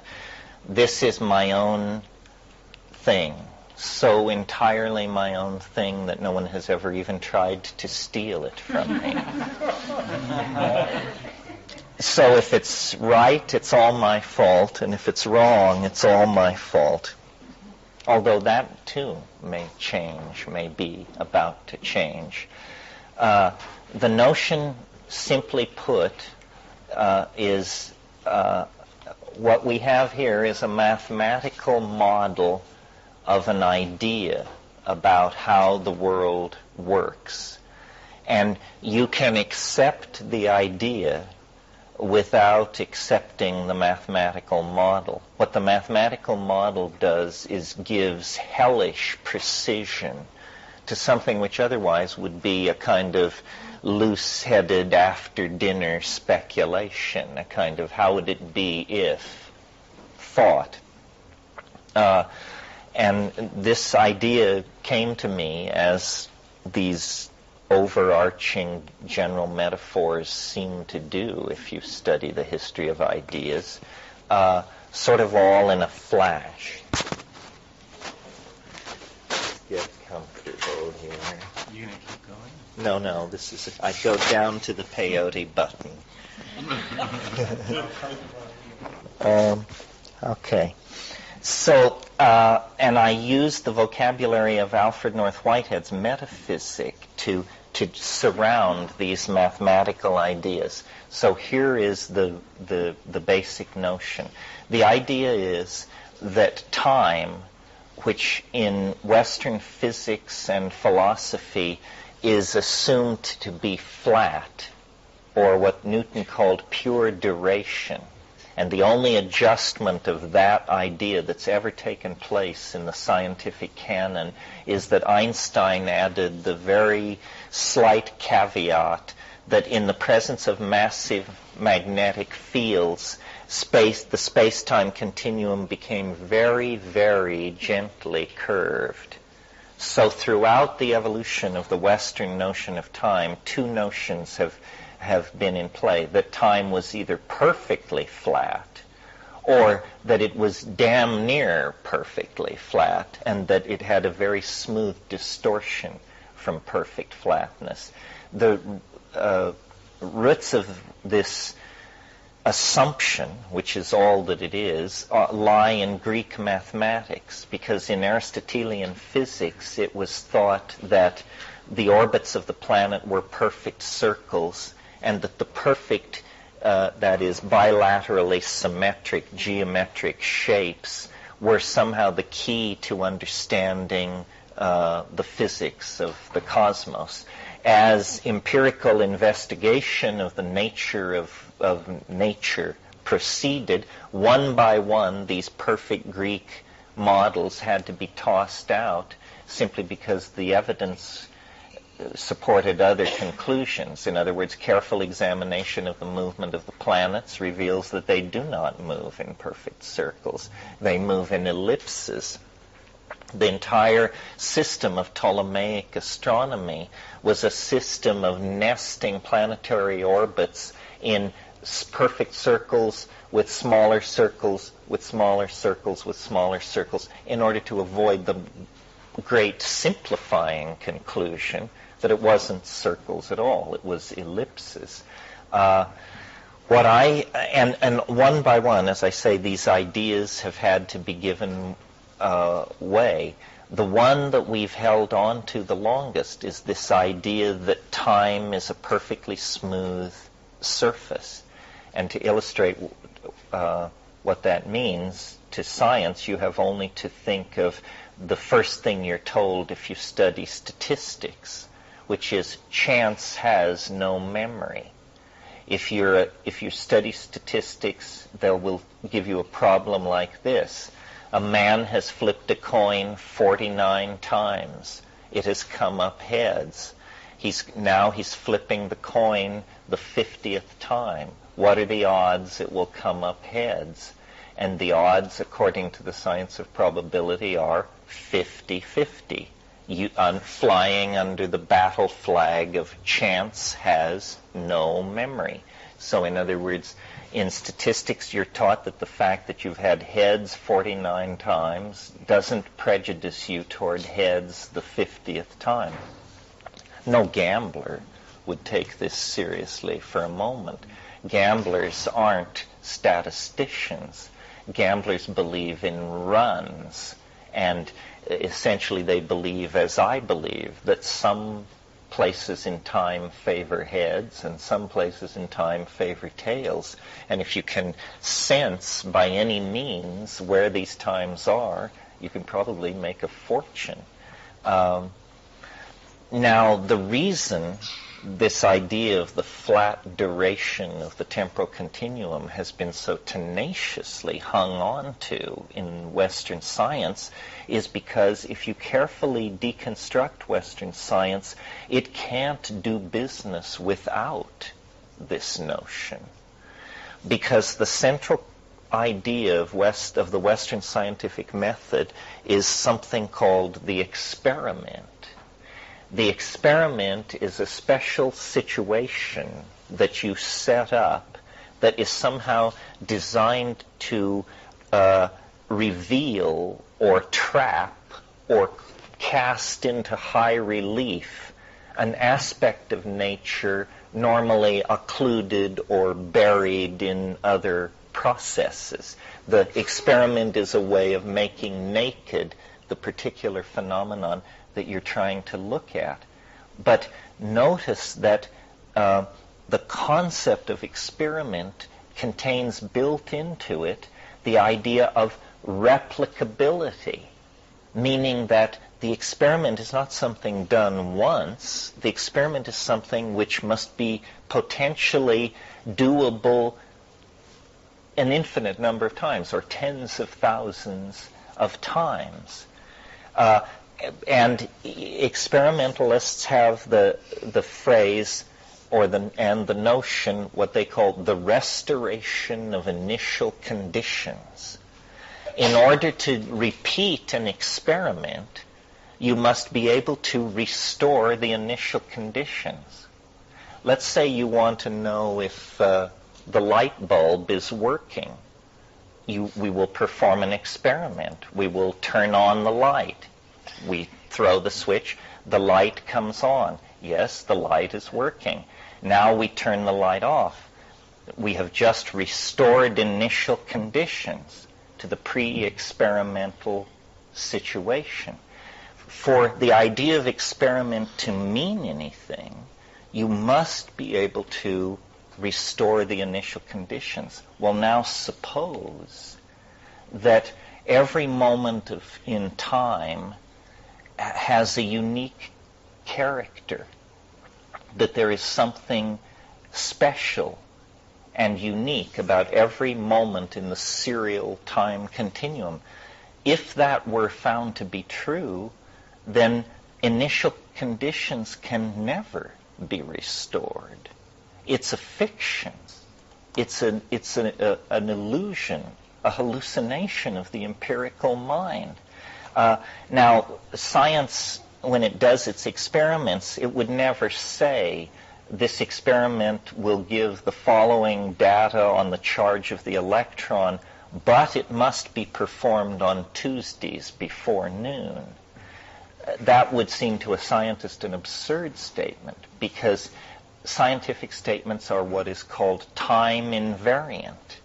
They work on Tuesdays, Wednesdays, before noon, afternoon, any time, because the assumption is made that they are time invariant.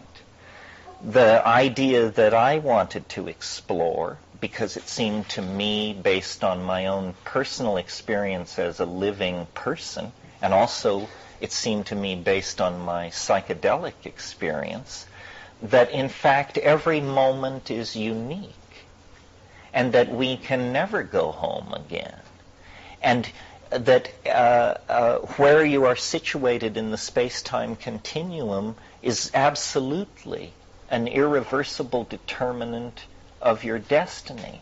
So temporal invariance is a fiction. And you could almost redefine science from this point of view, science as we have known it up to this moment, as the following. Science is the study of those phenomena so coarse-grained that their situation in the space-time continuum does not affect their outcome. These are very coarse-grained phenomena indeed. Things like ball bearings rolling down inclined planes, electron charge transfers, very basic mechanical things seem to be time invariant. But now, when you look at less coarse-grained things, like the lives of animals, the destinies of nations, love affairs, corporate takeovers, wars, revolutions, art movements, these things are incredibly time-dependent. They are, in fact, almost entirely creatures of time. An affair conducted in France in the 30s one way won't fly in America in the 80s done the same way, and it would be preposterous. We don't expect our love affairs to be exact repeats of previous love affairs, or our meetings with our attorneys to be exactly like previous meetings with our attorneys. These kinds of higher grade phenomena are distinguished by the fact that they're unique. And they're... Chaos theory in space? I don't think so. I think that's saying something else. My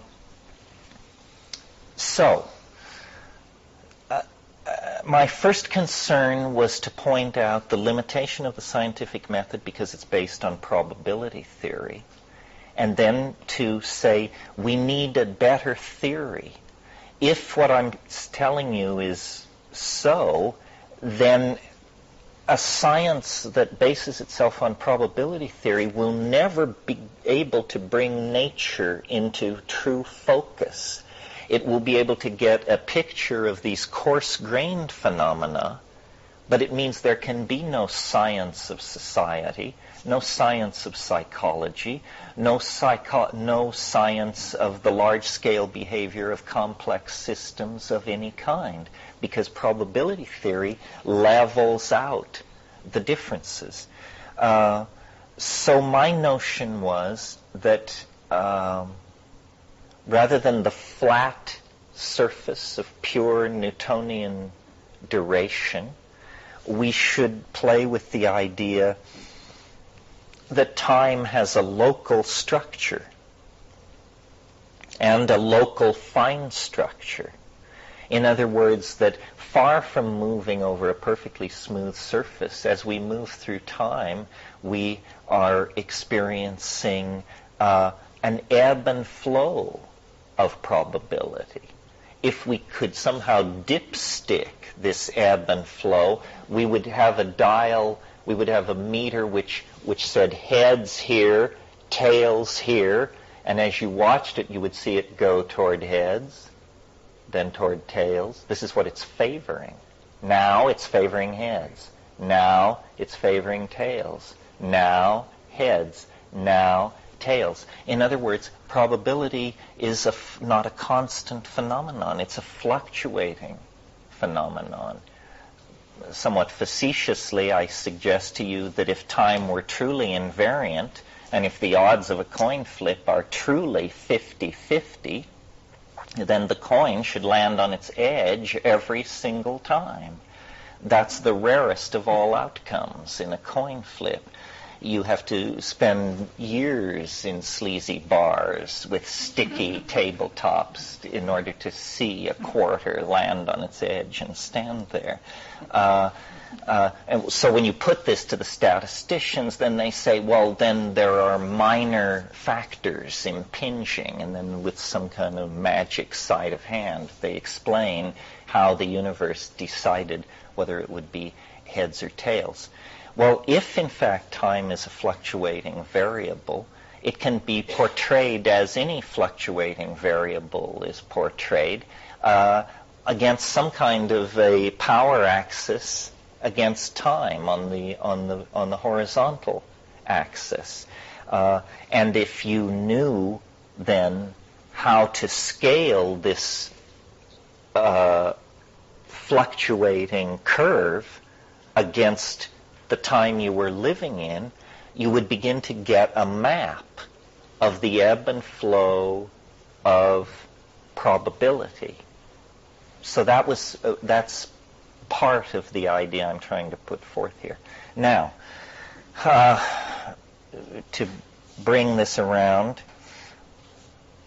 I've tried to talk about two phenomena that I, as a simple, ordinary person, have observed about nature, that I suspect you too have observed about nature, but that science, for some reason, has chosen to completely ignore, and when pressed, deny that the phenomena I'm about to discuss exist, and yet to me they are self-evident. They have a relationship to each other. The first phenomenon I've noticed that science makes nothing of or denies is that the further back in time you go, the simpler things become. Or, to stand the statement on its head, beginning at the earliest moments of the universe has grown ever more complex. And this is a true statement whether we're talking about physical systems, because the universe begins as a physical system of pure electrons. Quickly, simple atomic systems are formed, hydrogen and helium. They aggregate under the force of gravity. Notice how things are becoming more complicated.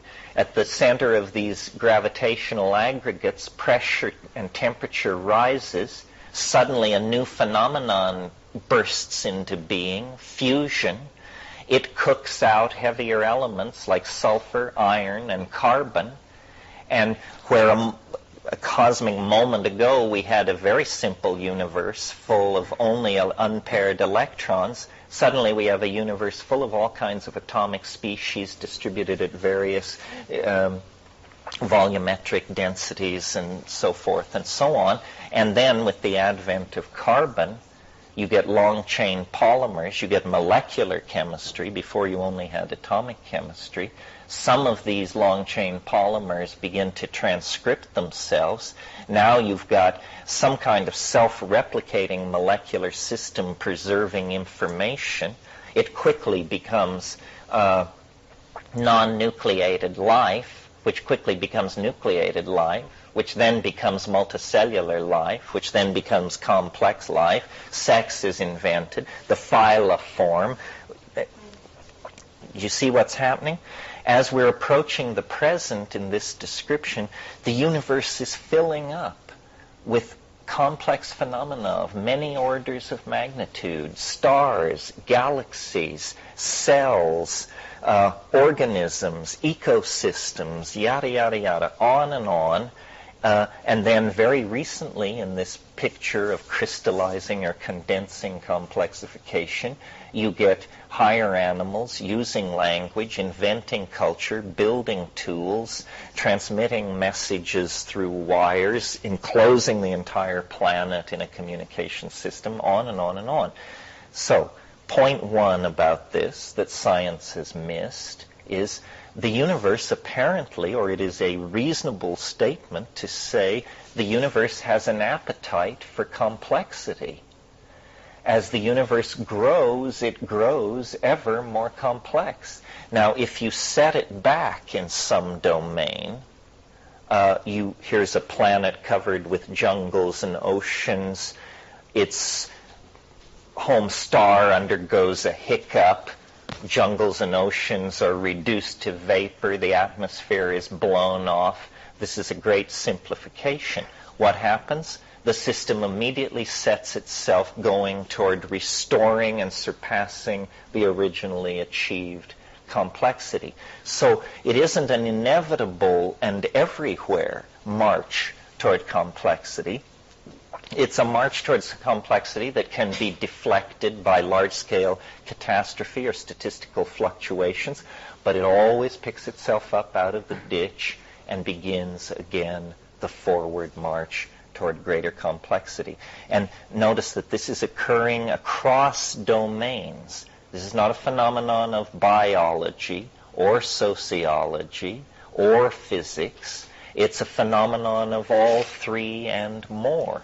It's a phenomenon that seems to permeate all levels of organization. That's point one. Point two is, looking at the same data that I just laid out for you, notice that the closer we get to the present, the faster this complexification is occurring. So that, the cool down from the molecular from the electron plasma into the aggregate of early stars, this took a long, long time. And then the cooking out of heavy elements took a long time, not as long as the first step, but hundreds of millions, perhaps billions of years. When you enter the realm of planetary biology, suddenly change through the advent of genetic transfer and reshuffling of genes is vastly accelerated. And where before change took hundreds of millions of years, now it's being accomplished in millions of years. Well then, when culture and language using creatures like ourselves come onto the scene, it's like a hyper acceleration of that already accelerated process. And now change is coming not in millions of years, but every few hundred years or every few decades. And the entire experience of human history has been one of ever accelerating change and novelty, to the point where now in a single lifetime we experience more change than people 50 years ago experienced in the previous 1,000 years. I mean, when you think about the fact, this is 1997. 100 years ago, there were a few telephones. There were 0 automobiles 100 years ago. There were 0 aircraft 100 years ago. There were no computers of any sort. There were no antibiotics. TV was undreamed of. I mean, you know all of this, but we stand around saying things never change.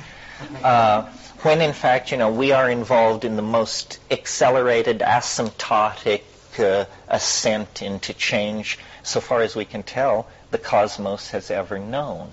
Well, so these are the two phenomena that I took note of, and then I couldn't, being, in Barry's sense, as we discussed it, being a rationalist, I saw no reason then, looking at this process, which has been running since the Big Bang till right now, to see any possible argument, force, or situation that could cause the universe to suddenly change its mind about that being the direction it wants to go in. No, the universe wants to go toward greater novelty, and it wants to go there faster and faster. And it's possible, since this novelty acceleration is so asymptotic, that most of the creative unfolding of the universe will actually occur in the last few days, hours, or minutes of its existence.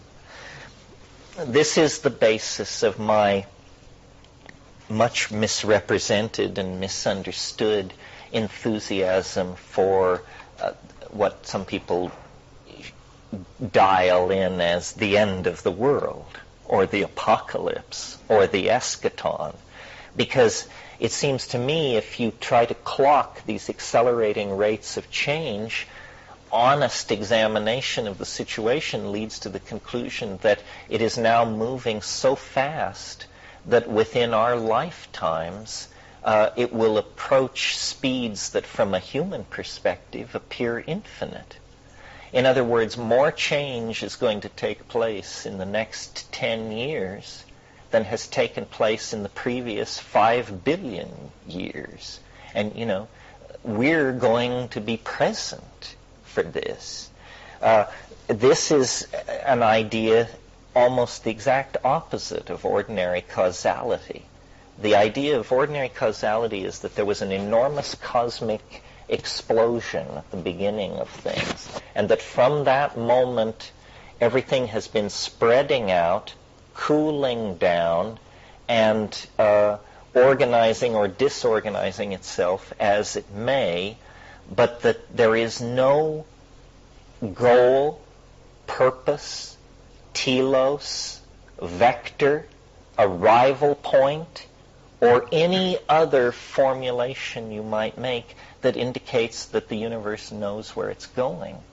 I simply don't believe this. It appears to me that the universe does know where it's going. It's going into deeper novelty. I call the universe a novelty-conserving engine. What that means is when it produces novelty, it tenaciously hangs on to it. It does not lightly give up a species, a molecular arrangement, a star system. These things are held together. They have, they're what Eric Jantsch called metastable, or what Rupert Sheldrake calls their morphogenetic field. Their appetite for coherency perpetuates them through time. Okay, well, so that's the introduction to this idea, and I don't think anything I've said to this point, though it is, in fact, scientifically radical, it's not very arguable. I mean, the facts are on the table. You can like it or not like it, but this all seems to be the case. The universe is under is being shaped by an attractor of some sort that finds self-reflection in complexity. So you could almost say we are being pulled forward into the future by something that is shaping us in its own image as it draws us ever nearer to its aura, to the umbra of its presence. Okay. Closed systems tend to run down into entropy. It is only a cheerful assumption that the universe is a closed system, and it is certainly not true that biology is a closed system. When an astrophysicist tells you that the universe is going to end in heat, death, and entropy, do you know what value he is giving biology in his model? 0. Precisely dot. Is that reasonable? They say, well, biology, we only have located it on one planet. It's so ephemeral. It does seem to be a slight counterflow to the second law of thermodynamics, but it would be preposterous to suggest, etc., etc., etc. Not at all, for the following reasons. The average life of a star is 500 million years. Now, we happen to be in orbit around an extraordinary stable type of star. This star is older than that, perhaps 8, 9, 10, like that. But the average life of a star is 500 million years. We know that life has existed on this planet for 1.83 billion years. So nearly 4 times longer than the life of the average star in this universe. So to suggest that biology is not tenacious, to suggest that it's ephemeral and not in for the count, is just to simply ignore the data. In the one sample we know of, biology has proven itself to be 4 times as enduring as the stars themselves. So I think it is unnecessary to worry about the second law of thermodynamics. It will be reversed if life can break out to a sufficient level of, and may already have been reversed. After all, we don't know what the distribution and extent of life is in the universe. Okay, so all of this is like, it's a nice idea. It's, yeah? I'm not very knowledgeable about this. It's all new to me, but at what point does, if novelty is happening faster, like the events of novelty are closer together, well, at what point is it not novelty because it's not new anymore? That's the point where all novelty that is possible has become manifest. In other words, when the amount of novelty in the universe reaches infinity, the program of expressing novelty will be finished. All possibilities will have been realized.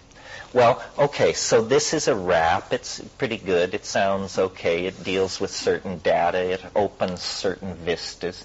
But it's just a wrap.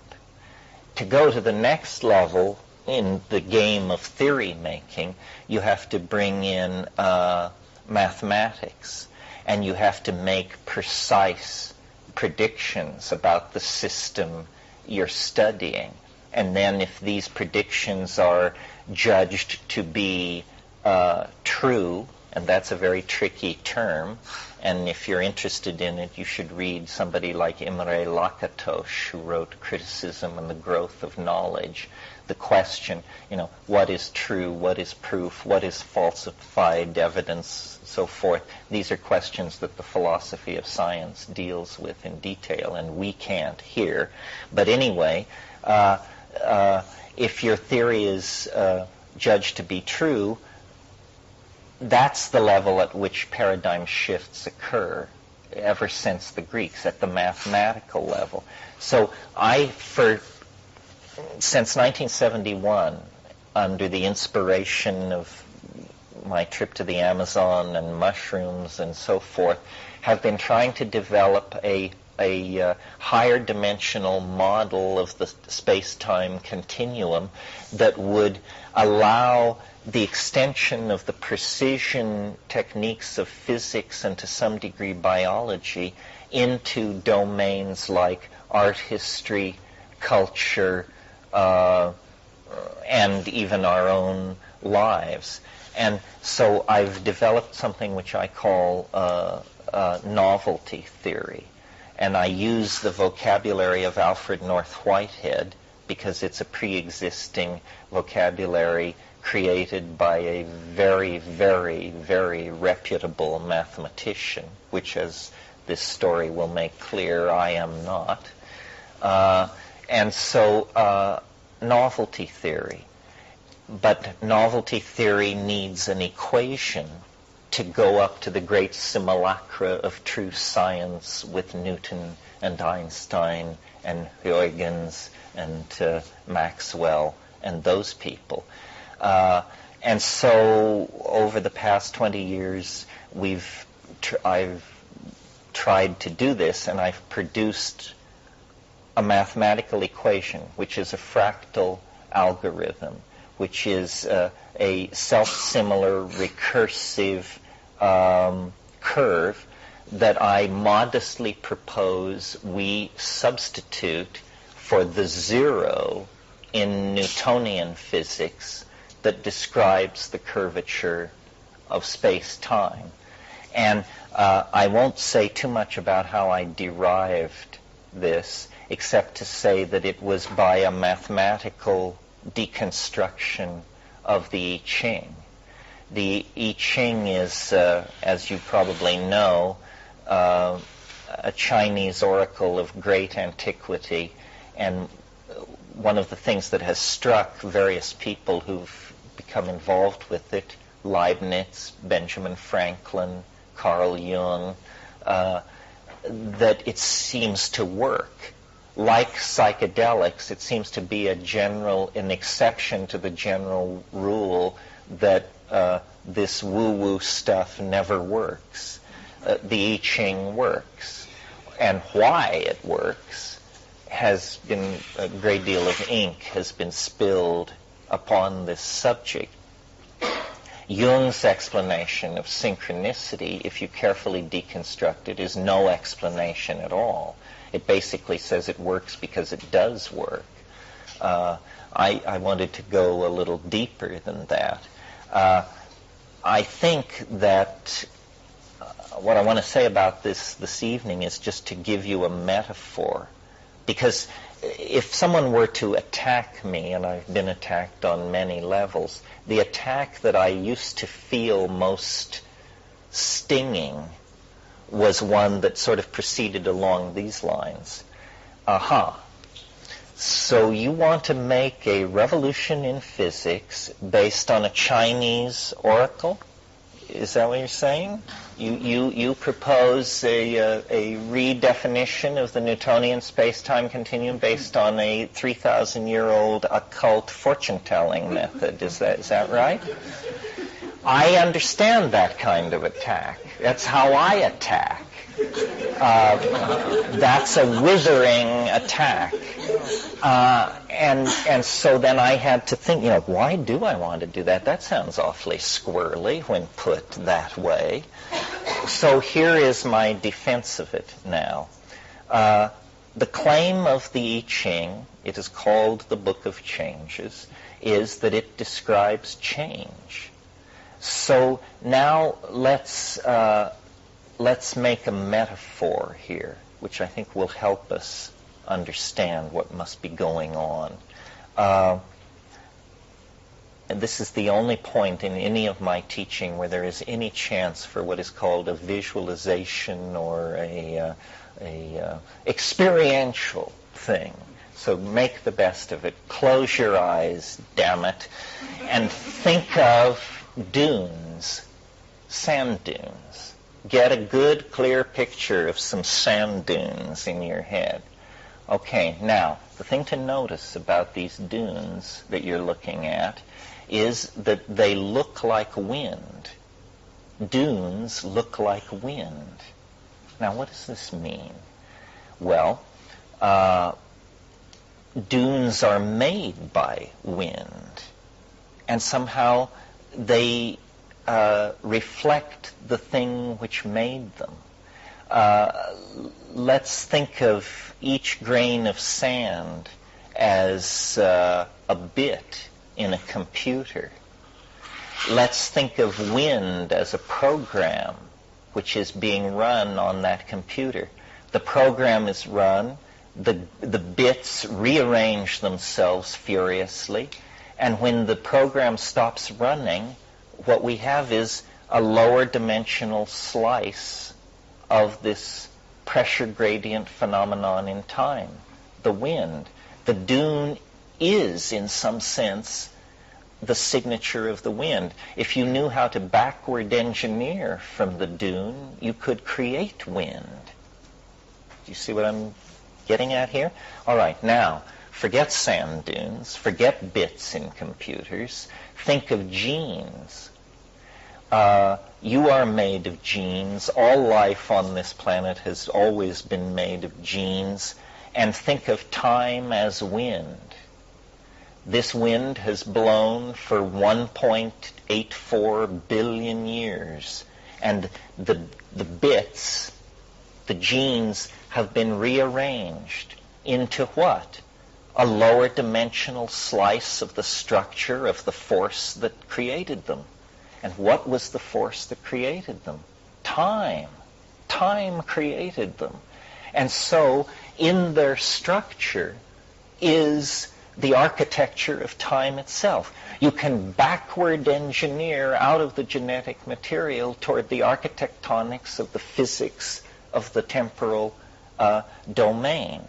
Okay, now let's go back to Zhou, China, 3,000 years ago, a culture as obsessed with time as we are with matter, a culture that didn't build super colliding whatchamacallits, but instead perfected meditation techniques, stilling of the heart techniques, yogas that were designed to suppress physiological functioning until it fell very close to death itself. And then the inquiring minds of generation of sages observed within the core of organism flux of some sort, the coming and going of variables. That's all we have to say, the coming and going of variables.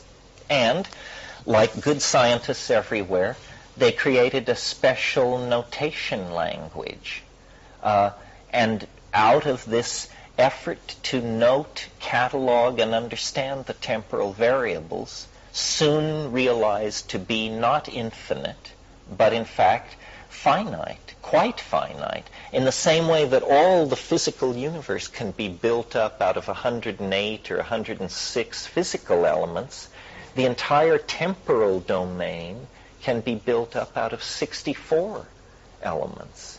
And this 2 to the 6th number, 64, it's built into the I Ching, it's built into the structure of the DNA, it's built into the algorithm that I've developed for tracking time. So my answer to the person who sneered at me using the I Ching as the basis for this is the I Ching is only an artifact that indicates a database of knowledge about temporal variables that has been coded into a very ethnocentric notation system, the 64 hexagrams with their commentaries.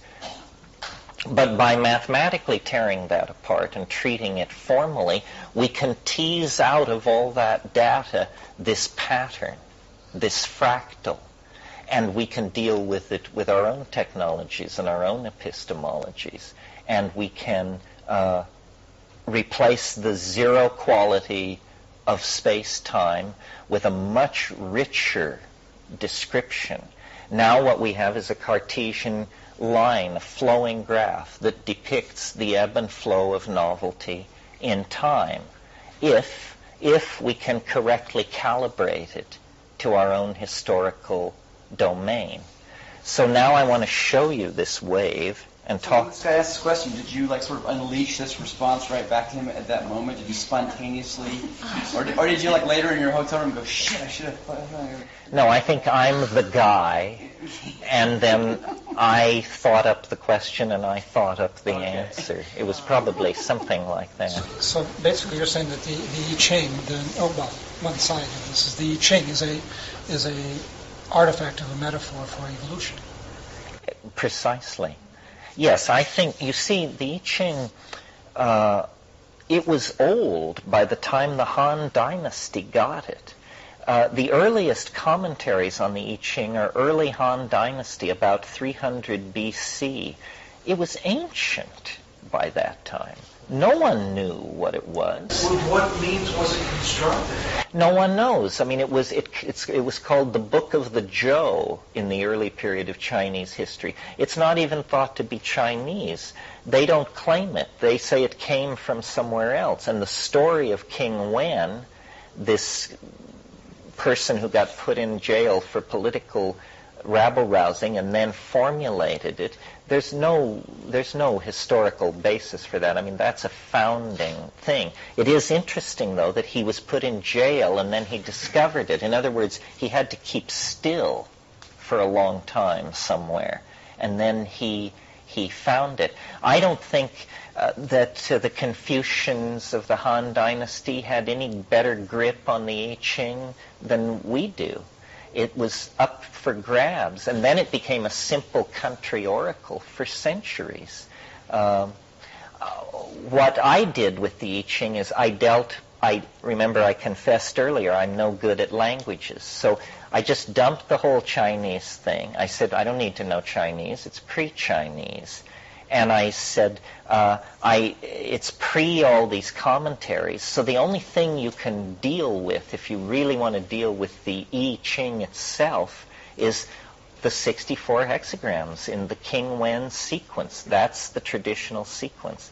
And that's what I dealt with, and studied it for mathematical order to try and figure out whether it was simply 64 hexagrams in a traditional but jumbled order, or what were the principles of order that underlie it. Well, I won't go into that very much this evening, but for those of you who are keen for the I Ching and can take a look at it when you get home, if you look at the King Wen sequence, the very first thing you notice, if you're paying attention, is it isn't 64 hexagrams. It's 32 pairs of hexagrams, because in each pair, the first turned upside down gives the second. So if you look at it, number 3 is 4. Turn 3 upside down, you get 4. Turn 5 upside down, you get 6. And so on. Now, there are 8 cases where when you turn it upside down, it doesn't change. You meet the first exception in the first 2 hexagrams. The first hexagram is all solid lines. Turn that upside down, and you've still got all solid lines.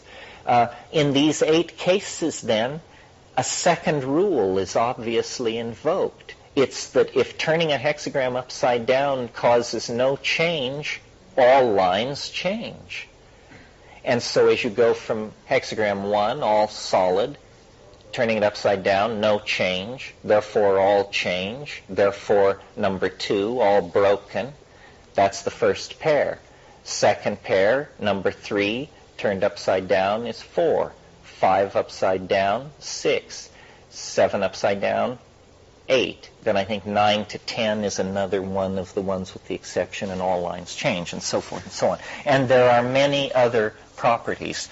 And I worked on this in isolation for 20 years.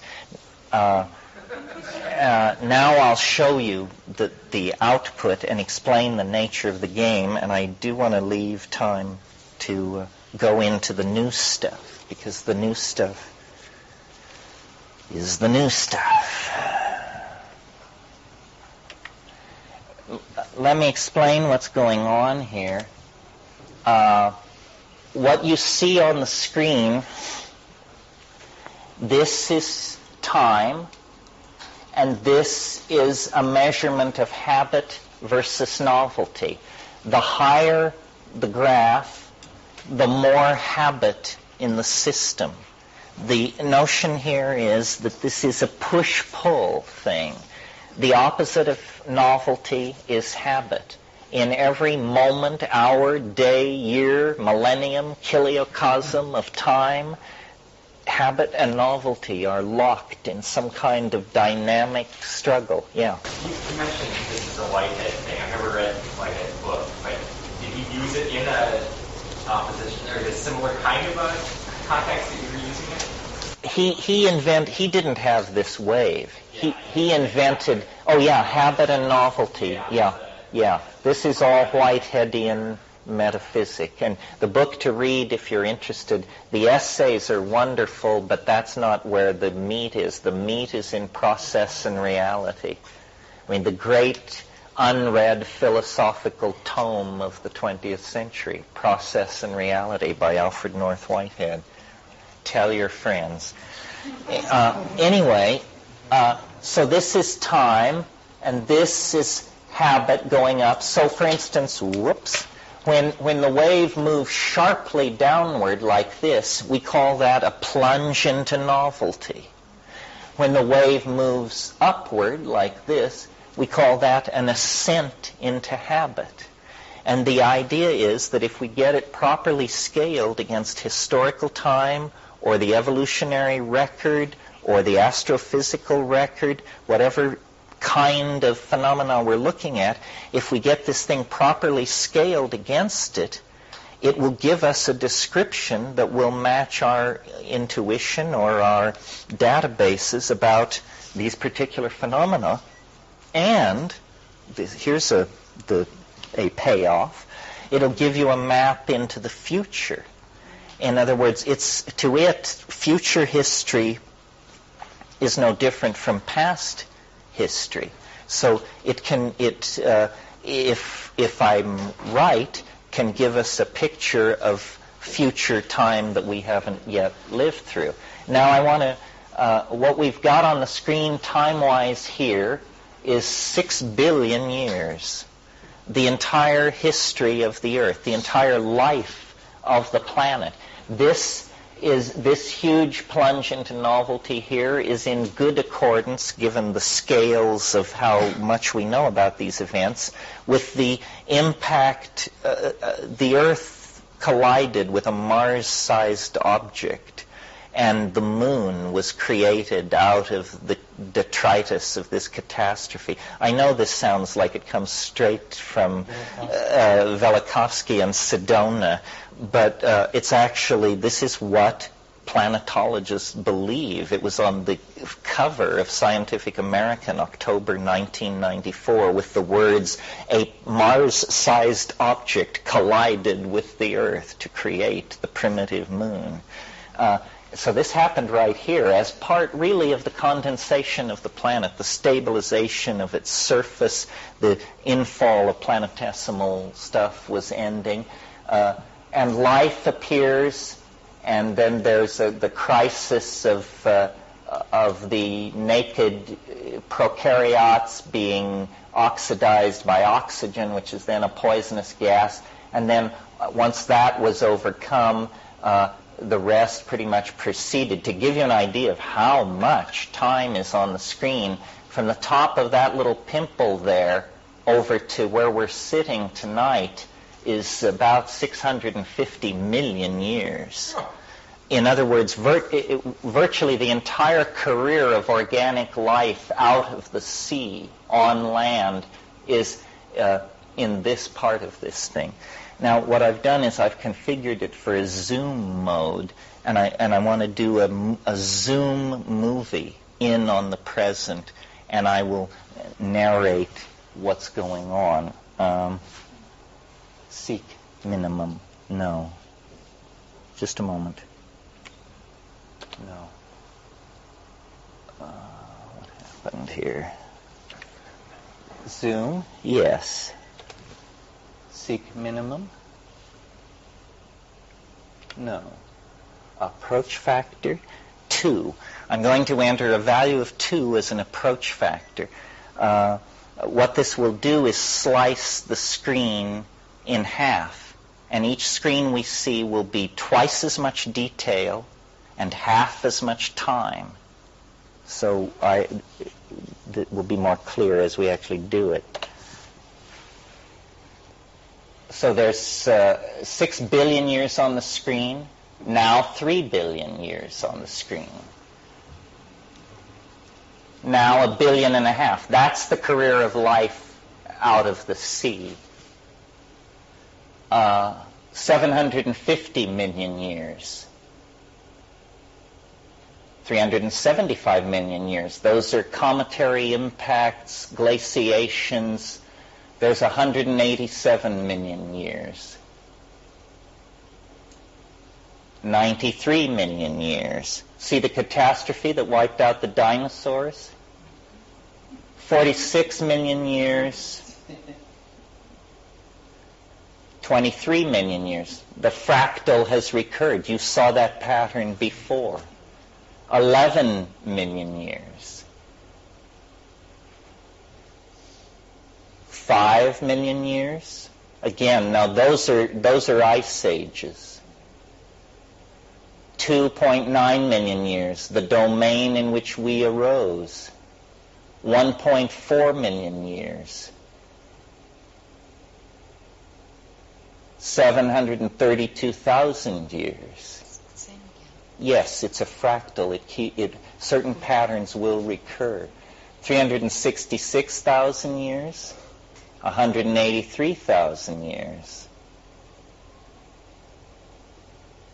91,000 years, the last 100,000 years, and C, 45,000 years, 22,000 years. I want to stop it now for a minute. Sometimes, depending on who's in the audience and how much time we have, we linger as we go through those things to discuss sunspot cycles, planetesimal impacts, the bust-up of Gondwana land, whatever your thrill is. But, of course, people can argue that the dating of these kinds of things, like the Permian explosion, the breakup of Pangaea, are themselves subject to dispute on scales of tens of millions of years. And so you say, well, maybe it's working, maybe it's not, who can say? I should tell you at this point that where the end point is determines where all the other data points fall. This should be self-evident. And so you have to choose an end point. The end point that I've chosen that's generating all this data is December 21st, 2012 AD. In other words, a date less than 20 years in our own future. This has gotten me a lot of flack. There's something about it. People find a prediction of great change more palatable the further off in time you place it. So, but on a scale of 6 billion years, I could be off 60,000 years and have made an error of 0.001%. So people who sneer and say, well, it didn't happen like you said it happened, well, you know, maybe I was 0.00001% off, and that, you know. Yes. Okay, this is the last 22,000 years, and I'll just briefly interpret it for you so that you can... I don't understand what the point was there. Didn't I tell you this afternoon that the most uncool thing you can do is ask someone, what did you just say? And I'm a worse case than most because the truth is I haven't the faintest idea what I just said. Would you care to refresh me? I mean, it's a flaw in me. It's not a problem with you. I just can't remember. It was about being off a little bit. Oh. See, I'm saying, okay, the end of the world or the condensation of the eschaton or whatever it is will occur at 11:18 a.m., December 21st, 11:18 a.m. Greenwich Mean Time, December 21st, 2012. But if I were off 60,000 years on a scale of 6 billion years, I'd have made an error of 0.001%. That's all. I'm just pointing out that where timescales are so big, precision begins to take on a different meaning. So if it doesn't happen at 11:18, don't blame you. No, You might be really close. I won't defend it, though. I've decided to get a life after 2012, no matter what happens.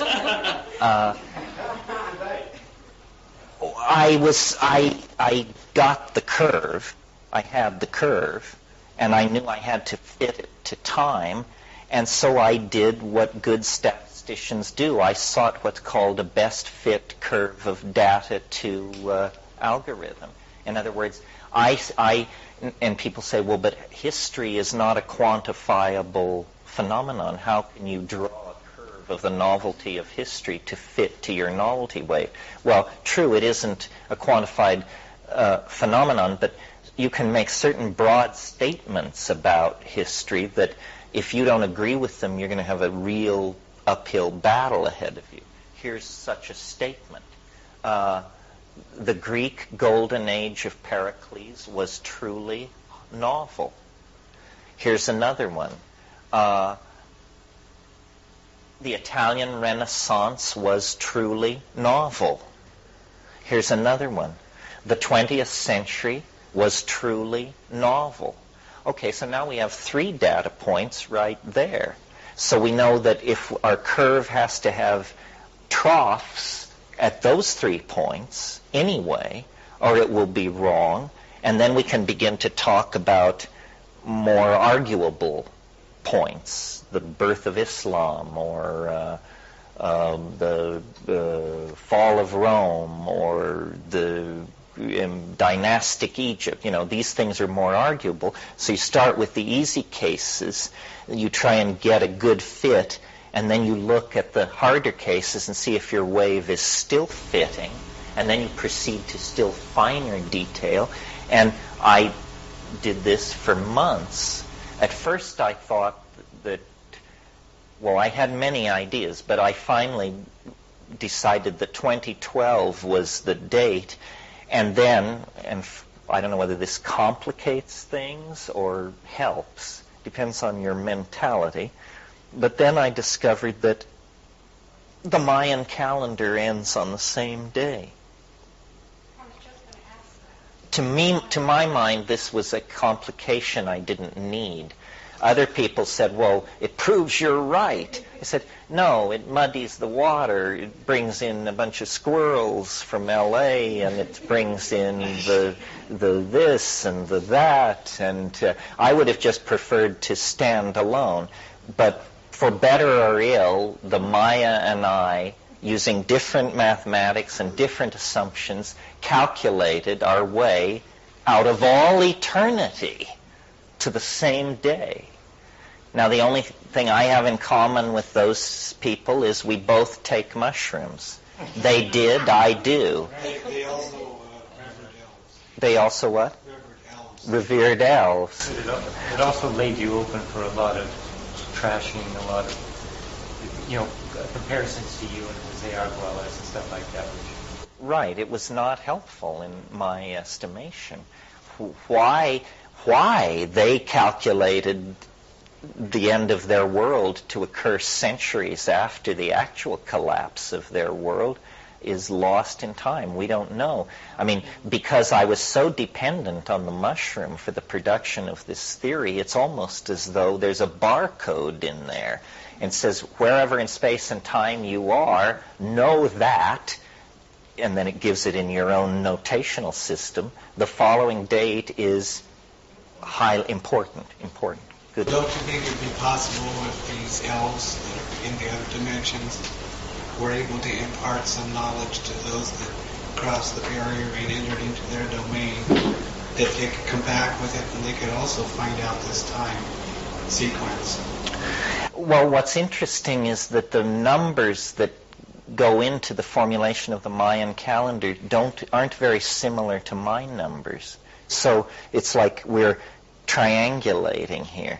It is interesting that Mayan numbers look somewhat like hexagrams. It's possible that ancient knowledge systems are all about... I think what it is there's a message that wants to be told. I don't know who's telling it. Is it the planet? Is it the extraterrestrials? Is it the DNA?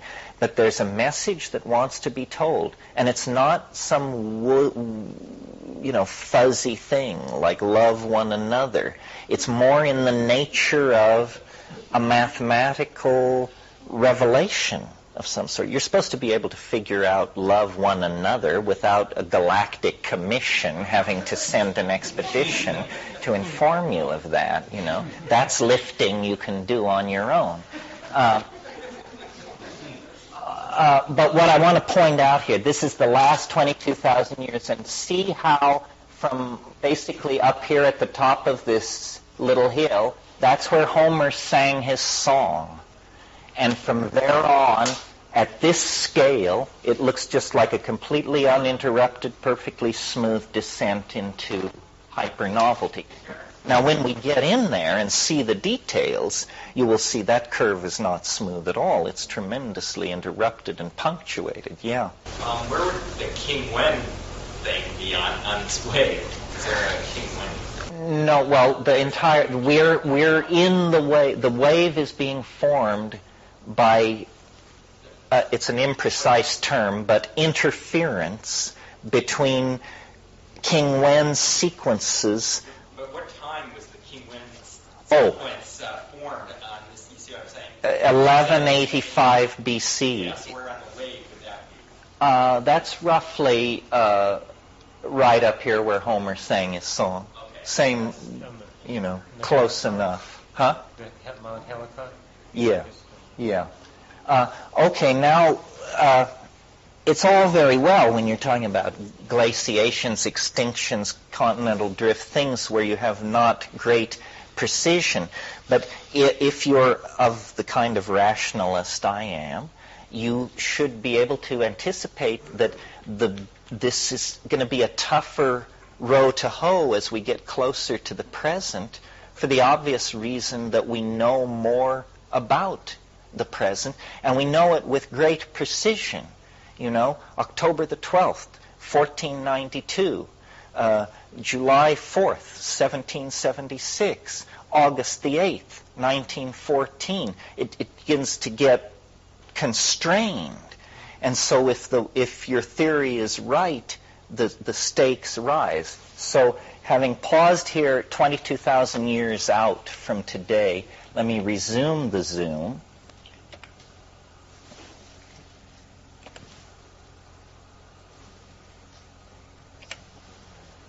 And I guess we'll still do an approach factor of 2. Terence, how did you establish zero? Matching your way. You mean... in the habit novelty. Well, I wanted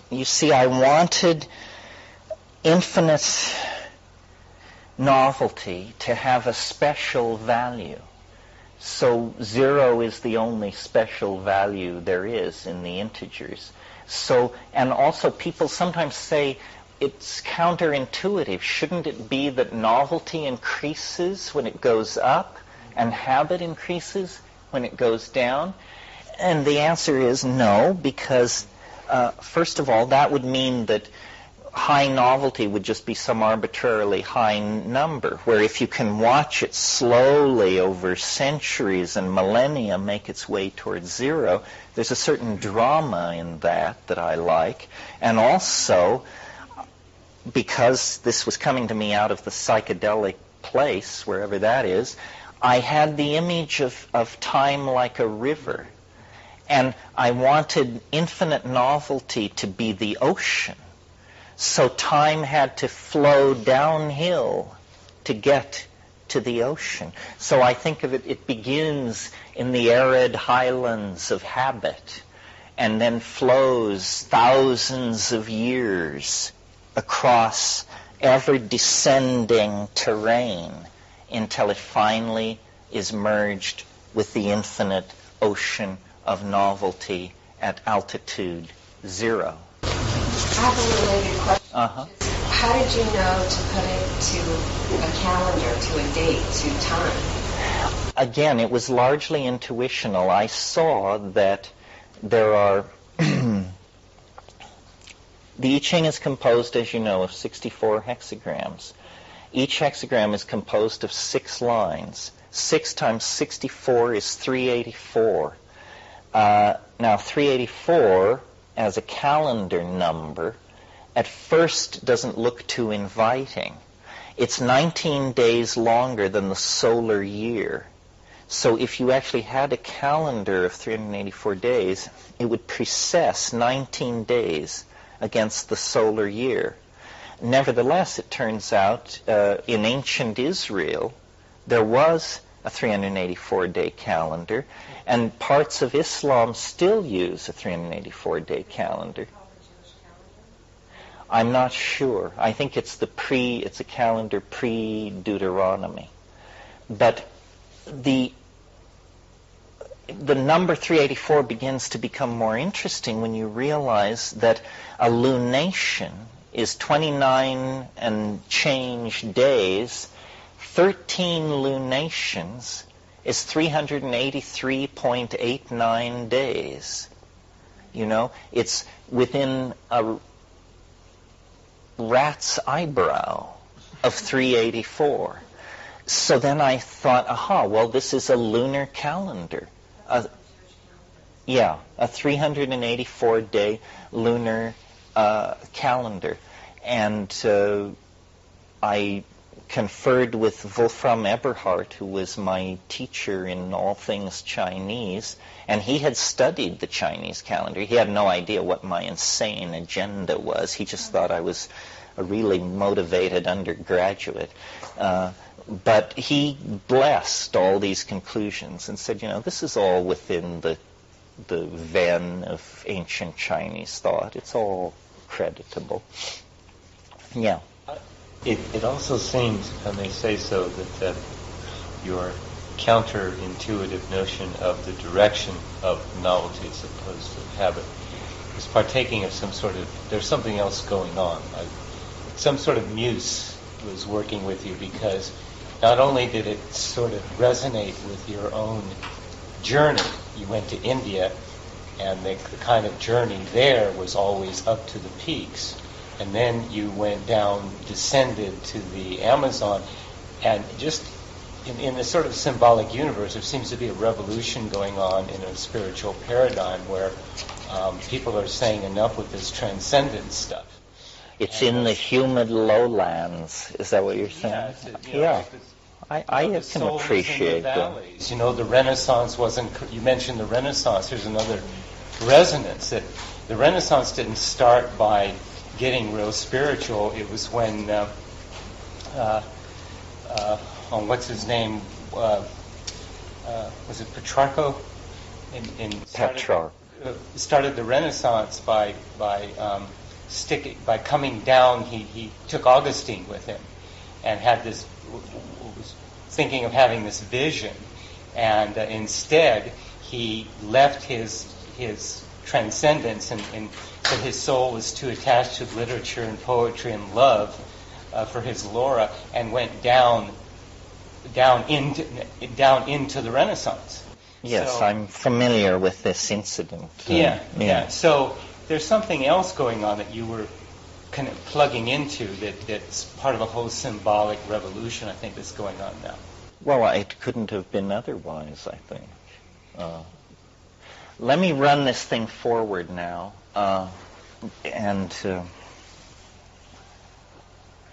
Okay, an approach factor of 2. So it's 22,000 years. There's the last 715 years. See the Italian Renaissance, that long, low period, that's the era of exploration. There we are from the European Enlightenment to the present. There we are from the early 18th century to the present. That's the 20th century, most of it. That's from roughly 1948 to the present. That's roughly from sometime into the 70s. This is the last 11 years.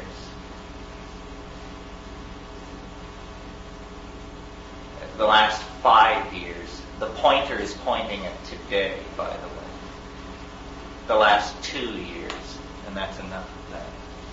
And as you can see, if we were to reconfigure the thing, we could see into the future. What's the drop there? The one that we just came through is, let's see.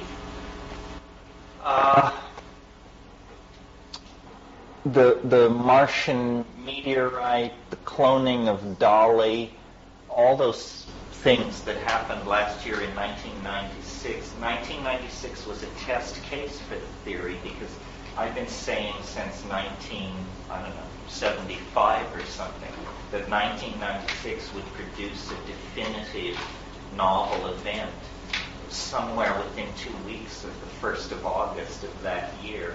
And the Martian meteorite is good enough for me. That's the confirmation of extraterrestrial life.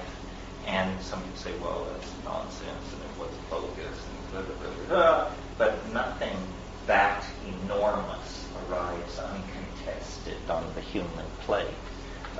So I think I'm still in the running. There's a short developing? Okay.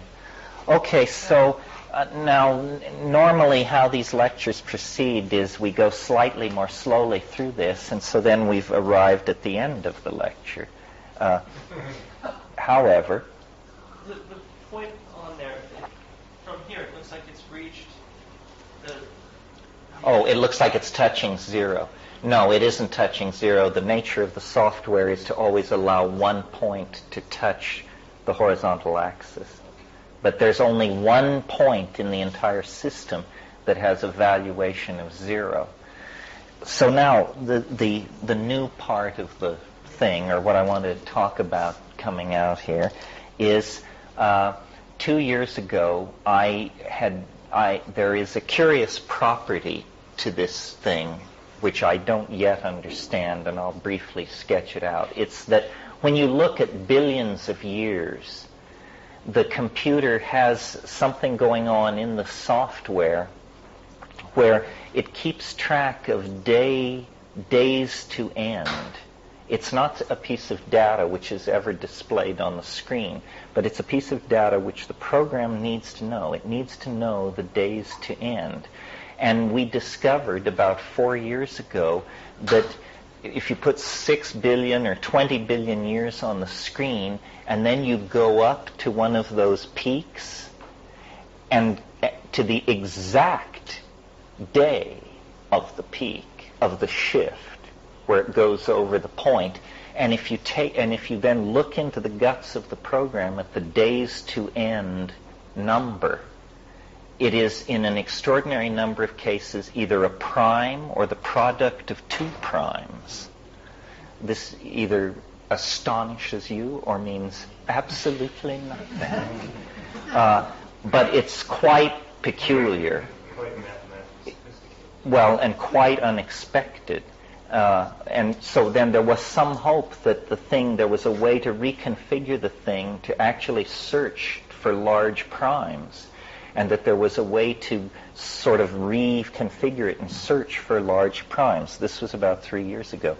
So I got into email correspondence with a mathematician in England about these primes. And then we agreed that we would meet in Palenque 2 years ago. And he came to see me. And it was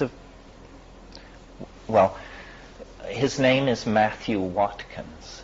And if you go to my website, you will see that there is a button there called the Watkins Objection.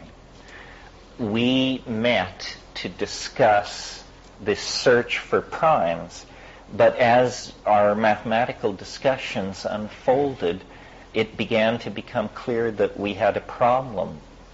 And the problem was that Watkins felt that he had discovered an error in the mathematical formulation of the wave, and it centered around a very arcane detail in the construction of the wave, which I won't even begin to make clear to you what it was. But he and I understood each other, and I understood that if he was right, as he thought he was, that I was in deep shit indeed, because if he was right, I had made a mistake. And the thing that the Logos had wanted me to do with the King Wen sequence, I had made a blunder. I knew what the Logos wanted, but I had made a very an error was Watkins' position. And it was a difficult experience for me, not only because I didn't know how I was going to feed myself if this thing went up in smoke, but I also, it was very hard for me to understand Watkins. And any of you who are professional mathematicians who try to talk to me about this will discover that I'm an idiot savant. You know, it's mine, I invented it, but I can't defend it in academic mathematical terms. I don't think of myself as Einstein, certainly, but there is a story about Einstein that after he published the general theory of relativity, a physicist named Hermann Bondi launched a furious attack on it. And Niels Bohr went to Einstein and he said, Bondi is saying all these things, he's publishing all these papers, what are you going to do about it? And Einstein said, I can't do anything about it. I cannot understand the man's objection. So, so this was the position I found myself in. Watkins was terrifying. I never had the guts to ask him how old he was. My guess would be 19, something like that. I mean, just one of these flaming geniuses, just one of these people for whom quadratic equations came like walking, you know. And so we had this series of, I thought of it as the meetings by the pool. We had 3 long meetings by the pool where my world wilted, curled, melted, retracted, and finally it was very sort of sad, actually.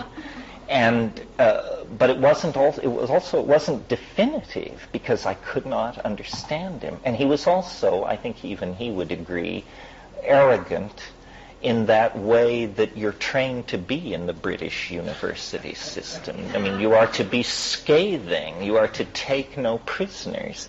And he said, I want to write a paper about your wave. And I said, fine, and we'll put it on the website. And he said, what I'm going to put forward my objection. He said, what shall I call the paper? And I said, well, how about Autopsy for a Mathematical Hallucination? When you really get into the spirit of this thing, you say, let me guide the knife. Let me turn on the saw. Don't trouble yourself. So how about Autopsy for a Mathematical Hallucination? And he said, fine. And then he did it. And it was, several pages of mathematical notation and several nasty paragraphs. And I sat with it for months. And then I said, I can't really understand Watkins, but I do understand what I intended. And so what I'm going to do is I'm just going to answer his objection by, once again, as clearly as possible, defining my methods and putting that on the internet, and then let the chips fall where they may, and some third party will have to resolve all this. So I did that, and Watkins took a leave of absence, and I understand he was last seen somewhere in the west of Ireland with a donkey and a harp, truly.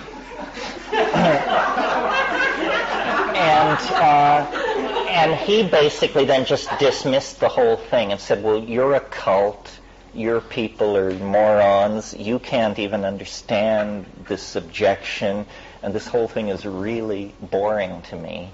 And so then it was sort of left like that. But I got good support from my mathematical friends, and Ralph Abraham was wonderful, and he said, he told all kinds of stories from the history of mathematics about people who had made enormous blunders whose names are still enshrined in the stars, and on and on. But I really felt shaky about the whole thing, and I talked about it at Esalen. But Watkins never dealt with the fact that the wave did describe time. He wasn't interested in that. He just said, you made a mistake, and so why should we talk any further? You made a mistake. And so trying to say, that it adds up or it looks good or so far, you made a mistake. Well, in the past 7-8 months, I've been working very quietly with a person who came out of the woodwork, and I don't think he wants his name yet spoken in public. So all I can tell you is he is a professional mathematician. His ordinary job is modeling thermonuclear fusion processes for the United States government at a desert installation somewhere in the American Southwest. His mathematical credentials are impeccable, and he said, I want to go to bedrock with this Watkins thing, and I'm going to do a complete vector analysis of the wave and break it down at every level, formalize every step, and try to understand what has happened here, because he, like me, liked the theory. So we've been working very quietly, or rather, I've been reading his email, and he has been working. And here's what we come up with. I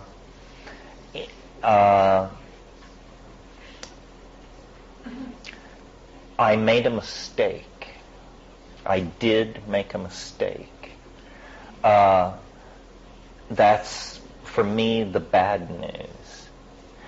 But it turns out that the mistake I made was tiny. The wave that you saw tonight, the wave that I've shown you over and over again, year after year, is, and this is not a fuzzy figure or a guess or anything like that, it's wrong by 3%. There's a 3% difference between this wave and the wave that all parties have now converged upon as, in fact, the true wave. We call this the time wave, TW. We're calling the new one the CTW, the corrected time wave. My mistake was as Watkins defined it, but he never carried through. Something about his way of thinking was, once he discovered I'd made a mistake, for him, he felt that, if we think of it as a game, that he had won the game. He never went on to see what the consequences of the mistake were. And the consequences of the mistake were to distort the values by overall 3%. Hundreds of screens are within less than 1% difference of each other. The overall conclusions that come out of these 2 years of mathematical hell that we've embroiled in is actually we're now in more robust shape than ever, because thanks to this gentleman's work, which will be posted on the internet shortly, and all of you who have Time Wave Zero software, we're going to put a file up which you will be able to download and pull out the bad values, plug in the good values, and then the interface will run the new wave for you.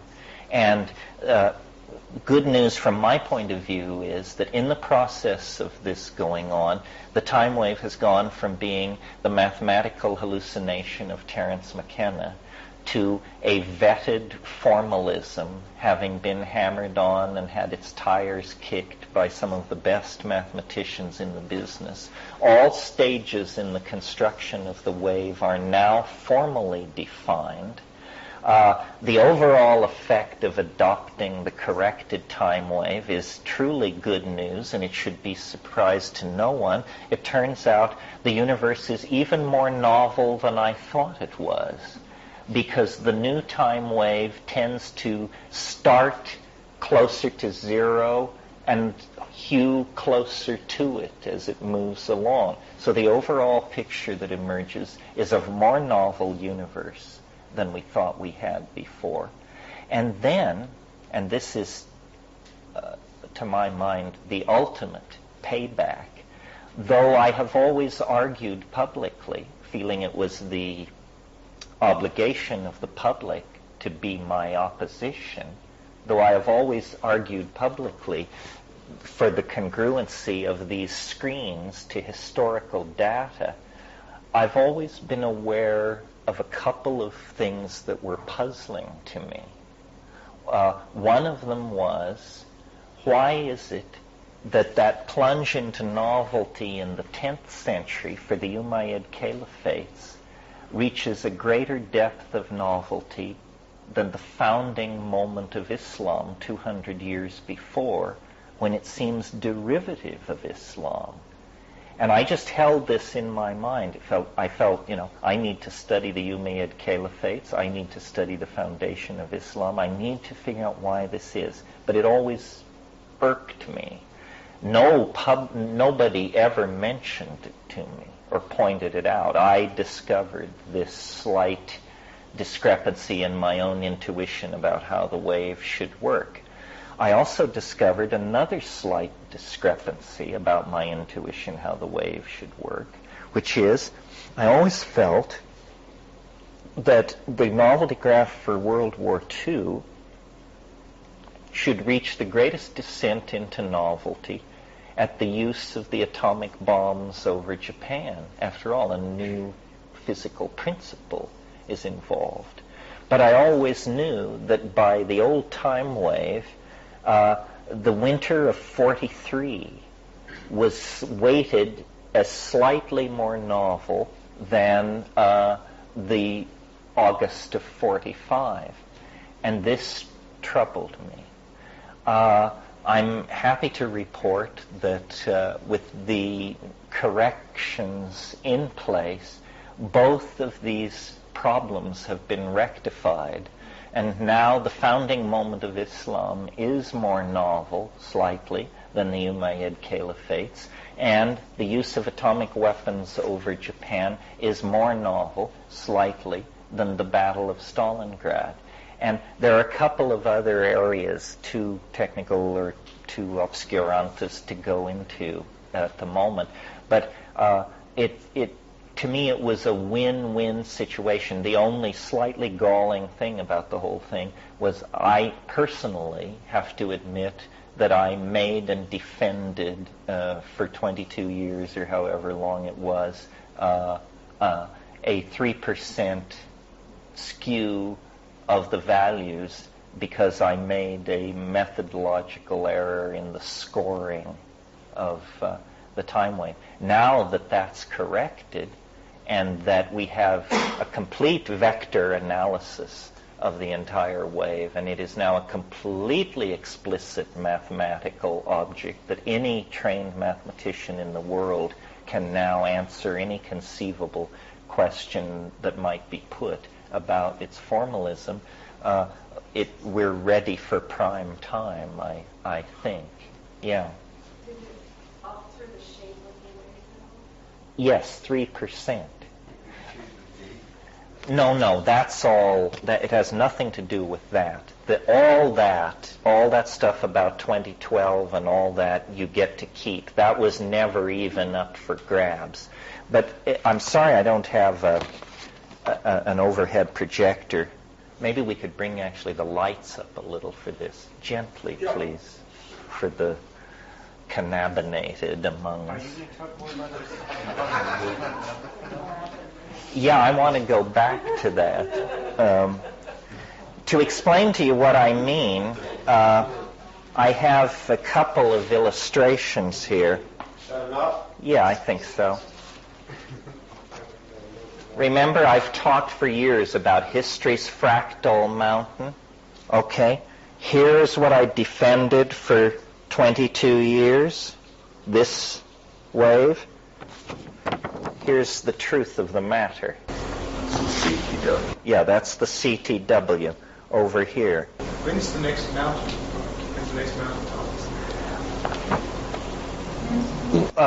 September 7th, we have been moving upward into habit, and on September 7th it will turn down. We are now undergoing a series of oscillations before 2012.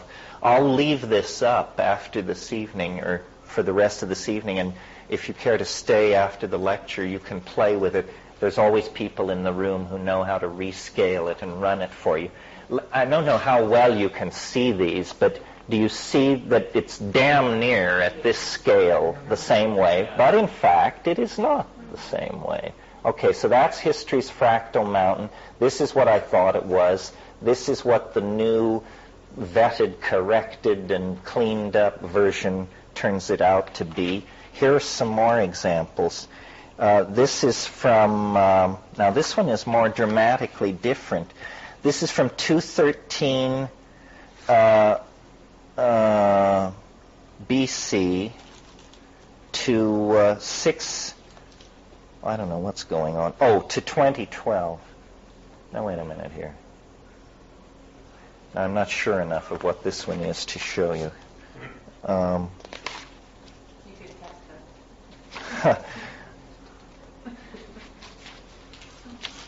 Here's two versions of 1905. Old wave, new wave. Oh, it is different. Yeah.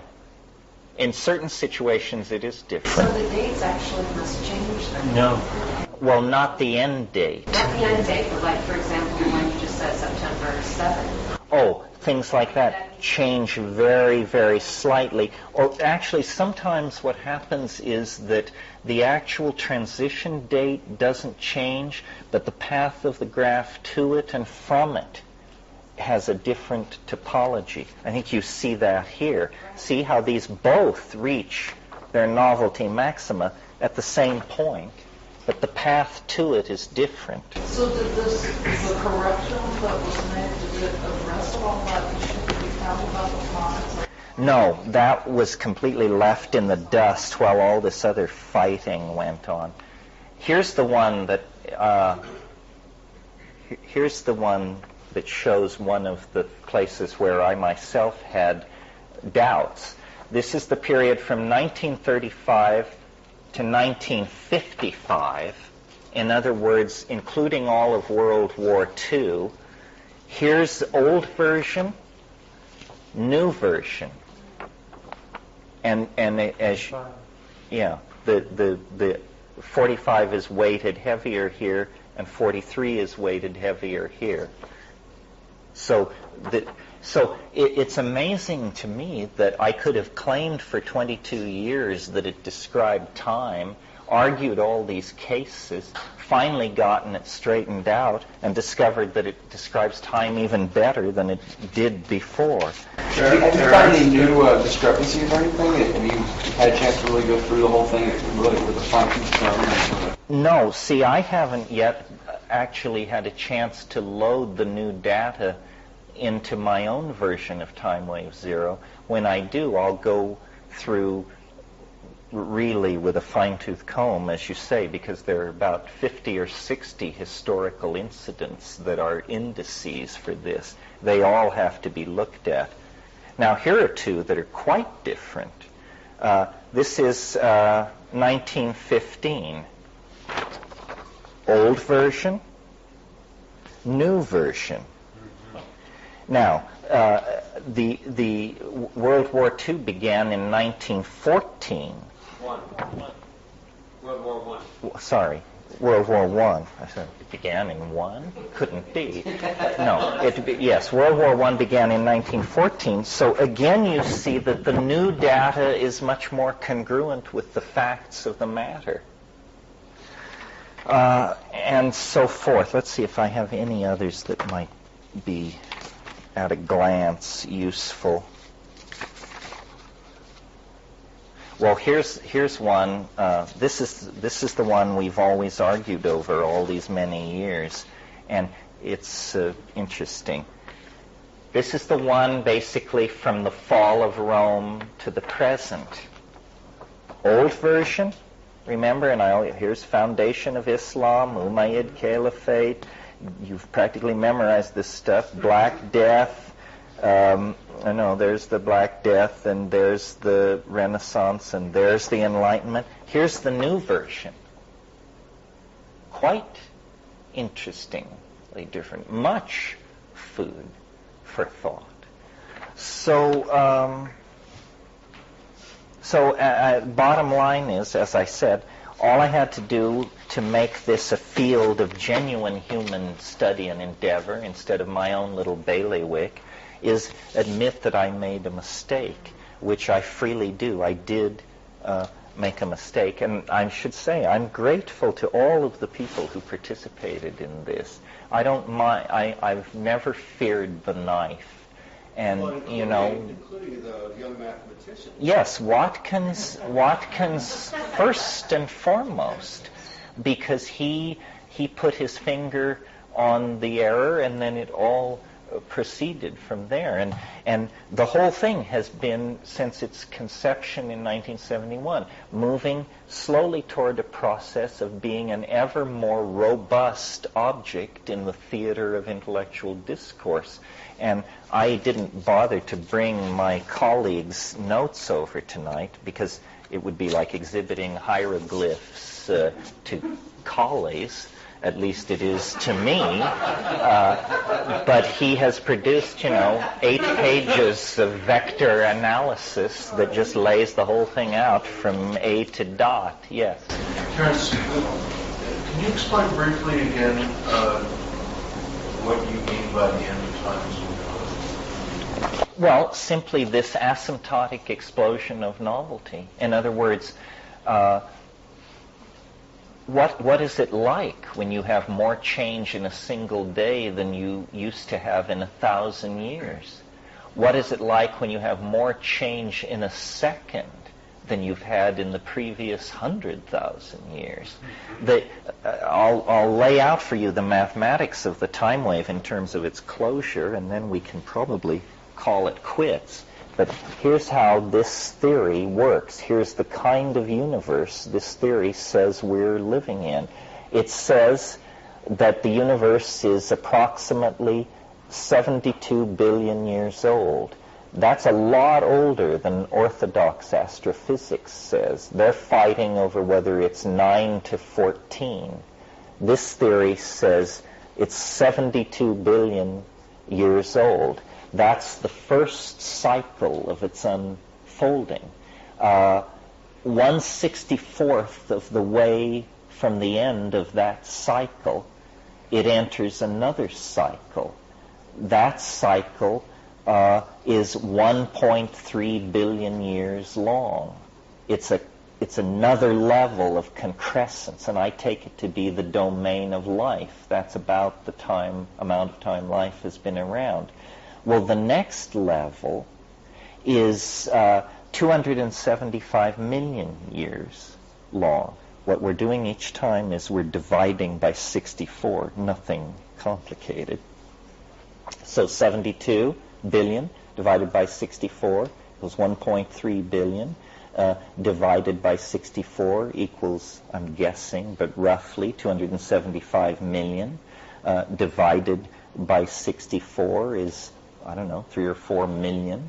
Divided by 64 is 175,000 or something like that. Divided by 64 is 4,306, the domain of history as we know it. The next division is 67 years, the period from the moment of the dropping of the atom bomb on Hiroshima until the solstice of 2012, 67 years. The next cycle is 384 days. It will begin late in 2011. The next cycle is 6 days long. Now understand that in each one of these cycles, as much novelty happens as happened in all the previous cycles. So from 384 days, you go to a cycle 6 days. From that, you go to a cycle an hour and 35 minutes long. Then you go to a cycle a minute and a half long. Then a cycle 1.3 seconds long. And you just keep doing this, dividing by 64, until you reach the domain of Planck's constant, 6.55 times 10 to the minus 25 erg seconds, technically known as a jiffy. Among us professionals, and beyond the realm of the jiffy, there is no need to carry out these divisions because it means nothing. You've reached the grain upon which reality is being printed. There is nothing. Well, so if we have a universe that is undergoing this collapse into hyper-novelty, and it has to start at age 72 billion years and collapse down to 6.55 times 10 to the minus 23rd erg seconds, how much time do you think it has left in its existence when it's halfway through the process? And the answer is an hour and 35 minutes. In other words, what we're saying in this cosmology is that the universe will undergo half of its evolutionary unfolding in the last hour and 35 minutes of its existence. And that's what I mean by the end of the world. I mean that, there will be more novelty jammed into every nanosecond of those last 35 minutes than there previously were in millions of years of cosmic time. It's as though we're falling into a black hole, not of gravitational compression, but of novelty. And it's what has called us forth out of animal organization. It's what has put these enormous technical tools in our hands. It's what shapes our dreams. It's what's calling us home. It's why I believe that in less than 100 years, this planet will be, from the human point of view, empty. I mean, the thing, whatever it is, will have come and gone, the novelty. And I suspect what it is it's actually some kind of other dimension.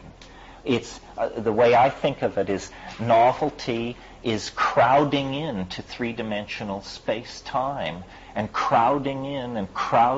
What happens in 2012, December 2012, is the three-dimensional space-time continuum will be unable to contain any more novelty, and like water flowing out of an overfilled bucket, the novelty will actually begin to push into another dimension.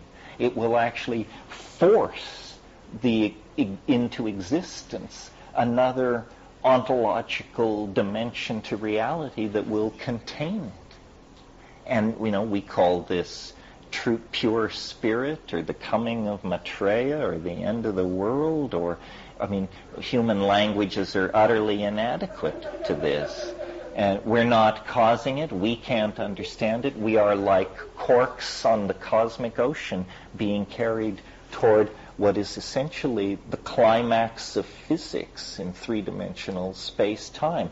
And people who say, well, don't you find it rather odd that we're here to witness it, means you didn't understand theory. We're here to witness it because we were called into existence as part of the process. We're here to witness it because if it's happening, we're happening, because we're part of this expression of novelty. We're part of this alien thing. It's always been revealing itself, but at ever greater speeds. And, somewhere around 50,000 years ago, if you were paying attention, you would have smelled it in the air. And if you weren't paying attention then, check back at dynastic Egypt. And if you're still too dull to pick it up, check in on the 20th century, and I don't think anybody can miss it now. The air is filled with the imminence of the eschaton. I mean, we are now so dynamically locked with this field of attraction that all you have to do is take a cat nap, smoke a J, lie in a hot tub, and it's waiting just behind your eyelids, just under the surface of ordinary reality. You don't have to look far or move fast to find it waiting. The sense of the imminence of the eschaton is the pervading essence of life in the 20th century. Or I'm a monkey's uncle. Thank you very much. Terence, I'm curious, are there other people who've done a lot of work in this field that have particularly influenced you, or who you have admired much or kind of resonated with as far as their perspectives? By this field, you mean? Psychedelics. Yeah, well, for instance, Richard Evans Schultes at Harvard, his work absolutely defines and dominates the field. In a sense, it would hardly exist without him. Over 50 years of research and continuous publication and shaping graduate students to carry out research projects that he conceived. He, you could say, almost single-handedly built the ethnobotanical database on psychoactivity. He spent years in the Amazon himself. He then ran the Harvard Herbaria and all that. So he is an enormous influence on anyone. He's the Newton and the Abraham of the field. Now he's very elderly and retired, but his influence is major.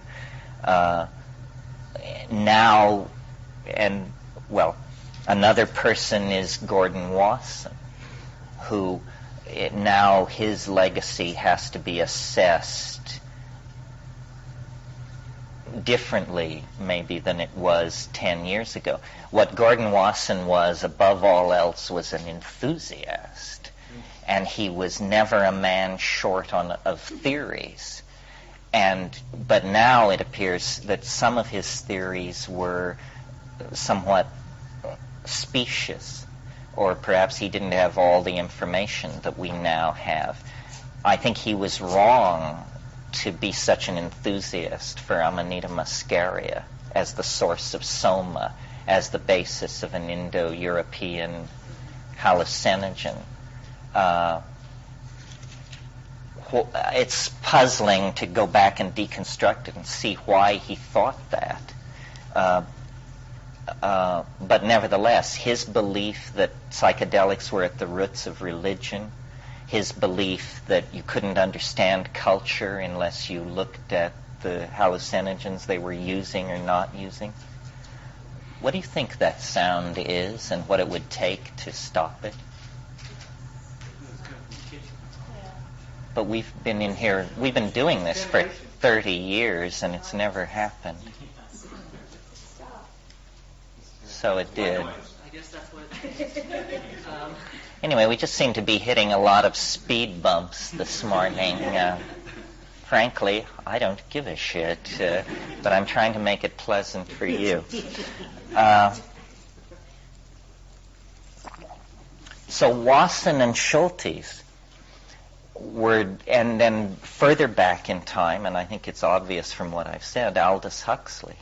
And Aldous Huxley is a very interesting case study, because Huxley wrote one of the most savagely anti-drug books ever written, perhaps the most intelligent anti-drug book ever written, which is Brave New World, which pictures a world of genetic engineering, and all social problems are solved with a drug called soma, and all anxiety, soma. All relationship difficulties, soma. All existential doubts, soma. And he also, written in 1937, pictures a society based on cloning that is way in advance of anything we have now and completely realistic to this day. I mean, you should read Brave New World if you haven't read it. So he starts out there, a British academic intellectual with a horror of drugs, mind control, all of this, and then by a process of rational self-education, he becomes, by the time he writes The Doors of Perception and Heaven and Hell, the most eloquent exponent of the psychedelic experience that in some ways it's ever had. And a very intelligent,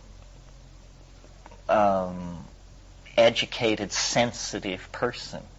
I mean, I'm certainly not Aldous Huxley, but that's who I would aspire to be. I mean, that's my model.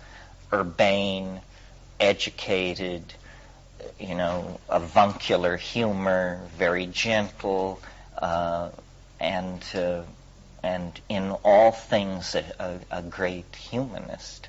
So those three people really, for me, shape the field. People ask about my relationship to Tim Leary. I knew Tim as an icon when I was a kid, but I followed all that. We followed, but we doubted, is I guess what it was, because the humanness of those leaders was all too obvious. Then in later life, when I got to know Tim as a friend, he was just a great guy, but his enthusiasms were social and political and visionary, and so were mine largely. But these other people did the scientific drudge work, the chemistry, the botany, so forth and so on. If you want to expand the circle larger and talk about influences on my thought generally, Whitehead,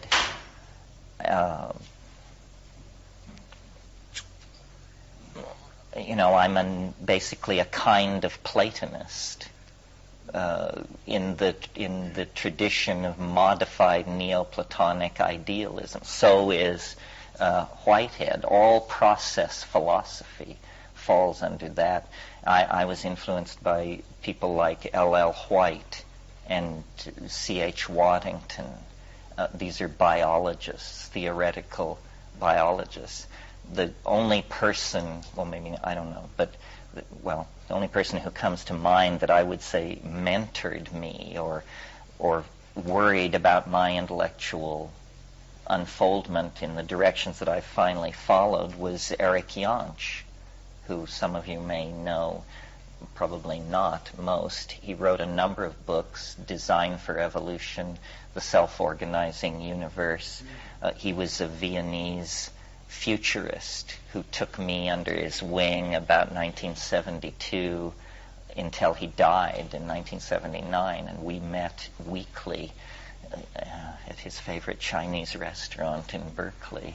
And he not only introduced me to holistic science, but he also introduced me to careerism, how you handle academic rivalries, and because he was an organizational crawler and a very, as I say, astute Viennese. If you look at the history of the 20th century, the Viennese have their fingerprints all over the entire thing. I mean, the Freudians, the positivists, Wittgenstein and his school, and Eric Jansch, Paul Feyerabend, all those anarchist people came out of U of V, and he was part of it. As far as I could tell, the last man to have sex with Alma Mahler. Now that's something. Do you know whatever happened to that professor in Bogota, Horacio Calle? Yeah, actually I do. Why do you ask? Well, from the original rap, I went down to see him in Amazon, did you know? No, it wasn't quite like that. No, when we got to San Jose del Encanto at the mouth of the Caraparaná, we were told that there was an anthropologist with the Witoto, and that he would possibly know, this was information from the priest there, that he would possibly know about this drug that we were looking for. Well, then when we found him, he was in his own little private Idaho, as I describe in True Hallucinations, because he was, he basically had taken over this tribe. I mean, it was a Mr. Kurtz deal. They were his Indians, his river, his jungle, and he was way into coke. And his wife, who was also an anthropologist, was an English girl, Annalisa, and she was very concerned, and he basically tried to discourage us from going on to La Chorrera, told us about a murder that had occurred there, told us we would never get these people to cooperate because we didn't speak Witoto, and I think he was feeding these people strange information about us. One day he came, the second morning when we were there, he came to us and he said, and here we were, a Jewish girl, 2 Irishmen, a Polak, and something else, and he came to us and said, I'm studying the social structure of these people, and I don't want them contaminated by the outside world. So would you please tell them that you're brothers and sisters? And it was like, I hope they don't ask. But I don't know where I was in the world, but somewhere in the last year I met somebody, some ghost from my past, and I said, whatever happened to Horacio Calle? And they said he got real disillusioned with Indians, and he came back to Bogota. His Marxism hardened. He was accused of some philandering with a female student at the University de los Andes, and he was lost his job there, and then he went to organize the poor in the ghettos of southern Calle, and he was caught up in the cocaine politics somehow and died. So that's the story. I was at a party in London a few months ago, and I met this guy, Martin Hildebrand, who's a big-time Colombian anthropologist and conservationist, and it was a rainforest fundraising thing. And he told me that now at La Chorrera, there's a coordinating office for this ecological agency that has UN funding. So apparently they bring airplanes in and out of there, and it's thriving, whatever that may mean, in the Colombian Amazon these days. It's strange that I've never been back since I've been near there. In 79 or in 80, I went to the Rio Ampiacu-Yaguasiasu Basin, which is just 200 or 300 miles south of there, and spent 6 weeks. But if you're interested in ayahuasca and the history of the Southern Putumayo and all of this, I don't think you can read a better nor more challenging book than Michael Tausig's book, Shamanism, Colonialism, and the Wild Man. It will astonish you what that book covers and the tones it sounds. Anyway, I'm just sort of rambling here. Anybody? Yeah. We went through Time Wave Zero last night, and now that we all have a clear understanding and clear mathematical equation on it, can you talk a little bit about your thoughts on how the speeding up of novelty and the overwhelming... You mean how that will look? As we head towards Time Wave Zero, how it's going to affect the society and culture? Well, yeah. I mean, first thing to introduce a concept that we haven't dealt with relative to the time wave is each one of those cycles that I mentioned of the different durations in some way is like a lower octave of the higher cycles, or a resonance, so that in some very broad and general sense, the same themes are iterated on different scales.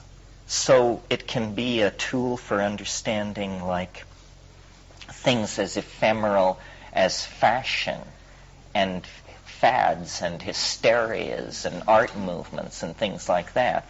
In other words, suddenly in a certain time period, let's say somewhere in the 20th century, let's say the 1930s, suddenly in the 1930s, clawed bathtubs become the big thing. Well, ordinarily you don't seek a mathematical explanation for this, but in my world what you do is you look at where you are in time, then you go one level up and you see if it's an era where clawed bathtubs made an appearance. So by that kind of thinking, that 67-year cycle, which stretches from the resonance of the Big Bang, that is the atom blast over Hiroshima, to December 21st, 2012, that 67-year cycle is an iteration of the previous 4,306-year cycle and larger cycles above it. But for the moment, let's just talk about how it's a resonance of this 4,306-year cycle. In that case, then, you can ask the question, well, then, where are we in that cycle? The answer is we're almost, I think it will happen within the next month, we're almost to 1000 AD. So what that means to me is that between roughly now and 2012, we must traverse through a temporal landscape that contains in miniature, as it were, all the themes, forces, affects, and concerns that have been traversed since 1000 AD. Do you follow this? So, for instance, we won't even reach Newtonian physics till 2008. We won't reach the quantum physics till late in 2010. So what we are at this point are unwashed peasants, dimly aware that, some protean force is beginning to stir. But we haven't built Gothic cathedrals yet, let alone discovered the New World, let alone achieved powered flight, let alone, all these things will come 2008, 2009, 2010, and the compression will be excruciating. We can't imagine what this will be like. I mean, right now, in terms of my low-scale historical vision, without the time wave, I can only see about 3 years into the future. And what I see there is 256K bandwidth as standard issue equipment for everybody. And virtual reality is so real you can't tear your eyes from them. I mean, I talked to Alan Bediner yesterday. He came back from SIGGRAPH, and we've all been watching VR for 10 years, and he said, they're getting their chops together. It's getting much more interesting, and we have three. But the real technologies that will shape the condensation of the eschaton probably don't even have to do with the Internet. The Internet is in this resonance system, sort of like the invention of the Universal Postal Authority in the 16th century.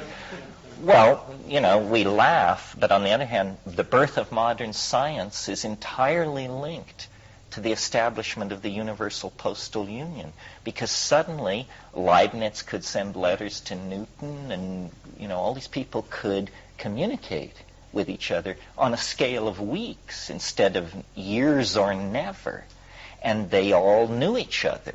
Big science has always been international in scope. It started out using Latin and mathematics, and so the technologies that will shape the eschaton are, I think, things like nanotechnology, which, we have a hard time even imagining what this will be like. This is a world where, everything is made at temperatures below 110 degrees. There are no smelting of metals, no high pressure, high temperature annealing of plastics. Everything from automobiles to computers to clothing is grown in vats, essentially. Vats of basic substrata material which are seeded by artificial polymers which contain molecular assembly messages, just like DNA does, which are read by artificial ribosomes to create all classes of objects, including foods, including possibly other beings.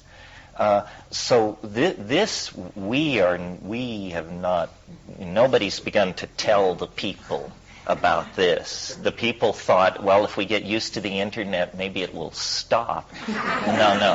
The internet is nothing compared to what's coming. Well, then there are other things like, then there's the wild card option, which is if you section any 50-year period of past history in the past 500 years, you will discover that a wild card emerges at least once every 50 years. And the wild card for us could be something like, it could be interdimensional travel. It could, a time machine is a starship because of the nature of space-time. If you can travel at high percentages of the speed of light, you simply turn that technology on its head and you can move through time. The other breakthrough is, you've heard me rail against extraterrestrial intervention physically, but I think the non-local medium of communication may eventually disclose aliens that are virtual aliens, but with whom we will trade data. And that's all you want anyway. What do you need the alien flesh for? What you need is the alien soul. And the alien soul can probably be assembled in a simulacrum on the internet with sufficient fidelity to what it is, that it is entirely as much like being with the alien as the real thing. So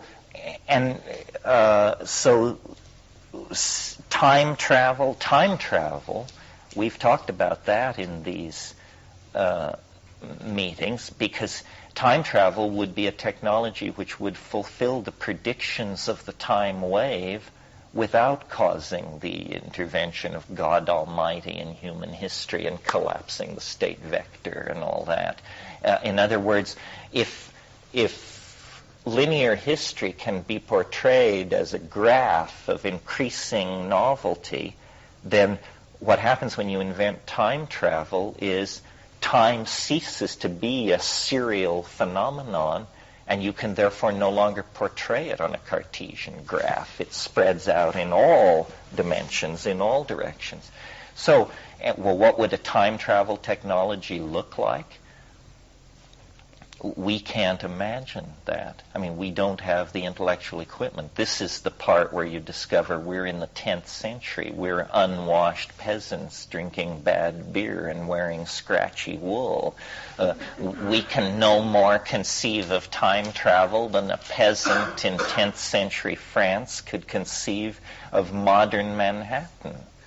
You know, it's just beyond us. And the collapse of social systems like Marxism have just unleashed completely chaotic creativity. You know, everyone is trying to figure out the next new thing, the next great thing, which can then be changed into the universal medium of money. And well, we could just go on and on. I think basically the key concept as we approach the eschaton, and this guides us as we look into the past as well, is boundary dissolution.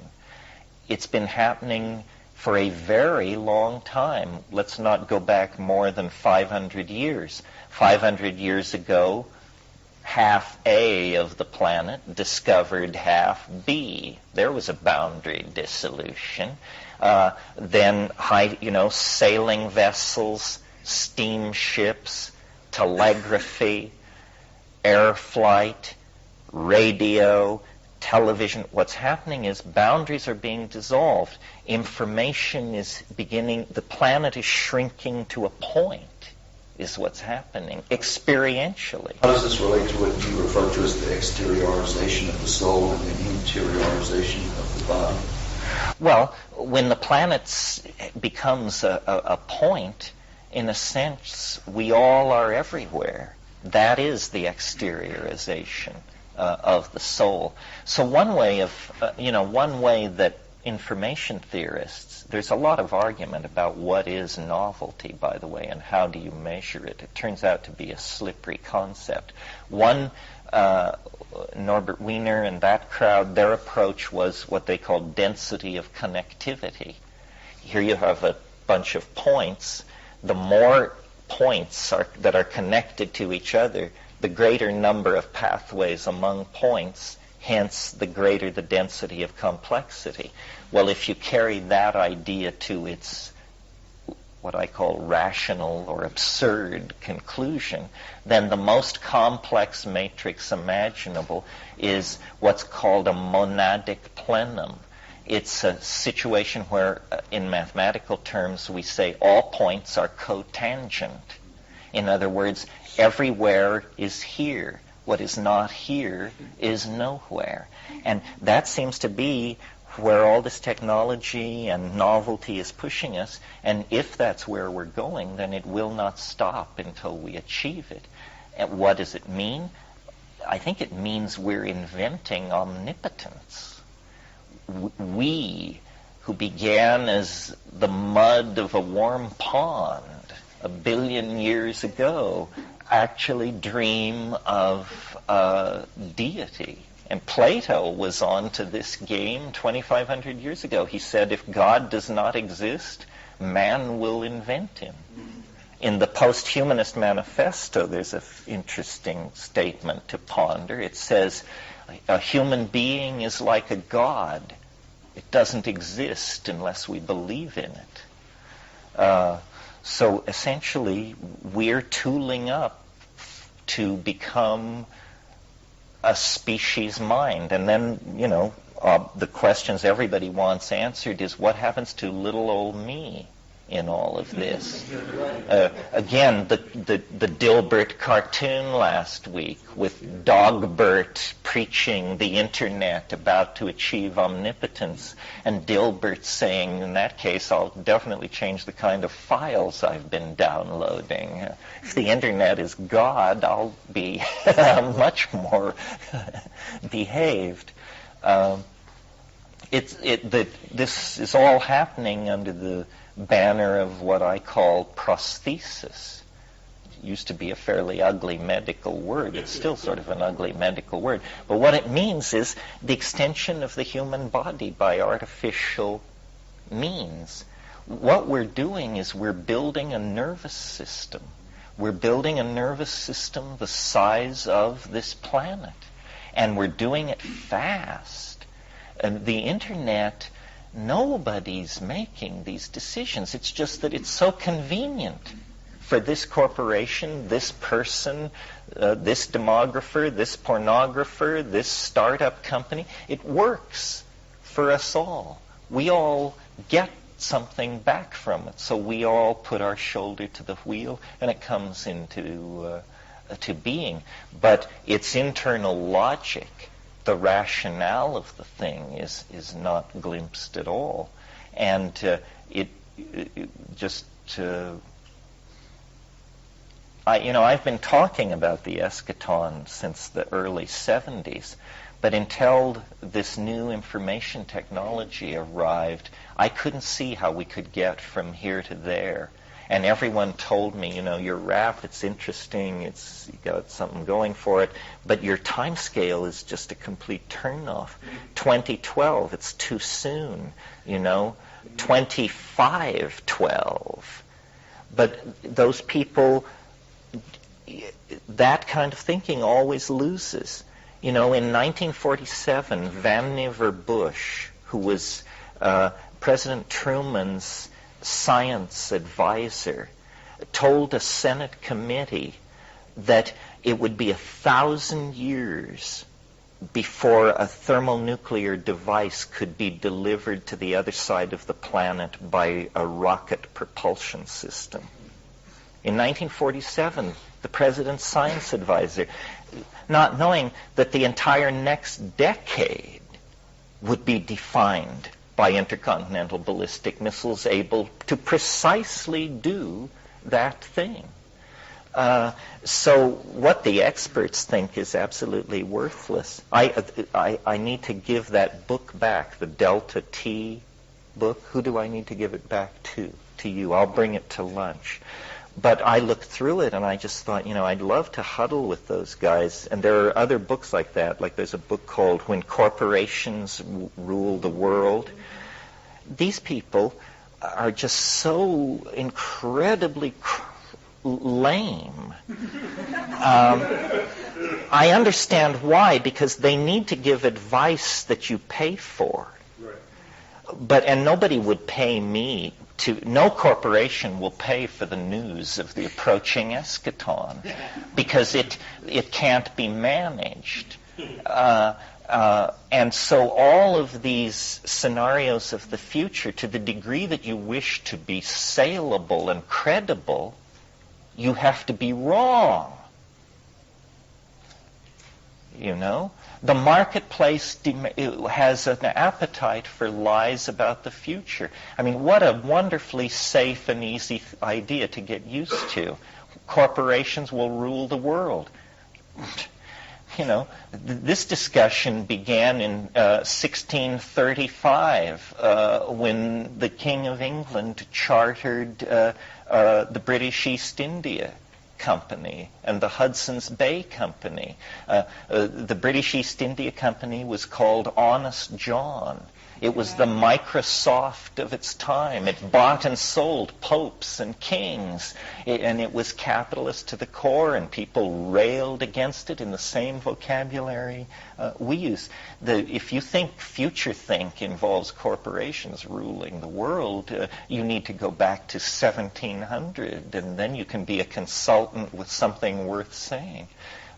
Not to knock these particular guys. I mean, I spend a lot of time with futurists of different stripes, and everybody agrees, by having the shortest scale, I'm the least credible and the most likely to be right. But, yeah. So, hypothetically, do you believe that post-eschaton, that all these debates about capitalism versus Marxism versus any possible third stream economy, this is all going to be moot? Moot. The planet will be empty of anything appearing to be human life. I mean, the planet will be empty of of the fingerprint of human presence and technology. We're going elsewhere. It's not clear exactly where elsewhere is, but that's where we're going. I mean, I can't expand sufficiently for you the level of change. I mean, I cannot conceive of post-eschatonic life. I think of it, just to make things simple for myself, as death, because that's the other thing in my life that I have no grip on whatsoever. But no, we are being propelled by forces we don't understand. Just human life? That's an interesting question, and I've taken various positions on it, and I can't help but notice that as novelty aggregates in density, it also concentrates itself spatially. In other words, let's go back to our myth and look at it now from a slightly different point of view. The early moments of the universe involved the entire universe. In other words, this plasma cloud was the whole shebang. Well, then, the next descent into novelty involves the condensation of stars out of primitive hydrogen and helium. Notice that condensation enters our vocabulary.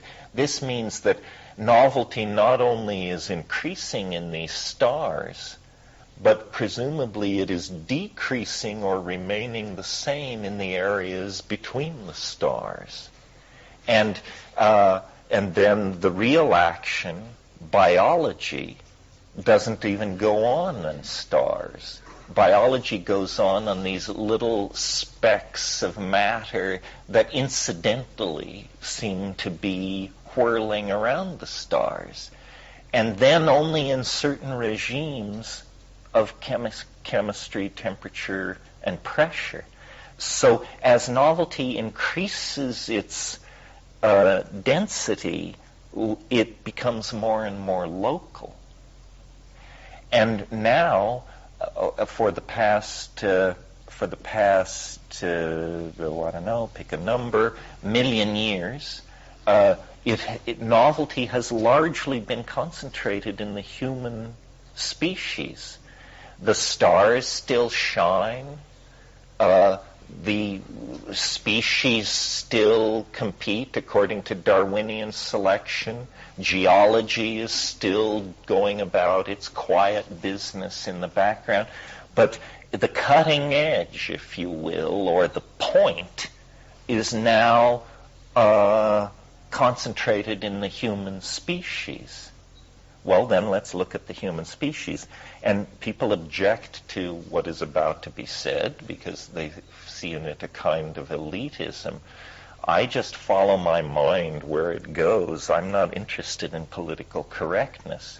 It's clear to me that not in terms of moral rightness or superiority or anything like that, but in terms of influence, Europe leaped forward 2,000 or 3,000 years ago and elbowed its way to the front of the line and has basically been exporting its cultural styles, its technologies, and its assumptions ever since. The European adaptation seems to have crowded out all the others. And and the United States is nothing more than a footnote on European civilization. And this may surprise you to hear this, but they invented all this stuff, not us. They invented the universal rights of man, the citizen, print, capitalism, everything we do derivatively. It's very hard to think of anything originally American. But perhaps now the new technologies are in fact concentrated on the western coast of North America. We seem to be able to do it better and better. Well, perhaps this concentrating toward a point will continue toward 2012.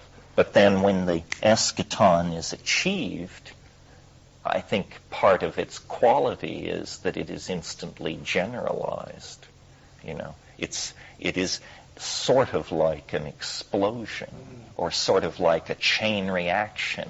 This is why, Hans Moravec, in his book Mind Children, The Future of Human and Artificial Intelligence, he talks there about the rise of the AI, Wintermute again.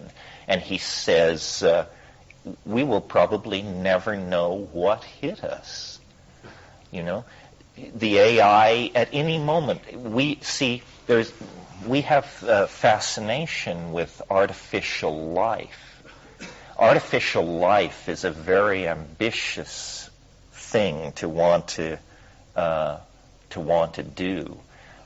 We probably are a few years away from being able to do that, because it involves a knowledge of molecular chemistry and chemical dynamics and pharmacokinetics, and that we just don't have at this point. But we've always assumed that you had to solve the A-life problem before you could move on to the artificial intelligence problem. But you don't have to if your AI, your artificial intelligence, isn't based in a biological matrix.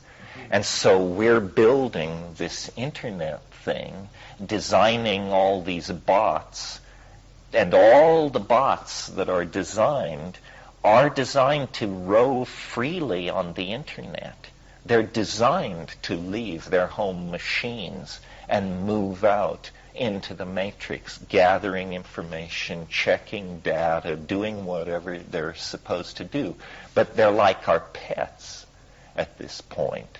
But we're making them smarter and smarter and smarter. And eventually, I think a combination of circumstances will cause the spark of sentience to be born. And these things are not like biological creatures. They don't mutate at a rate of, genetic drift of a few genes per 100 years. They can mutate thousands of times a second.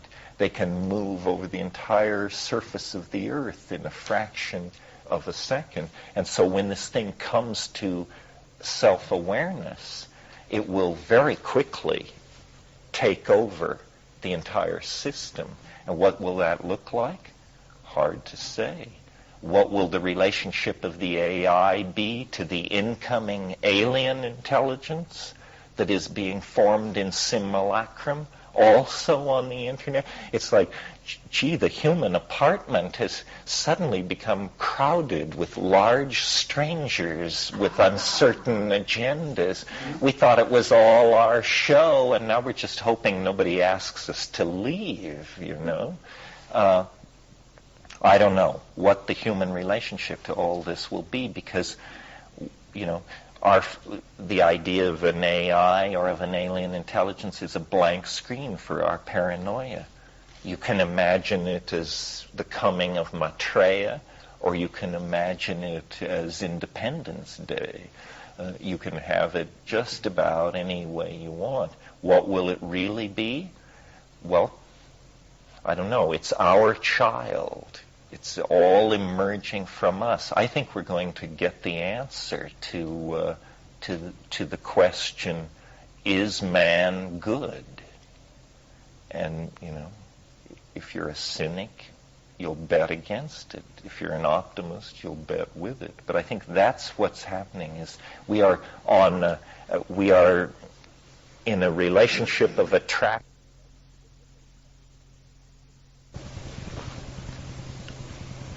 Do you see it as feasibility where artificial intelligence can somehow be grafted within the human living person? I'm much more inclined towards stupidity than thoughtlessness.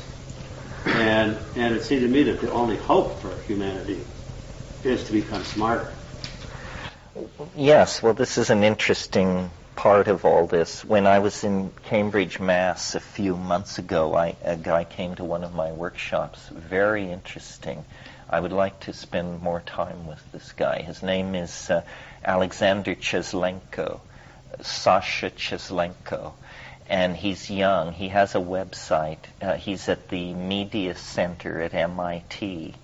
And what he's interested in is what he calls not VR, which is virtual reality, but ER, enhanced reality. And he says what's coming is a world of intelligent lenses and filters. So let's say that your interests are monarch butterflies, thin blonde women, and Swiss bicycles. You can program a set of contact lenses so that those objects will appear outlined in red whenever they enter into your sensorium. It's a trivial example, but you immediately see the implications. In other words, we are all going to be able to cosmetify, tune, colorize, and export our own aesthetics out onto the surface of reality. Yeah. What was the guy's name again? The last name is Cheslenko, Chislenko, and if that, I'm sure the search will kick that out. If it doesn't, I'll send you the yeah. But the thing what you're just saying, I think some of these things, like even these, like a website that you customize the kind of information you want, those are like foreshadowings, but they're really crude, right now, a bit, sort of like the Usenet news groups where people create these alt groups, which are just alternative things on just any, thing that want to do, but they're all very crude right now. They're not, right. You can't tune that, but just this dynamic information structures that, Well, imagine you're going, another thing Cheslenko talks about, and this is not at all woo-woo, this is so close, you might as well assume it's happened, and that is automatic translation bots. You're going to be able to log into Chinese sites, Japanese sites, Polish sites, and translation will be seamless and automatic. Machine translation is already way along. This is just an implementation problem. That's a done deal.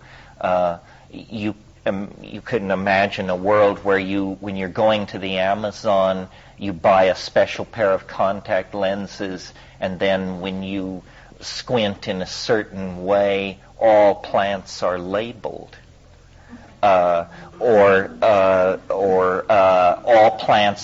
all plants containing tryptamine show up as bright orange.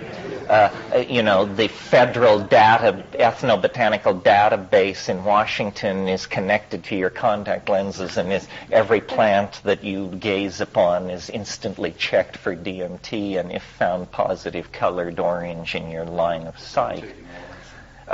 Or a visit to Palenque, for example, where you can put on contact lenses and then with a handheld control move a chronological dial and watch the ruins rise and fall through the various dynastic phases. Virtual reality in archaeology is big time right now. I've seen some amazing, this thing called virtual Tikal, and they're doing Bonampak. It will be online by the end of the year. All the murals at Bonampak are being filmed in high-resolution stuff. Here's my personal fantasy. I don't know if personal fantasies should be bared, and Freudians, please fold your toolkits. But here's how I want to live in just a few years. I'm building a house in Hawaii.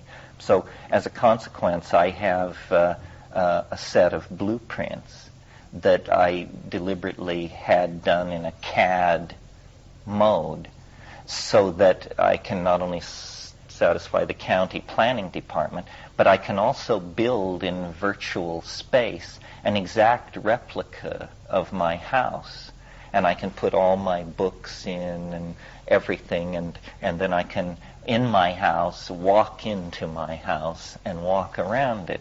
And it's occurred to me that there might be a way to put these polyhemous body sensors, so I could wear a certain kind of suit that would cause me to become an image inside the virtual model of my house, which is online.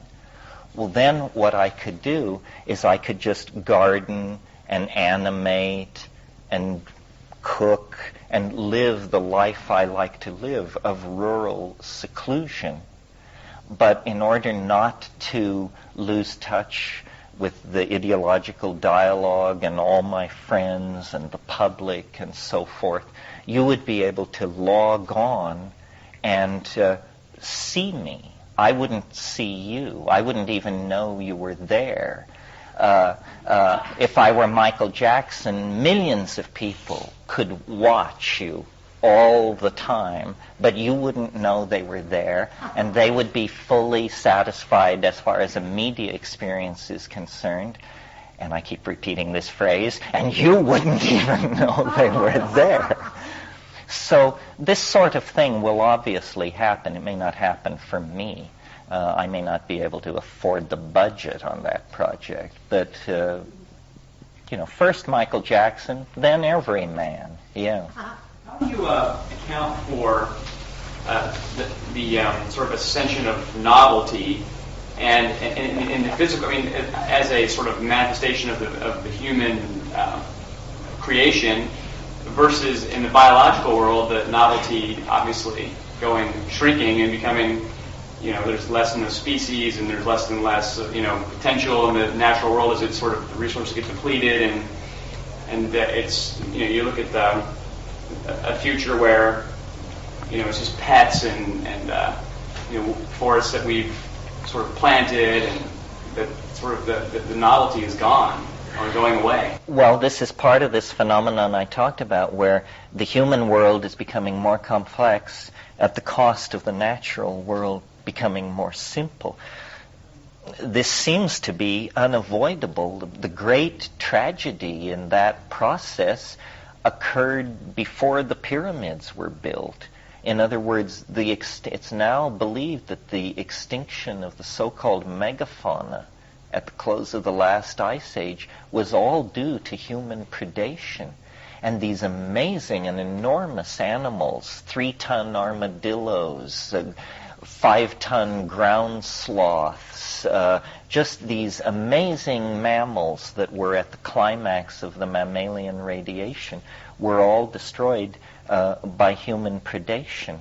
The overall complexity, I think, is rising, but we value a species of butterfly more than a new computer language. So we don't say, well, it's okay that the butterfly isn't here because we've got a new computer language. But in fact, nature is a museum of extinctions. It's hard to know how to scale and look at all this. I moved last night fast through my graphs, but I at one point said, there's the extinction that killed the dinosaurs. 65 million years ago, a planetesimal object struck the Earth, and in the course of a single day, dialed out of existence hundreds of thousands of species. The estimate is nothing larger than a chicken lived through this experience on the entire planet. And so that certainly was a dialing back of biological diversity. Was it novel or habitual? Well, now we must judge that it was an extremely novel event, because neither the flowering plants nor the mammals would have gained ascendancy in the natural world had there not been this enormous extinction event which wiped out many of the which wiped out the dinosaurs and many of the more primitive plants. So, nature sometimes moves on enormous scales. I'm sure the planet really has not yet recovered 65 million years later from that glancing blow. And yet, out of all that species death and apparent simplification of the biota, emerged even more complex biota, ever faster. That's another thing. An extinction event like that didn't set life back to its beginning. Life recovered with enormous speed. Entirely new types of animals and plants filled in all those abandonment niches. For instance, in the world of plants, we value great forest trees and wonderful woody things. We love that. While the human presence on the earth has caused the extinction of many animals, many biologists believe it's the human presence on the earth that has created tens of thousands of new species of plants, because in climaxed forest ecosystems, most mutations lead nowhere. But if you have devastated land, empty land, so-called woody species, heavy cedars, annual plants with high rates of mutation can invade that empty land and speciate within it. Before the rise of human beings, the major force on this planet causing the speciation of plants was the meandering of rivers, because rivers create sandbars in their curves, and this is like a free fire zone for evolutionary struggle. In the forest, everything is at climax and there's no margins. But in these open land areas, Carl Sauer, reflecting on this situation, great geographer, said, man found this planet a climaxed rainforest. He will leave it a weedy lot. But probably, overall, more species of plant than previously. Or the adjustments may be slight. So, I don't know. It's hard to get a scale on these things, yeah. I was wondering if you ever put the timeline to Stephen Hawking or Carl Sagan or people like that. Not to Stephen Hawking. Carl Sagan visited me once in Hawaii, but he was more concerned to figure out whether I really was talking to extraterrestrials on mushrooms. To his credit, he was willing to come and have a discussion about that. No. But, if you want, this may sound like wild stuff to you, but you should hear what the physicists are saying. The people, I'm thinking of Alan Guth at MIT. He's the universe in a bottle guy. This is a guy who wants to build universes. And he has a plan for how to do it and writes papers about closing space-time loops. And then what would we do with these universes if we built them, you have them on the shelf at MIT. And then the question is, are we in such a universe? There's a guy named Sandor Lenz at Stanford. He's the time is a fractal froth man. And time as a fractal froth begins to sound sort of like the time wave. The time wave is also a recursive fractal. I've never thirsted for acceptance by the academy. It probably would mean I would have to go somewhere and leave my home or something. And also, I have the certitude of megalomania. So you don't need Carl Sagan to tell you you're right when you have megalomania. You just confidently sit back and wait for it all to blow your way. And, it's worked for me over and over in my life. I mean, I was into psychedelics in the not taking them. I was a little kid, but reading about them, excited about them, this incredibly obscure thing that Aldous... And then I watched my entire civilization go mad over my obsession. And this has happened, the internet. It's like I dreamed it up. It's exactly what I wanted.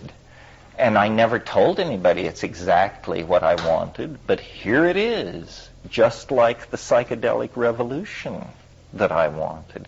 So I think, and let me say about these theories and what was said last night about novelty, I'm quite certain that if I'm right about any of this, about time's fractal structure, about the eschaton, about 2012, that it will be figured out long before we get there. In other words, I track very closely the dialogue that goes on in science and philosophy and all that, and they're all moving the right direction, reluctantly, slowly, unconsciously. Take a subject like time machines. 10 years ago, an article discussing time machines in any sober fashion would have been refused by any major scientific journal. That just was, no, you don't understand the basic rules of the game. Please go back to Physics 1A again. Now, Physical Review, Scientific American, the Journal of Theoretical Physics, all have carried long, detailed discussions of time travel with critiques, approaches, mathematical equations. People are making their careers on this stuff. Kip Thorne down at Caltech has a bevy of graduate students, and all they do is work on schemes for time travel. So I have a small smile about all this. I don't claim to be a shaman, but I've at times said a shaman is someone who has seen the end. That's all a shaman is. It's somebody who's seen the end. And once you've seen the end, then you just go back to your position in the story and just live it out with grace and humor, because you've seen the end. And all the worry and strom and drang that goes on about life is just sort of, for you, art. And things become easy and light. You referred to the psychedelic experience being similar to experiencing what it's like after death. The after-death body, so it's not such a shock to you when it happens. How does that relate to what we're talking about? What we've been talking about? Well, this is a deep and heavy subject. We don't know what death is. The faith of scientific rationalism, which is a very limited church, is that it's nothing at all, that you just lose coordination of senses and then there's nothing. But trying to look at it from a slightly different point of view and trying to do some honor to the universally held belief among all times and peoples except European rationalists that there might be something persisting. I've sort of come to the notion that much of what we've talked about here can be illuminated and understood using metaphors of dimensionality. The difference between a living thing and a thing, like a chair, a pencil, a can of beans, is that the non-living thing has no very great variability in the temporal dimension. In other words, if you deal with a chair and come back and look at it 6 months or a year later, even 100 years later, it's still the chair that it was. But if you deal with an organism, it's changing hourly, by the second, by the minute. Well, then in a way we could almost say what biological objects are is they are objects with a extended in the temporal dimension in some way. In other words, let's think of ourselves. A person is a form of some sort. This flesh is not the same flesh of 5 years ago, but this form is the same form of 5 years ago.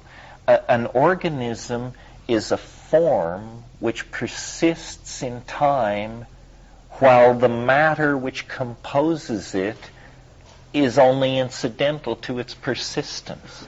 Unlike an ordinary object, which if this glass were to be leaking molecules of glass, eventually it would just disappear. So then it appears that chemistry can somehow become abducted, you could almost say. An organism is chemistry abducted into hyperspace. And then these cycles of energy happen. Well, then what happens at death with an organism is all death is an organism changes into a thing. A corpse is a thing. If you embalm it and mummify it, it has the same qualities as that chair I was talking about. So death is when a higher dimensional object changes into a lower dimensional object. And the change is accompanied by the retraction of the form into the dimension from which it came. So it seems to me that what we are is a kind of morphogenetic field that at death ceases to interact with matter, but there is no reason to suppose that the field disappears or ceases to exist. As an example or as a metaphor, imagine you have a magnet and a piece of typing paper and some iron filings, and you want to demonstrate that there's a magnetic field around the magnet. Well, you bring it up underneath the paper, and the iron filings all arrange themselves along the lines of the field. Well, you can do that over and over again. Take the thing away, they all fall down and disorganize. Bring the magnet up, they snap into the visible signature of the magnetic field. We'll do that 1,000 times. Convince yourself it works. Now throw away the iron filings. Now do you have any doubt that the field still exists and is around the magnet? So I think, organisms are organized matter that has its genesis in a morphogenetic field of some sort, and that field, the nature of its existence away from the matter it organizes, is a matter for the further scientific study. You could almost make and don't take this too seriously, but you could almost make a quantum mechanical analogy here and say human beings exist in two states, just as entities in the quantum mechanical realm exist in two states. We have our reality as particles, and when we are particles, we are subject to the laws of particularity, which are such things as you can't be in two places at one time. The past comes before the future, rules like that. But we also have another potential nature, which is as a field. And when we exist as fields, we are what is conventionally known as dead, or not yet existent. And so then fields and particles exchange their natures according to the kinds of observations that are being carried out on them. That doesn't seem unreasonable to me, especially when you, as I do, believe that life is a chemical strategy for amplifying quantum mechanical indeterminacy into macrophysical dimensions. If it weren't, we would not have free will. If we weren't somehow amplifiers of quantum mechanical indeterminacy, then we would have no more free will than water rushing down a hill or a boulder rolling down a hill. We would be the blind servants of physics. But we know and experience decision-making. Well, decision-making and bifurcations like that are only met in the natural world at the quantum mechanical level, except in the domain of biology. And biology has always been, to this point anyway, very mysterious. Erwin Schrödinger, in his essay, What is Life, in 1937, where he anticipated DNA. If you've never read this, DNA was discovered in 1950. In 1937, Schrödinger wrote a little book, 60 pages, called What is Life? And he said, it's going to be like this. He called it an aperiodic crystal. Life is an aperiodic crystal. And this is true. Your DNA is like a complex set of instructions to matter. And it begins in the fetal state. The instructions are form this kind of tissue, produce this kind of enzyme. And as your whole life unfolds, there is a molecular biologist looking at a human or an animal life. What he sees is genes being turned off and on by internal programs in the genetic material. So, okay, you've reached age 12, operons activate that turn on sex hormones, suddenly pubic hair, deep voice, or in the case of women, breast tissue, so forth. Well, okay, so now you're 55 or 50, new operons are turned on, reproductive processes are suppressed, different things begin to happen. This isn't just happening. This is all being scripted and is being turned on and off inside of you. That's why, one of the things we probably will have to deal with before we get to 2012 is this is not a difficult thing at this point in the world of cloning mammals and that kind of thing, is what's called a stop drug. Not immortality, not eternal youth, but a drug that would simply stop the expression of the aging operon.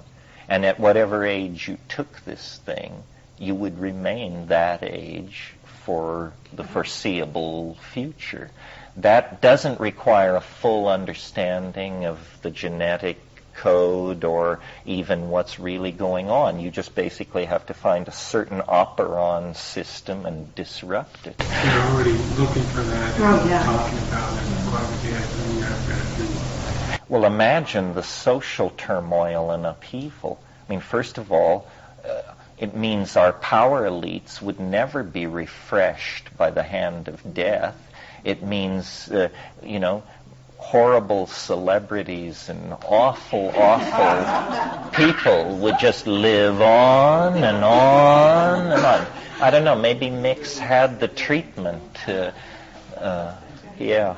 I wanted to get closure on, a little bit more closure anyway, on something that was brought up earlier.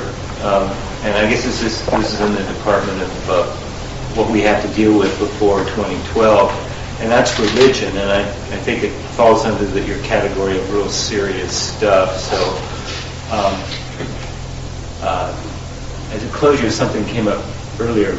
We got off on the Dalai Lama, and for myself, thanks to you, Barry. I'd like to. Well, I didn't bring it up. Okay. I'd like to have even my remarks stricken from the record because people may have misunderstood where I was coming from. Doubtless. Not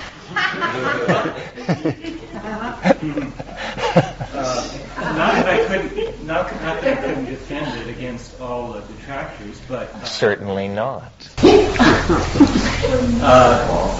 It wasn't just what I was trying to get at. Wasn't. It's more of your rap on religion and its misuses. The object of my response was bigger than the Dalai Lama. It's and I'm not looking for conflict between the Buddhist group, like you had, or dissension for its own sake, but for the sake of honesty, I think, coming to the millennium, honesty and clear-sighted information, so we can decide things for ourselves. So I think it's worthy of dialogue, especially. We're going to talk about conflict. I think you got a lot of conflict from your response with psychedelics in the Buddhist community. But I think it's the psychedelic community's responsibility to ask questions, hard questions, to criticize, especially the truth or teaching that comes down to us from some sort of divine sanction or claims higher ground. And I think as far as what we have to deal with in the coming millennium, I don't think we can afford, I don't think we have the luxury to give religion a free ride or play the game that it wants to play. I think we have to change the nature of the religious game. And what I mean by that is no longer can religion or religious icons be beyond criticism. I finally figured out what you want me to do. You want me to give the hang the Pope speech, right? I just think no vision should be accepted because it presumes or a preconceived or an a priori stamp of absolute truth. I think any teaching today in the marketplace of ideas and visions has to make it on its own merits. No preconceived, no ace in the hole, no handicap. So everything should be on, as you put it, on the table. And what I was trying to get at with the remarks about the Dalai Lama in Tibet, I think that, talk about changing the nature of the game. What they do, the religious people, whether it's East or West, they kind of have this dichotomy between the spiritual world, which is what we should concentrate on, and, as you put it, the secular world. You talk about secular in a secular way. Tibet has no better history than any other country. Right. But this isn't the image that's given. And they play this funny little game where they say, okay, this is what matters, the spiritual world. Our social world, where we spend most of our time with, where political decisions are made every day that affect our lives for life or death, that's not important. And yet, they'll argue on the other hand that, well, we need to be free and we need to, so it is important, by their own actions to try to free their people. The secular world is important, and we shouldn't devalue it, or we shouldn't be hypnotized by this cognitive dissonance that they've got us to accept. Well, you keep saying that they've gotten us to accept it. The religious people. And what I mean is, they say, well, this is what's important, the spiritual world. And yet, according to their own teaching, sometimes their society is just the opposite. Well, this is why you don't want to buy a pig in a poke. Right. I mean, I've always wondered, how can people go to India and be charmed, by incredible brutality, poverty, cupidity? I mean, if this is a spiritual society, good grief. Yeah, and most people just sort of accept this cognitive dissonance. That, we've got this rap and it should be like this, but you look at the proof of the pudding, it may be the exact opposite. And we just kind of say, well, that's okay. I think in the future we have to hold, especially those who are above us, and they claim a higher power. Because they claim that higher power or a higher ground, we have to be extra critical, even of our own.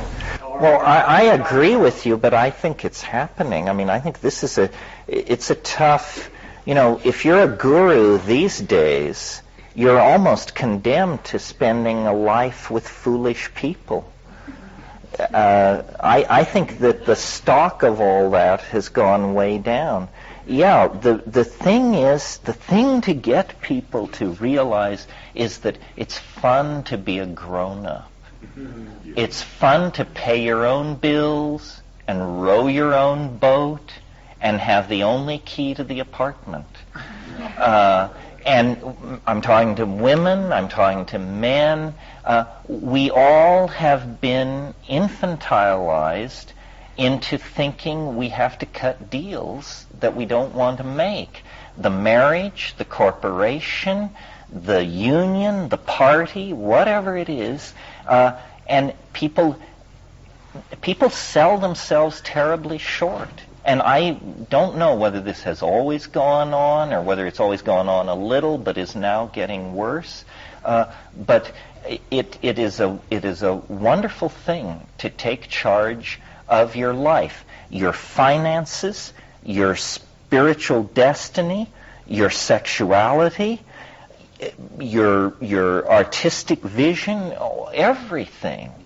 We should not cut deals. One of the things I learned at Berkeley as a radical that I've never been able to export very far in all the talking and speaking I've done is people have become entirely too polite.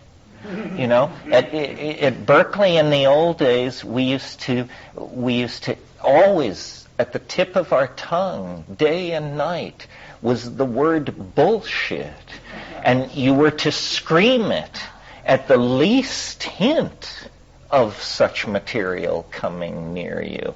And you were to, it didn't matter, cafeteria, restaurant, classroom, when bullshit raised its head, you were to take aim and fire instantly. Well, now you can't do that. You've got this politically correct civility rep, and everybody's, well, we have to be nice. Well, I think someone said, when you're in an argument with a bully, it's not about being civil, it's about getting your truth across. Well, it's worse than the enforced civility, which is, I think, just the surface of it. It's what I've come to identify as a great evil in the world, thanks to my 19-year-old son, who has brought me to this viewpoint. It's relativism. Relativism is bullshit. And what is relativism? Relativism is the idea that you really shouldn't criticize other people's ideas because all ideas are sort of on an equal footing. So, I follow molecular biology, you follow Babaji, somebody else is a Kabbalist, somebody else worships their broker, and you're supposed to not criticize. And it doesn't make any difference because everything's reduced to, well, you like the Dodgers, I like the 49ers or something like that. You like vanilla ice cream, yes. I like chocolate, and it's no bigger than that. You're a Nazi, and I'm a Democrat, but that shouldn't keep us from right. It just you happen to like to exterminate large numbers of people. You just have this minor problem. Well, this is because people don't know how to make distinctions and what the rules of evidence are. What it really is it's a breakdown of the ability to conduct rational argument. Because, for instance, in the Middle Ages, in Central Asia, they would meet at Kashgar and places like that. A Jew, a Manichaean, a Christian, a Nestorian, a Buddhist, and a Jain. And they would hold vast public debates for days, attended by hundreds of people, shouting crowds, rooting for various factions. And these doctrinal things would be thrashed out according to rules which apparently everyone respected and understood. And when you were defeated, you knew it. And when you were exalted, you knew it. In the fuzzy, friendly world of political correctness, and I do it myself, because you can't always be a warrior. And at sometimes, late in the day, somebody will say something to me that I just say, yeah, face on Mars or whatever it is, and I just don't have the strength to lash out anymore. But I think that you're very right, Barry. Part of the antidote to informational overwhelmment, to social islanding, to trivialization is rational discourse, conducted if necessary at high volume. People are so concerned that nobody feel hurt or rejected, or, in intellectual discourse, you don't want people to feel hurt. You want them to feel destroyed if their position merits that. We're all grown-ups. We don't have to coddle each other, for crying out loud. Send the inner child down to the baths and sharpen your rhetorical knives and logical razors, and do that kid a favor. Make sense out of your life and reality. There's sense to be made, and it's very grown-up and very exalting, and it doesn't have to exclude all the other fun and games of life, but it certainly gives cogency and meaning to the enterprise, not only of trying to live, and not only of trying to be a decent person for one's loved ones and children, but to build a better world. A better world, if it comes, will be built on clear thinking. It will be built on honesty. It will be built on direct, clear communication. I mean, these are the things that constitute visionary common sense. And it's because the world is topsy-turvy that I considered, a drug-crazed pariah, and have to then become the apostle of order, dignity, adult behavior, responsibility, and the obligation to make sense. Anyway, that's the end of our weekend. Thank you very much.